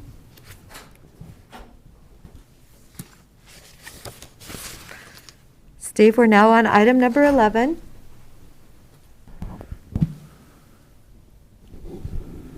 Good afternoon, Commissioner DeBonne, Commissioner Adair, Commissioner Chang. For the record, Steve Dennison, Deschutes County Clerk, County Clerk's Office. And just a point of clarification, I believe this request was on the consent agenda this morning, and I'm not sure if it was out of order or not, but wanted to point it out as a potential timing discrepancy of approval or discussion items for items 11 and 12. Thanks, Steve. Yes, item 1, we should have packaged with both of these, which the board did approve this morning. So thanks for raising that, and thanks to Sharon Keith for reminding me to make sure that we package these together. So that one has been approved, but I'll turn it back over to you and the board for discussion of items 11 and 12. Yeah, so yeah, for clarity, so then item 11 is basically the discussion to be done before we pass the item we did on the consent agenda. Exactly. Okay, yeah, so, because, and we got to see both items, so they did hang together, but out of order. So the other one, number 12, it sounds like is. Yes. So we can go on then to position. item number 12? How does that sound? Sounds great to me. And I can discuss both as I find that they do relate to one another. But yeah, thank you all for your time and consideration to pass this resolution to address the staffing for the elections portion of our county clerk's office. As we've discussed over the last few years during budget meetings and reported during quarterly performance measure updates, our county has seen an enormous growth in the number of registered voters that we support. We're currently almost at 155,000 active registered voters, and this number is more than 50%. It's 50% more than where we were 6 years ago. So it's obviously an enormous growth. But even with this, our staffing level has remained consistent. We have one dedicated elections administrative support technician along with an election supervisor. And this ratio, as discussed previously, of FTE to registered voters is among the highest among comparably sized counties throughout the state. As this does show that we run an efficient operation, it presents a great deal of risk, and by having minimal backup and continuity. Our one elections deputy, Melody Kirk, who has worked for our office, for the county clerk's office for over 20 years, is retiring this August. So that's driven a lot of this conversation. The first part of our request for your consideration is the backfill of Melody's position of an administrative support technician, so that the new employee may learn our operation from a long-term elections veteran during the upcoming May primary election, while also allowing them to learn other non-election cycle related procedures after that, right up until Melody's retirement date this summer. The second part of our request is for that additional FTE to work as another elections administrative support technician. And this part of the request is similar to the first part. As we have that 155,000 registered voters, the day-to-day volume of work has grown exponentially over the last few years. And what this means is that each address change, party update, return card or letter from each voter, undeliverable ballots, and each one of those pieces needs to be processed with the same care and procedures they traditionally have been. And naturally, we need more people to do this. The number of ballots we send out is greater. In turn, we tabulate more ballots than ever. We archive more materials than ever, and we simply have outgrown this as a two-person operation. Bringing in new staff members aboard now to learn during a live election means that they'll gain crucial experience right away. And as each of you know, elections don't happen. We don't have the same amount of elections every year. We only have a few scheduled each year, and this translates to limited training opportunities. Would like to use this upcoming election to bring staff up to speed while we still have a person on board that knows the role better than anyone. And just the one more staffing note from the clerk's office. Back in 2014, we had 10.75 full-time employees. This requested additional FTE would bring us to 11, just that 0.25 increase in staffing in the course of 18 years. The volume justifies the volume of work justifies these requests, and I thank you again for your consideration. I'd be happy to answer any questions you might have. Thank you, Steve. Let's hope that you can find a really good candidate, and what a great training to work with someone who has been in this role for a long time. So, yes, wishing you all the best as long as we pass this. Thank Any you. questions? I would just add that at the chart comparing Deschutes County to other counties and the registered voters per FTE was very helpful to just re-emphasize the fact that you all are doing a lot with very few people right now. Oh, and because Nancy Blankenship, who retired after 19 years, I do think this is quite indicative that you have inherited a very tight-run organization. So, definitely you're going to need that extra quarter person. Thank you. Yeah, Nancy certainly set us up for success, and we're just trying to keep it moving and keep the ship sailing along the way she's set course. Definitely. I hope she's enjoying her bucket list. I think she is. Motion today for the approval of the FTE, or is that coming around? It looks like it's coming up in the future, so if the board's inclined to support it, it's helpful just to have the indication of support, and then we'll bring the resolution back for formal board approval on a consent agenda. Okay. I'm supportive also.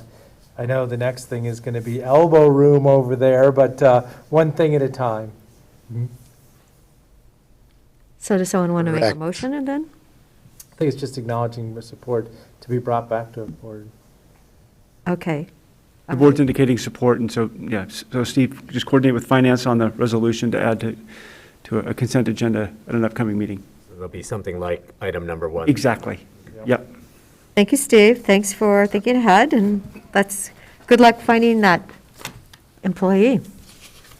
Thank you all very much. Thanks for your time and consideration. Have a great day. You too. Thank you. Kyle, welcome. Thank you so much for being here.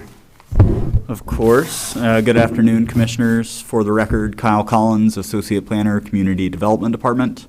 The action item I'm here to discuss is a work session in preparation for an upcoming public hearing that'll be held next Wednesday, February 2nd. Kyle, can I say something? Of course. I just want to thank you for being here. I know you've been with the county for a while, and we so appreciate people and their loyalty to our county. Anyway, I just want to thank you. I think so many times we don't thank people and recognize that you are appreciated. So. Well, thank you. You're very welcome. Are you blushing? No. Moving forward, the upcoming public hearing, as I said, next Wednesday is to discuss a quasi-judicial applicant-initiated plan amendment zone change. This is very similar, actually, to the public hearing the board held this morning. It's a slightly different project in this sense, only in the sense that it's further outside of the City of Bend's urban growth boundaries. It's in relationship to two 40-acre properties that are currently designated exclusive farm use. The specific request from the applicant in this case is to change the comprehensive plan designation on those properties from what is currently agricultural to rural residential exception area, and a corresponding zone change to change the properties from exclusive farm use to multiple use agricultural. This upcoming public hearing is one of two required hearings. The first was held in front of the Deschutes County Hearings Officer back in September, and a decision recommending approval from the hearings officer was issued in November of last year. We had a little bit of testimony during the initial public hearing. Haven't received any additional comments from the public once the issuance of that hearings officer decision back in November, but I do expect there to be some additional public testimony next week. With that, I can open it up to any questions that the board may have. As you can see over here on the wall, we have a big blown up aerial perspective of where those two properties are, and each of the commissioners has a smaller printout as well to show the context. So you can see each of them are about just over a mile east of the City of Bend's urban growth boundary, in between the UGB and the Bend Airport. Thank you for this map. This is great. Of course. So you may or may not have this information at your fingertips, or this may be something to prep for the hearing process. But I read in the packet about questions about the quality of the soil data, and do you have anything to say about that? Like, is there? I guess I'm trying to understand, what grounds someone would have to question the quality of the soils data, and is there any reason for us to, take a closer look at that? I can give a very general answer to that question. I wouldn't want to read too far into public testimony that was provided by another party, but what I can say is, as a very general rule, the way these types of applications are evaluated is by the submission of a supplemental soils report, has to be prepared by a professional soil scientist with all the relevant credentials. That's then vetted by the Department of Land Conservation and Development at a state level to approve what the methodology for the report is.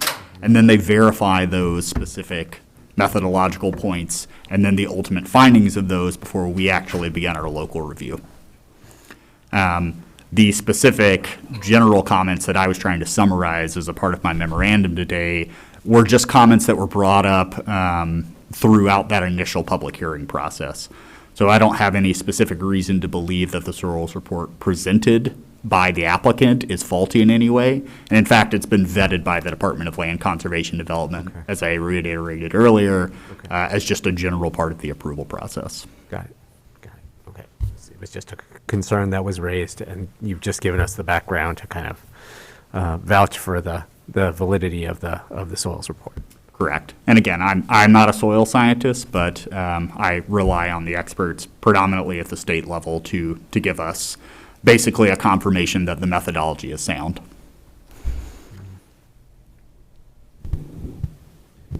So just acknowledging the hearings officer approval, and that process is a de novo hearing, so anything can be on the record. And this is the second time that it happens in front of the Board of Commissioners, required to be happening for state land use. And we haven't, deliberated on the previous one yet, but, either adopting the hearings officer decision wholly or changing it slightly with the information we would receive. I'm just thinking kind of big picture for both of these that we just saw, because we're in the middle of one and we're going to start the next one. It'd just be interesting, I'm just, for my fellow commissioners, thinking, is there anything in that hearings officer decision that, would change? Just saying, that's our domain. That's where we make a decision. That's correct. That's the general process.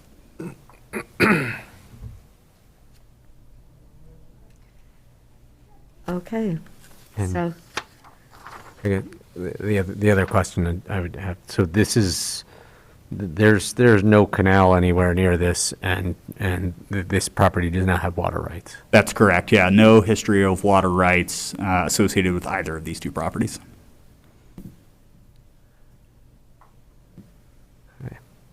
So maybe can you help me think through the, when we talked, as I say, a previous discussion, it was, 30-something acres, which could be broken into 310s or a cluster development was, being talked about. So these are 40, so 410s is the next possible, is the possible density, or that cluster development approval also 65% open space requirement, correct? That's correct, yeah. So if the zoning designation were changed to multiple use agricultural, the kind of minimum acreage requirement is 10 acres. So each of these 40-acre parcels could technically be split into 4. And there's nothing about 3s or 5s. There's 10 is it. That's the hard stop, state land use.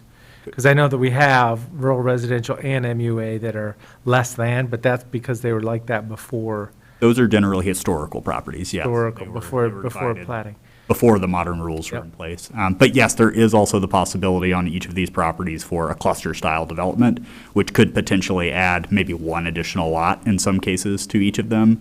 But again, that's not the specific proposal for each of these. Yeah, but this is but just that the is in zone realm. change. But I mean, it was just a function of the discussion today was, okay, well, what's the density? What's the possibility? And yeah. 10s, yeah, it's kind of a hard stop at 10 or a cluster development, which would maybe, I don't know if it's double it or whatever the calculation is. I'm not sure offhand. It's generally, it's likely not going to be. This is Nick's world, Mr. The other change with going from EFU to MUA 10 is the potential for rural accessory dwelling units if and when Okay, there you the go. board adopts that, because Even those if it's a parcels would be 10-acre greater than parcel. 2 acres, they could conceivably comply with those standards as well. That is a possibility as well, yes. Thank you. That's interesting. no, that's what's really fabulous, is that the ADU possibility, any of those, 2,000 2-acre lots that are in that zoning that can add an ADU, it's amazing. But that's a good Should- point, though. That's a Yeah. reason, because we were talking about, what does the state allow? What would a minimum size be? Is there reasons you might do differently in the, more restrictive in the county, which would mean larger opportunities? But yeah, 10 is, that's interesting. A bit of information for us to be remembering. Just because you were asking about the potential outcomes, not that that's a Yep. decision No, that's point, very but just so valuable. you have that information. That's exactly what I wanted to know. Yes, thank you. Kyle, so in the public agency comments, I didn't see any from the city of Bend, and this is a lot farther from the UGB than the other proposed zone change that we're looking at. But this is actually really close to the airport. So I'm wondering, did we give the city an opportunity to give comment, particularly whoever at the city is responsible for the management of the airport? Yeah, so we actually did solicit comments from both the managers of the Bend Airport in this case, as well as representatives from the city of Bend more generally, both as part of the notice of application, which is kind of the very first step in any type of noticing process associated with land use files, as well as soliciting comments or participation during either of the public hearings. Thus far, we haven't received any comments, though. Got it. Okay. They had their chance, or...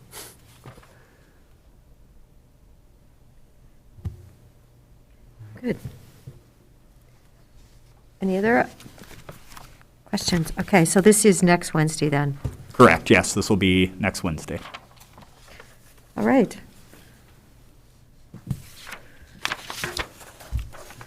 Thank you. Thank you, Kyle. Of course. Thank you again for being here with Deschutes County, Absolutely.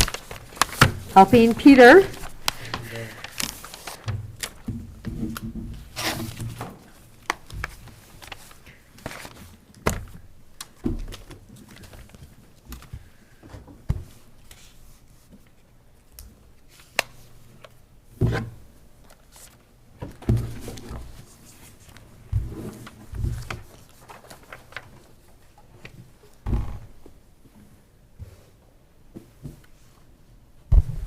The board ready for me? Yes, Eric.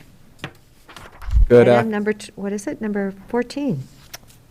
Good afternoon, Commissioners. For the record, Eric Kropp, Deputy County Administrator. For your consideration is a draft remote work program.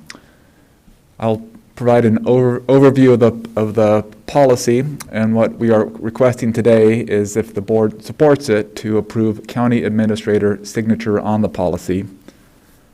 As the board knows, the county went to a lot of remote work with the COVID pandemic. Our IT department rolled out the virtual VPN, virtual something network, the remote work connectivity very quickly in response to the pandemic. Working with HR, we came up with a remote work policy during COVID. And what this policy does is it replaces that one and makes it makes it a regular county policy. The purpose of the policy is to meet productivity expectations, reduce office space and the impact on county infrastructure. It also provides flexible work opportunities, and it's not intended to be a guaranteed right or benefit to employees. Although employees really enjoy the program, we wanted to make sure that it remains a management right. Also, remote work is becoming more of how we do business, and is helpful in terms of employee retention and attraction. The draft policy goes through a number of things. The first important thing is remote work is not suitable for all positions. The policy outlines some criteria that departments can use to determine if a position is eligible for remote work.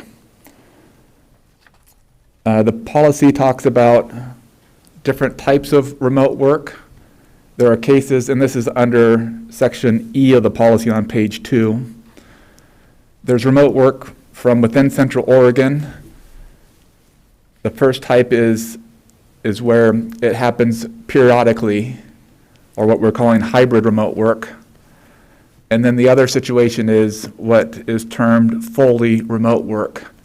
And in that case, the employee works remotely more than 75% of the time. And in those cases, the employee's work location changes to where they're working the 75% of the time. And in most cases, it will be the employee's residence. When that happens, there are some implications or things we have to work through in terms of when the employee drives from their primary work location, the residence, into a county office. So there's information about that. And then the second type of remote work is when the remote work is occurring outside of Central Oregon. And it outlines when that's appropriate. And in general, it's intended to be for short durations of time periods, because we want to be careful that the employee's work location does not change to be outside of Central Oregon, because it has some implications when they commute into the county. The next section Section F talks about eligibility and expectations on the. Quick comment about Yes. the remote work outside of Central Oregon. I just think of, corporate America and startups, they celebrate that, hey, I'm in the middle of nowhere and I'm working for my New York City company or whatever. But, being the people's business, a public agency, the services are very local. It does make sense not to, be authorizing work locations anywhere around the world. Yeah, and part of that, in addition to what you point out, we have to be careful that the employee does not become an employee of another state, because when that happens, then we become a multi-state employer, and we have to pay payroll taxes in that other state. We have to follow their unemployment rules, their wage and hour rules. If they're in Pennsylvania, the employee has to pay taxes, and so that's another one of the drivers for being careful that we don't become a multi-state employer. Interesting, isn't it? Can I actually ask about that phrase you just used? Because I circled the word when I read it in this staff memo. An employee of another state. I mean, I first read that. I said, well, no, they're an employee of the county. Like, is that the official terminology for, you being paying taxes in another state, as an employee? I guess I was wondering whether it should say becoming an employee in another state as opposed to of another state. Yeah, we could play around with the wording on that. I mean, it's intended to say that they become taxes, or they have to pay taxes to that other state, and we would have to pay payroll taxes to that other state. Yeah, no, I definitely, I understand the intent. I was just, like, the wording was, on first read, it was confusing for me. Yeah, we'll be happy to modify that wording. Which section is that, please, Commissioner Chang? Section E, item C. Let's see. Item C. Commissioner, can I just add a clarifier to that? So Yeah. when an employee, the way that the law is written, Kathleen Hinman, HR Director for the record. So the way that the law is written is that when an employee is employed in the state in which the work occurs, right? And so that's kind of what we're trying to get in front of in terms of, so for instance, if we have an employee who's in Washington, state of Washington, and maybe is yet to move to Central Oregon, or maybe isn't going to move, we actually have to employ them under all of the laws, the taxes, the regulations, everything of Washington. And so we're just not set up to be that type of employer. Yeah. Yeah, understood. Understood. Yeah, again, I was just, when I read what the wording was, confusing to me, and I was wondering if that was actually the official legal terminology you're supposed to use, or whether that was just kind of our first attempt at describing that situation. I think it's our first attempt at describing that. Yeah. Okay. So we'll work on that. The other thing I'd like to add is if the board approves this policy, there might be some nuances come up, and so we may be back here in a couple of months saying, oops, we didn't anticipate something, and we need to update the policy or correct something, because this is very much new to us. other than we've been doing it for a couple of years. Well, I'm sure, yeah, HR people around the world are digesting this. It's a whole different mode, which was kind of out there, but we're definitely using it more. And then, our state of Oregon, other public employers are going to be in a spot where, well, let's not, there is a term of art or a reason we say it like this. It'll be interesting to see it evolve slightly over time. Yeah, and we did pull policies from other agencies, including the state of Oregon, and that was very helpful. In fact, we have an addendum to the draft policy that talks about the compensable travel that we pulled from the state, because they did a very nice job of explaining that. I had to go get a piece of paper off the printer. You think about those there's, I believe, like 6 million tax returns or some crazy number that have not gone through the process yet for 2020. And you think about those athletes that, play games in every different, on all these different states. And can you imagine the complexity of filing their tax returns? Because I believe you have to allocate where you earn the money, you have to pay tax within that state. Yeah, different states have that. Oh, what a nightmare. In Oregon, some pro athletes live in Vancouver, Washington for tax reasons. But then they're playing the game in Portland. Yes. So, I know. It's very, very, very confusing. Or complicated. The rest of the policy just talks about remote work expectations and the environment that employees would be working remotely. There's a section on information security that has some general guidance, but also points to an existing county policy, the IT-1. And then there's a process and evaluation. And finally, there's a program agreement that the employee, their supervisor, department head will sign. That agreement has not been drafted yet. We're waiting until the policy is approved, and then we'll draft that. That's the summary of the proposed policy. Gosh, and did we start doing this like 2 years ago, almost? Yeah, it was, I remember Joe Sidoni said, well, we were planning on rolling this out in about a 6-month time period, but because of the need, we're going to crank it out in about 2 weeks. And they did a phenomenal job helping employees get situated at home and working on the network and the connectivity.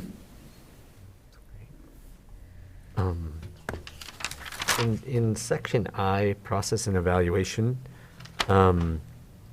there's this item 3, the availability to attend meetings in person. And I was just trying to figure out whether that goes far enough in terms of there's a certain amount of relationship that needs to be built between supervisors and employees, and just among employees, on a team. And this item 3, it gets at that. You're expected to be able to make it to a point to meetings, but I'm wondering whether it might be helpful, and I don't know whether this is getting into like wording that's too mushy, but to really talk about you develop the face-to-face working relationships that you need to build with people that are necessary to do your job well. Being available for meetings is like a measurable thing, but your relationships is a little bit more intangible. No, I think that's a good suggestion, and we'll be happy to add another item under that to capture that, because it is important. It's beyond just meetings. And I mean, I find that certain employees, it's like, oh, they're in today, I want to go talk to them face to face. So we'll be happy to add that item. Yeah, I think what we have in there is the bare minimum, right? In terms of you have to be available for meetings and access, but you're right. Yeah. Yeah, we'll add that. So as soon as I think of a remote work policy, I think of productivity and the definition of work. What is the work product? Are we doing more or less than we have in the past? Over time, are we, doing more with less, or automating something? Because this could change some trajectory slowly about what are we even doing, why are we doing it, and how are we getting it done? So just the importance of, yeah, very much, the relationship of the management, employee, and the definition of what's allowed and what's not. This is, yeah. Yeah, it is an evolving Challenging. process, Yep. absolutely. And if you're sick, you're not able to function, it's not possible to keep working. That seems kind of interesting. I mean, you know, if you just, let's say you're contagious, but you really just have a cold. No, actually, So that's exactly getting at that, is how sick are you, right? I mean, at this point, if you have a cold, at least in my team, you know, we encourage the remote work during that period of time. But if it's so much so that it's debilitating, right, you're not able to function or work, then you're not remote working, right? You in should that be period. taking sick time. Exactly. That's why we have it. Exactly. Yes. there is a provision that allows for that. Mhm. If an employee has a mild illness, for example, a mild cold or mild cough, or is recovering from a short-term medical condition and is still able to work at full capacity, remote work is an option.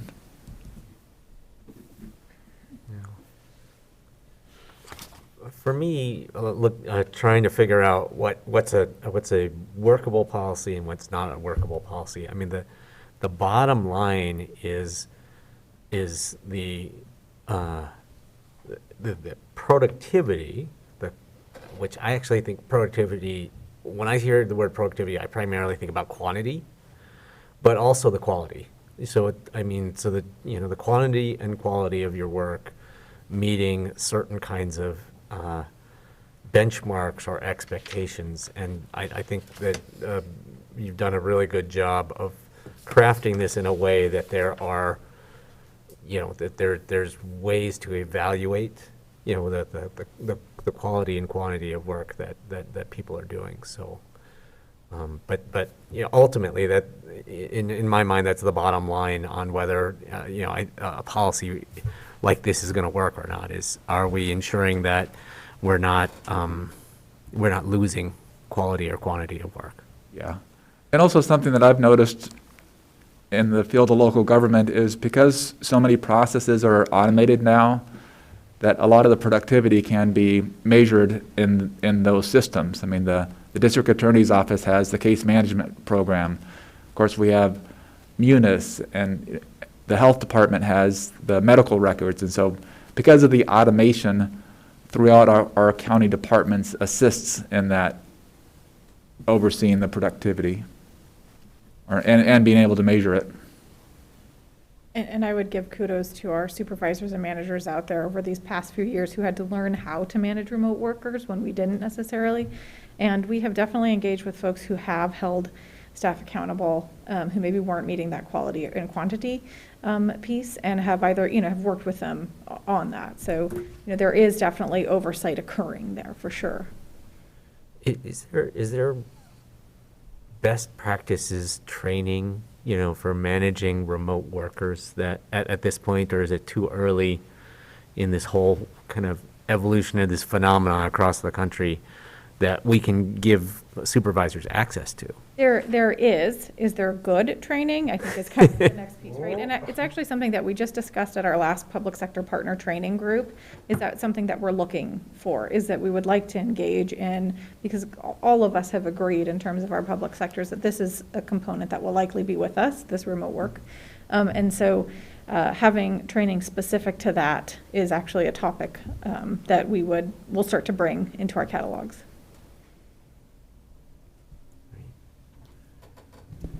Are other jurisdictions coming online with published policies like this? Mm-hmm. Yeah. In fact, we grabbed a handful or a dozen from others. Great, okay. To help us draft this policy. We're not in the bleeding edge of I'm referring to the policy itself. I mean, Yes. We've been offering this opportunity. I do have a question. So I know that with COVID, people are really having a hard time with childcare. It says remote work is not a substitute for childcare. But we know in today's world that sometimes your childcare facility will tell you, like at 8 that night, the night before, that, hey, I'm sorry, but we're closed for a couple days. So isn't there like flexibility there? Yes. In fact, the policy starts out by saying that it's not a substitute, and then there's a few sentences that address those possibilities, and it says, however, in limited situations, remote work may be approved to allow employee to be at home with a sick child or to allow for dependent or family care, such as, and then there's examples when it could be appropriate. I mean, if you have a sick child who is of a certain age, maybe they're in high school, they don't need a lot of attention, but it's good to be home with them. Or we've heard about other situations where an employee wanted to be home with their spouse in case their spouse fell. So that the spouse does not need any care, but it's more of in the case of an emergency. So we do have those allowances in there. Commissioner Adair, would you like them to specifically list, unforeseen closure of childcare as a? Well, I just think it's a current problem that we're all dealing with. I don't want anyone to feel that there's a problem. I mean, I remember when I brought my son to the office, and I think at 1:30 they said I could go home because it was, You're out of here. Oh, he goes like, it was like tax season, and he had the adding machine tape like all over. And I was getting my work done, but yeah. So you've been on both sides of it, and I just want people to know that truly we understand in today's world. Yeah, and the policy, the way it's written is it provides some examples, but that allows for other situations to be approved. Okay, well, I just, I think that. Move the memories. that was a great memory, yeah. Oh, boy. Yeah. I was just going to offer that earlier this month, I think just after the new year, there was a great segment on remote work on 60 Minutes.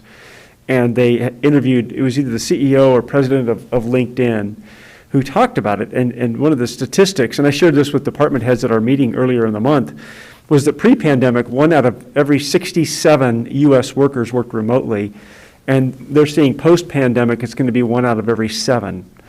It's just this monumental shift of what we're seeing, which is so fascinating. But one of the things that Eric has done, in particular with support of Kathleen and all of us, is to work with department heads so carefully on this policy in so many different ways. And if the board approves it today, one of the next big steps is certainly communicating this, not just to department heads, but then it's going to be the department heads communicating it to their staff, and really so that people understand what it means and where and how. And I think, Commissioner Chang, one of the things you mentioned is about the relationships being so important. And one of the things that, for example, that Peter's doing with community development was that code enforcement has has been a hybrid of in the office and remote. It's been a mix.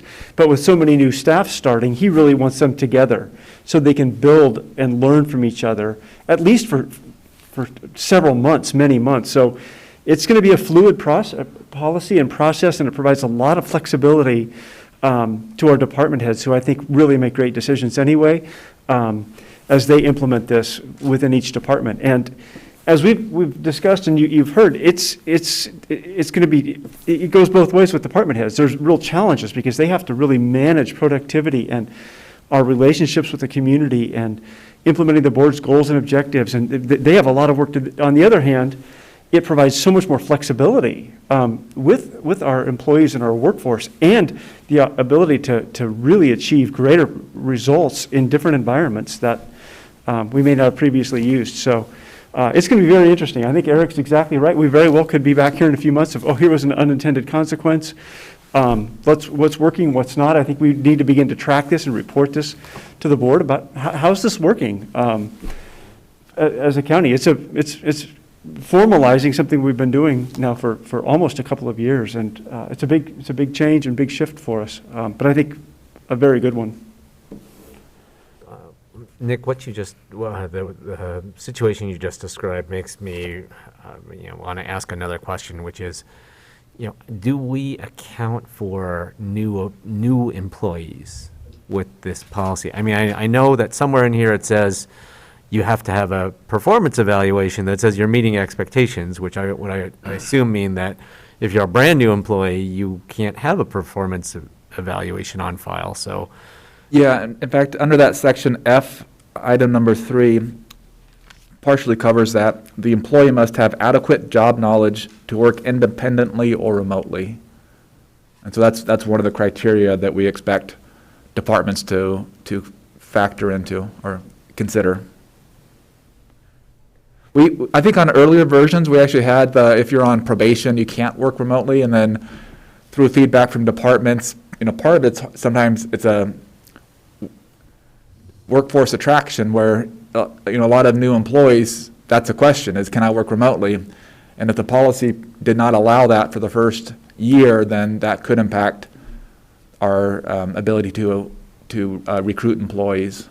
But certainly that job knowledge is very important. And if an employee is still learning their job, then it may be a little bit longer before the department allows them to work remotely. I think one of the, it's sort of interesting, it's, through my career, looking at policies, the policies that are always most difficult are like remote work, dress policies, things like that, right? When we talk about anti-harassment, anti-discrimination, creating those policies aren't quite as controversial. Typically, it's something like this, where we're trying to create one policy that touches on so many different situations, right? So we have the new employee, we have the existing employee, we also have the employees who are having difficulty finding housing, and so they're working from their current space in Salem, right, or something. And it allows them to start working with us sooner. And so it was trying to take all of the needs and wants and feedback from all of the departments, kind of create something that has some structure and expectation around it, but also has enough flexibility to meet all of those different sort of scenarios.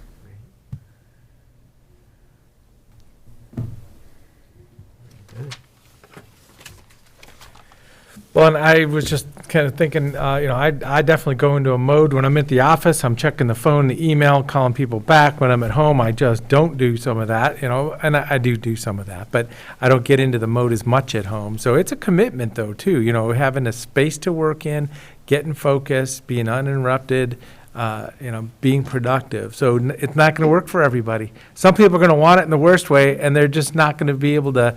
They don't live their life where it's going to fall into place, and so we need to see it go both ways too. I know when I work at home, I shut the door and then my cat scratches. And then now my dog, Betsy, has decided that she wants to be with me too. So, and then you got the cat's tail on the Zoom call. But they're pretty good, at least, yes. That's what the she shed is for, is to be outside without the animals. Oh, I don't want to, I got I to be warm enough. Set up at our house. I got to be warm, so that's the important thing. We get to see people's living space. Oh, yeah. Art on their wall and. Now, you see people's bedrooms. I noticed that for some calls. I'm like, okay. I know there was stuff in here about a workspace with no distractions, but we didn't specifically say anything about pets. No. We want to be pro pets. Yeah. Oh, yeah, remember pet insurance. Work with your pet at home today, yeah. Are we ready for a motion? I think so, are we? Do we have a motion? I move approval of county administrator signature on remote work policy. And I will second it. Any further discussion? Mr. Chang? Yes. Commissioner DeBonne? Yes. And the chair votes yes. So I just think we have to, because there are going to be unintended consequences, that we have to perhaps amend this if. Yes, we'll be watching it closely. Yeah, you have to watch it closely. I mean, truly, to hear from 1 to 67 to 1 to 7 is an enormous switch, but, productivity and camaraderie, and just remember our Christmas breakfast that we had. We had a lot of people at that breakfast, and we see most everybody most of the time, so it was great. Thank you very much. Thank you, Eric. Thank you, Kathleen. And Commissioners, if I could just offer one correction from earlier. Item number 1 that the board approved under consent actually did approve both of our clerk, Steve Dennison's requests. Okay. For both 11 and 12, so we don't need to bring anything back. need to bring it back. I had forgotten that the second Looking at position. I was looking at it, in the length, it looked very familiar from one to, but I thought I had just missed something, so. Well, the good news was, it kind of got moved from Monday. Otherwise, remember how long Monday's meeting went, and thank goodness we moved it. So I guess next time we'll have to be more careful about moving things. I mean, we just knew Monday was going to be, We did. thought it was going to be full, but it was fuller. But I think we've heard about that topic in the past, because I mean, I was like, oh, okay, we've talked about the needs up there, and the complete package was there, so. Do we have any other items? Commissioner DeBonne, did you have any? Last week, I was able to attend, or just do a tour of the warming shelter in the city of La Pine. So that was a really good opportunity to see the operations. A couple people working there. It's based at a facility that Neighbor Impact invested in, and they're leasing it back to a church with a commitment to have a warming shelter. So it's a really, really good facility for that area.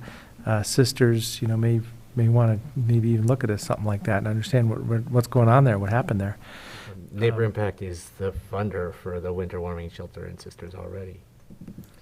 The building's owned by Neighbor Impact in La Pine. Yeah, that would be really nice. Yeah, so I'm just saying, there's examples around in other small towns, Also, this morning, I did stop by our, whatever we call it, the shelter here in Bend. So about 8 o'clock, I was there, talked to the staff and understanding what's going on currently. And one of my questions was, are they fully utilized? And they said, oh, absolutely. Plus, sometimes they have more people than beds, obviously. So just good to talk to them and understand exactly what's going on right now. So that was at the warming shelter here in Bend. Oh, good.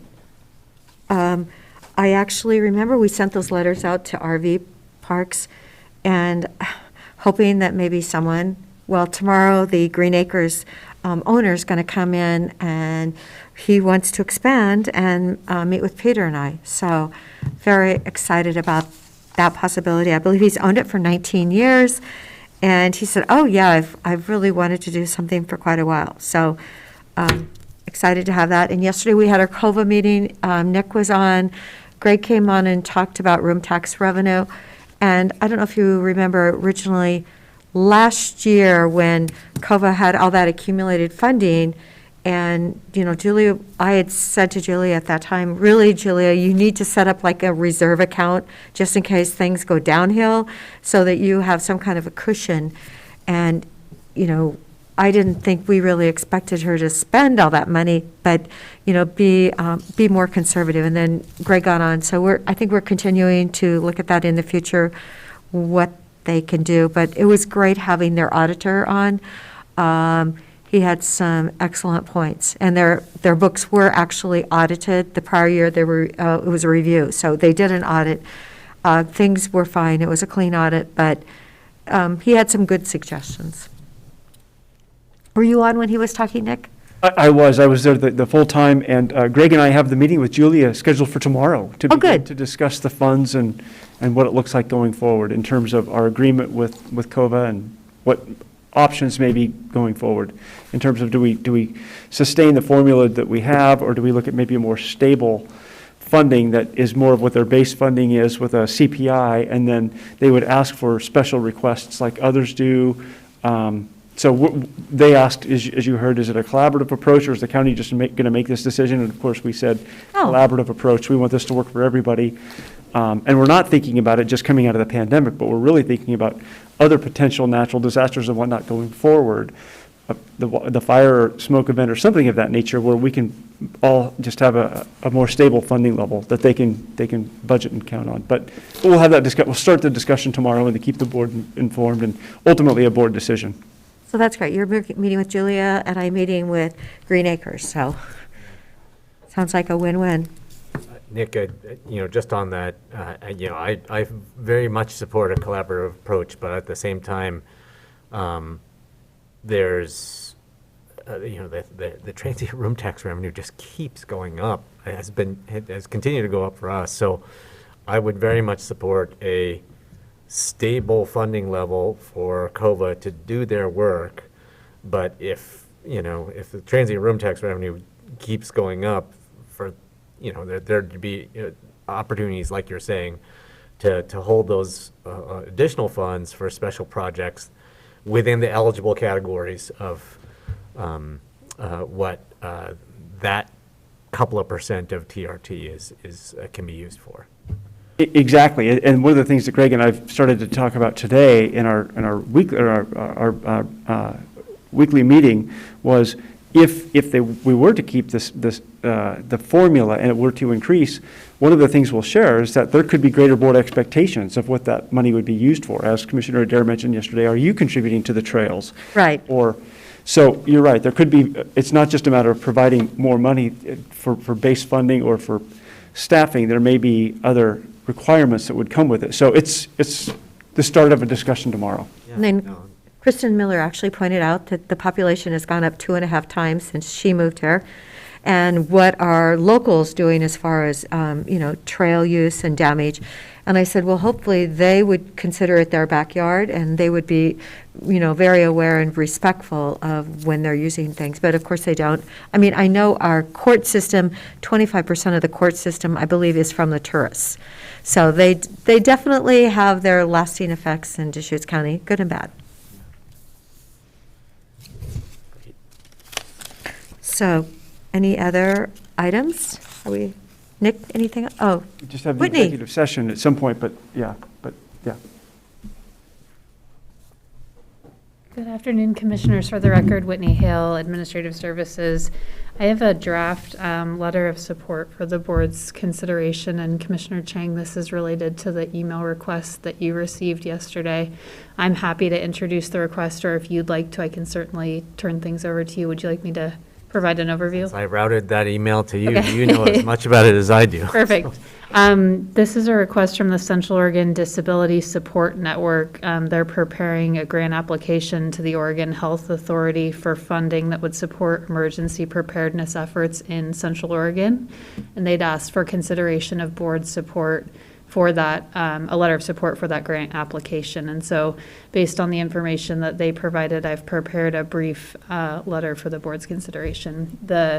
It sounds like we would need to get this back to them by Monday. Their timing was a little tight, so we turned this draft around quickly. I'm happy to share this with the board, and certainly we could follow up on this after today's meeting if that would be helpful.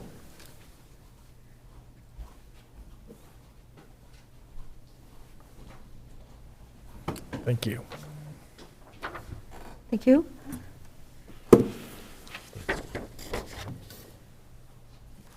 Thank you.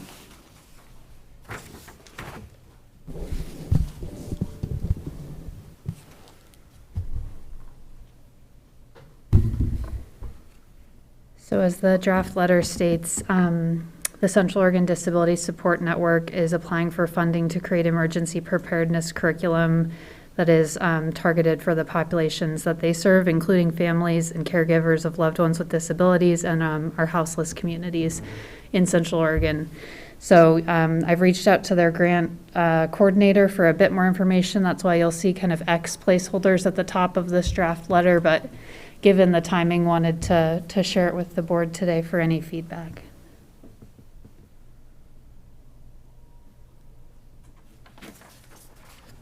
I just don't, I'd love to know a little bit more about the organization. I don't have a connection.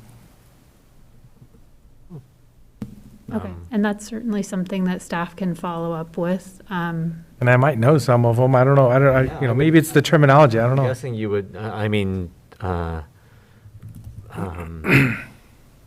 various people who are engaged in ADA discussions in the region. That's a piece of what the Disability Support Network works on. But they also deal with like IDD, and so it's not just it's physical disabilities. It's IDD. Mental health.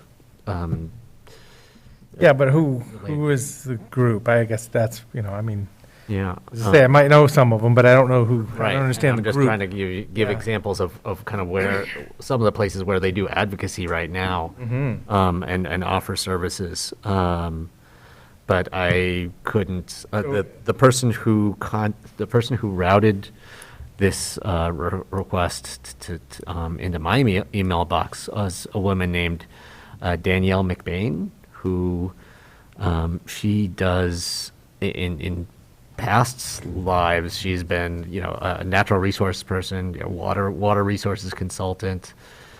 She's been involved in trails work as well, but I don't think she's the executive director. She had some kind of role in the organization, and it's new because last time I talked to her, she was a natural resource person. Mm-hmm. So,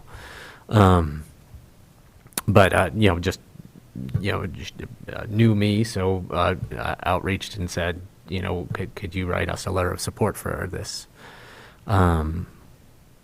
And it looks like she's their program coordinator, and Danielle is who I reached out to this morning just to try to get a sense of a little bit more of the background here. So it's possible that I could try to do that over the next few days and share this further once I kind of. Yeah, I mean, I'm probably supportive, and I'd like to know more. I mean, that's all I'm saying. I mean, is it more like I want to check out their website for a little bit before I would sign on to this, or is it more like you want someone to give you a presentation, or? No, just say hi to somebody. I can certainly try and connect you with Danielle, Commissioner DeBonne, and I'm sure that's they'd be fine. happy to do that.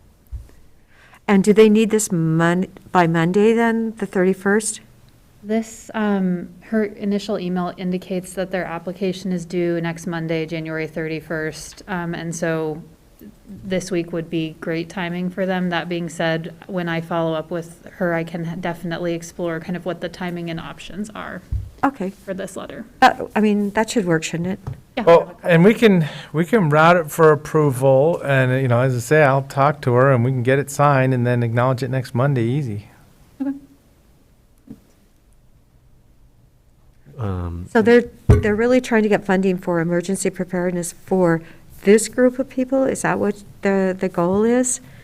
I know. It sounds like they would do specific training and curriculum development that's specific to families. And also for the houseless community, they mentioned peer-to-peer fire emergency preparedness training delivered in the community, and emergency kits are some of the things that they would be proposing to use grant funding for if they were awarded. Well, it's always good to be prepared, right? Yes. And have your phone number on the right site so that you get the messages. Yes, definitely, I can agree with that. I mean, remember the go bags and everything, and when you have a special needs child, you've got to you truly have to think of more things. So, no, it sounds like, Okay. a worthwhile project. Definitely. Well, I will track down some more information and connect a few folks, and we will follow up later this week with more information on this request, if that works for the board. Sounds good. Okay. Thank you, Whitney.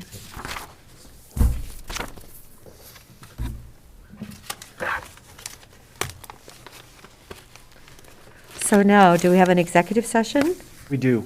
Okay, so do we need to have everyone leave? Make sure that our county counsel there, he